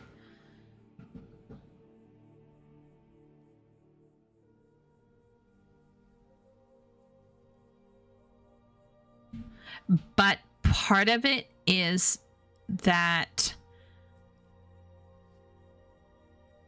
the female clients tended to be writing like self-help, minimalist focused health and dietary shit and other nonfiction stuff and romances. And so they knew what they wanted and they knew what they were going for. The men who worked with me were usually doing passion projects that some of them had economic reasons tied to it, or grander visions, shall I say. And this often led to the men having very skewed notions about what went into a novel. The women who I wrote novels for were generally more critical and could actually be legitimately critical of my work because there were particular conventions that they understood well and could communicate it well. The guys, on the other hand, you could tell that they never read a book or were not well read or were not extremely, literate. And so what they would always end up trying to do was make a video game into a book, or make a TV show into a book, if that makes sense, or make a film into a book. And so what happened was this weird notion that I can just make a book into like this thing that represents this other thing that's completely unrelated to a book. And it just wasn't, it was kind of like, bro, you can't just one-to-one something between a book and another piece of media. That's just not the way it works. So there was a lot more textual ignorance from the bros, particularly in terms of how to form a plot. But I did meet some women who were also like really out of it. And but I would say, generally speaking, that I think the guys presented a different level of challenge, partially because I think they didn't quite appreciate exactly what was going into this process.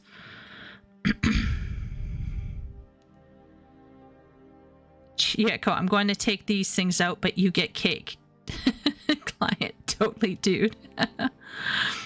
Worst gift ever.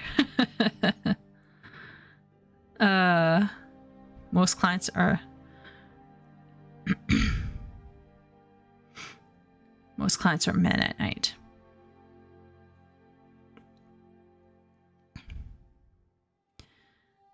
The gift that keeps on annoying. This killed her. Took her breath away. Yeah, I mean, I enjoyed ghostwriting while I did it. I'm not gonna lie. Like, it was fun.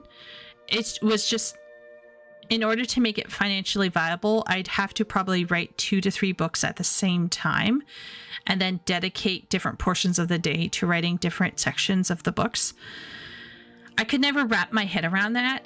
I'm more like one project girl, and it just was not feasible. And they wouldn't pay you until I think it was until it passed to the editor, and it just was just not practicable. So yeah.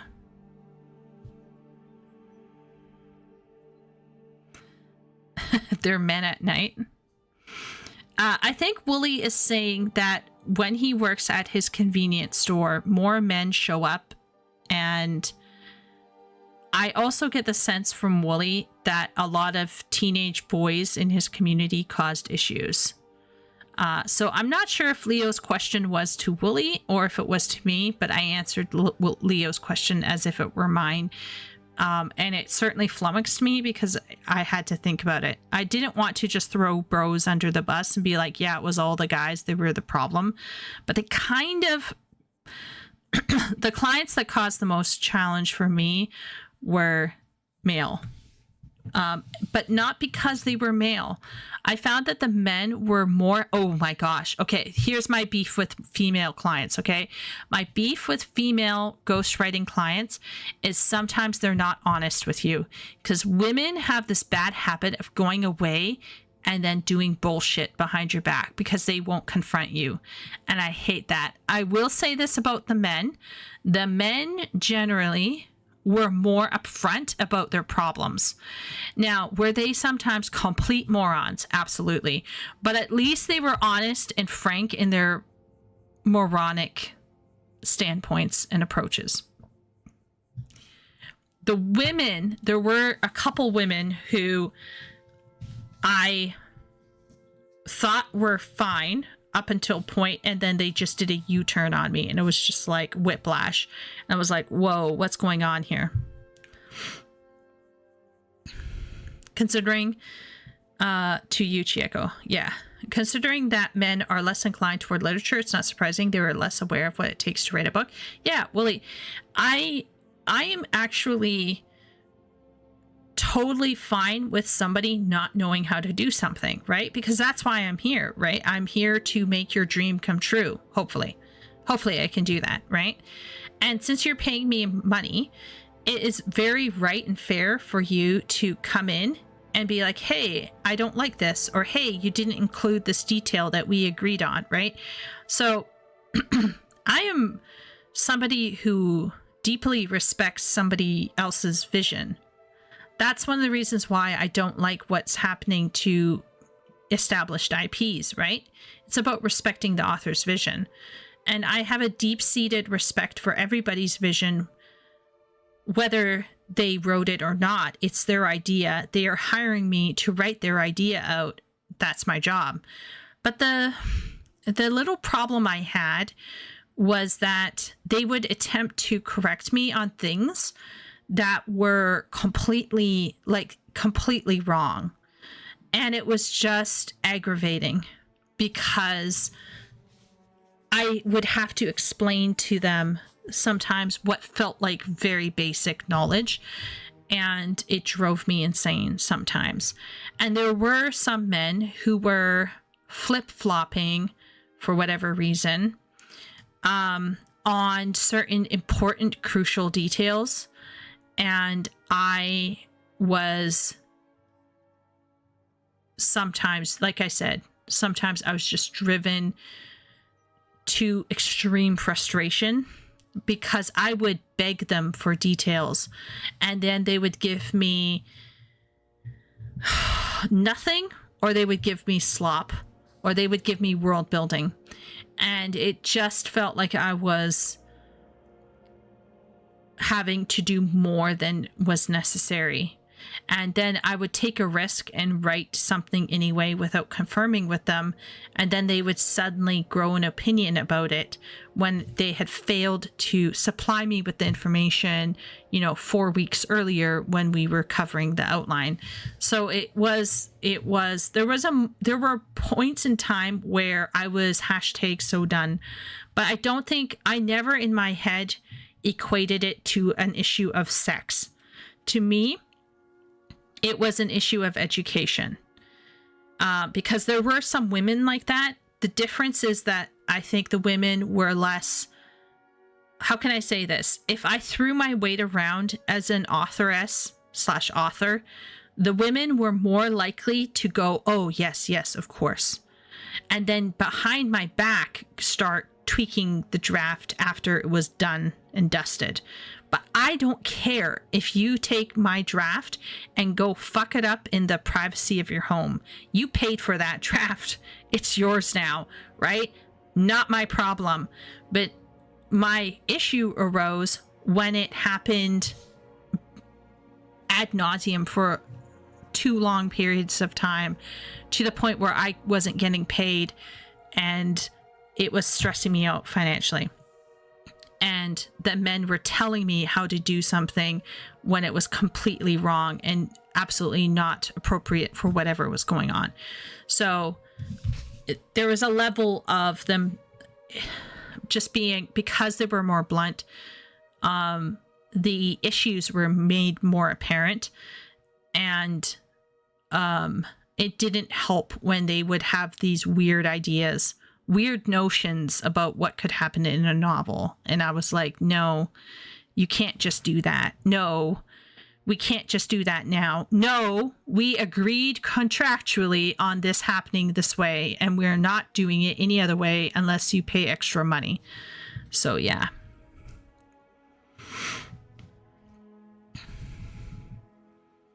Also, men open up more to women. Did they know you were a lady? No. I wrote under a gender neutral nickname.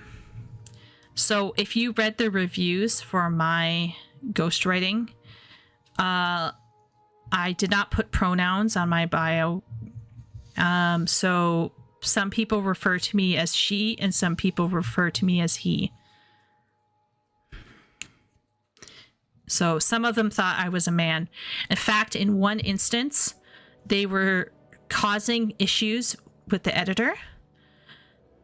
And the editor was openly, a woman. She used her own personal photo for her profile picture.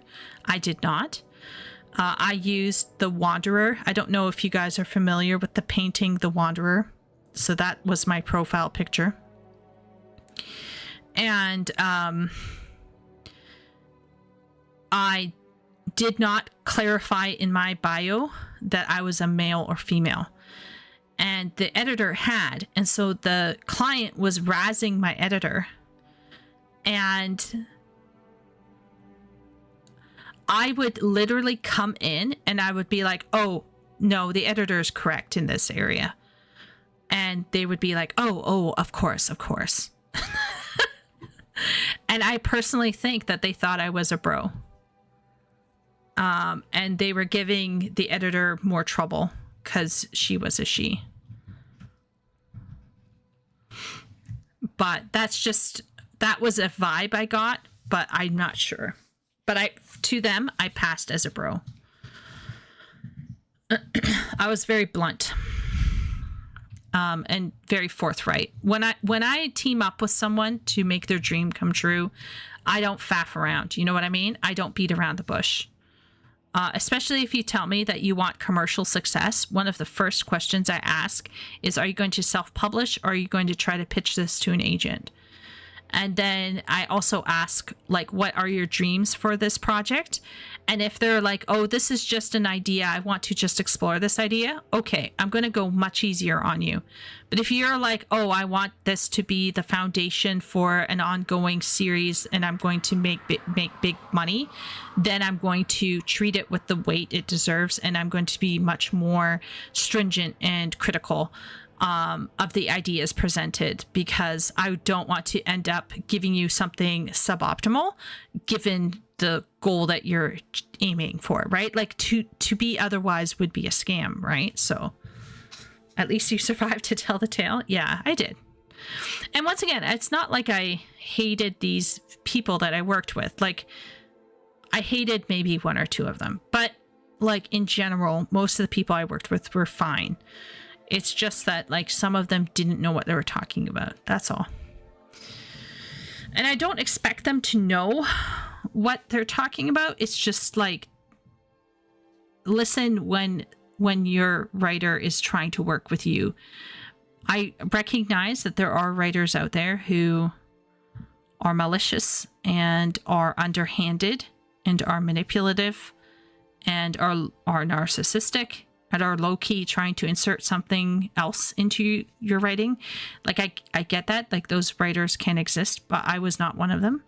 So it felt very challenging and aggravating to have to deal with flim-flam bullshit, wasting time bullshit, due to lack of vision, due to trend chasing, due to complete ignorance and lack of research. And they would often see their projects as being this great potential blah blah blah, and I'd be like, really though? Because I don't feel like you've done enough lead up. So anyway, anyhow, women backstab other women more. Yeah, for sure, for sure. Yep. Like, I had one female client who was following me from start to finish, and it was only toward the end that she mentioned that she didn't like a certain thing. And it was really annoying because I had asked her after the second or third chapter. I always get the client to weigh in on certain elements of writing to ensure that things are going as planned. And she wasn't honest at that stage. So it was just really aggravating because she had a point in time where she could have voiced her issue earlier. So because she did it much later, I had more stuff to go back through and just tweak. Thankfully, it wasn't a huge deal, but it was like enough of a deal for me to feel a little bit like, like this could have been solved so much earlier. But yeah. Anyway. Yeah. Let's see.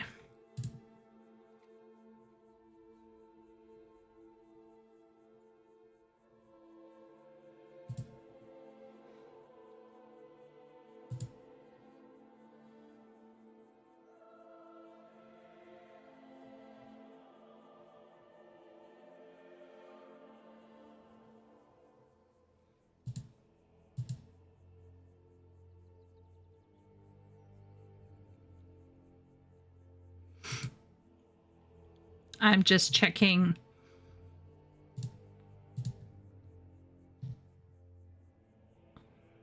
the time and some other stuff in here. It is getting late, but it's been good. I think I started at around 8. It is now 12, 4 hours. And we got through 2 of the videos on world building, which was fantastic. We did not talk about AI, but that's okay. That can be for another time. So, let's see here. I might actually change edit.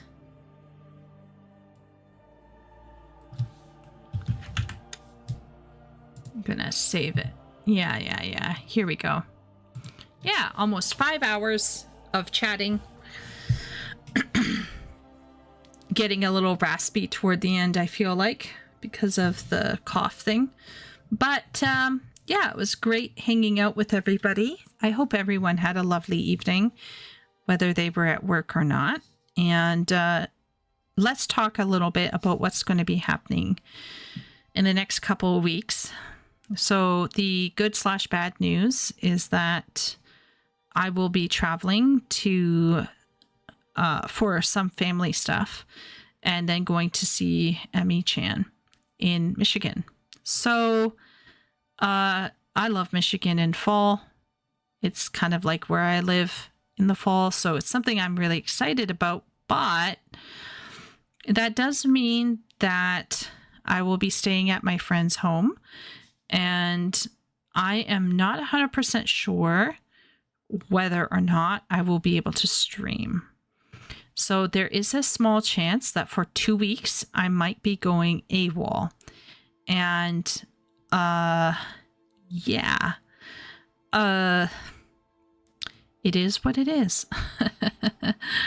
But basically, hopefully, if I do have a chance to stream, I will. But if I don't, I will probably give a shout out on YouTube to let everyone know. But basically, I'm going to be traveling for a bit, so I might not be able to stream. But I will be go steal Shay's cooking. Yeah, travel over to Shay. Travel down, I should say, I think. But anyway, yeah. yeah. Try some of that mole. But yeah. So I'm going to see what I can do, but I don't want to promise anything.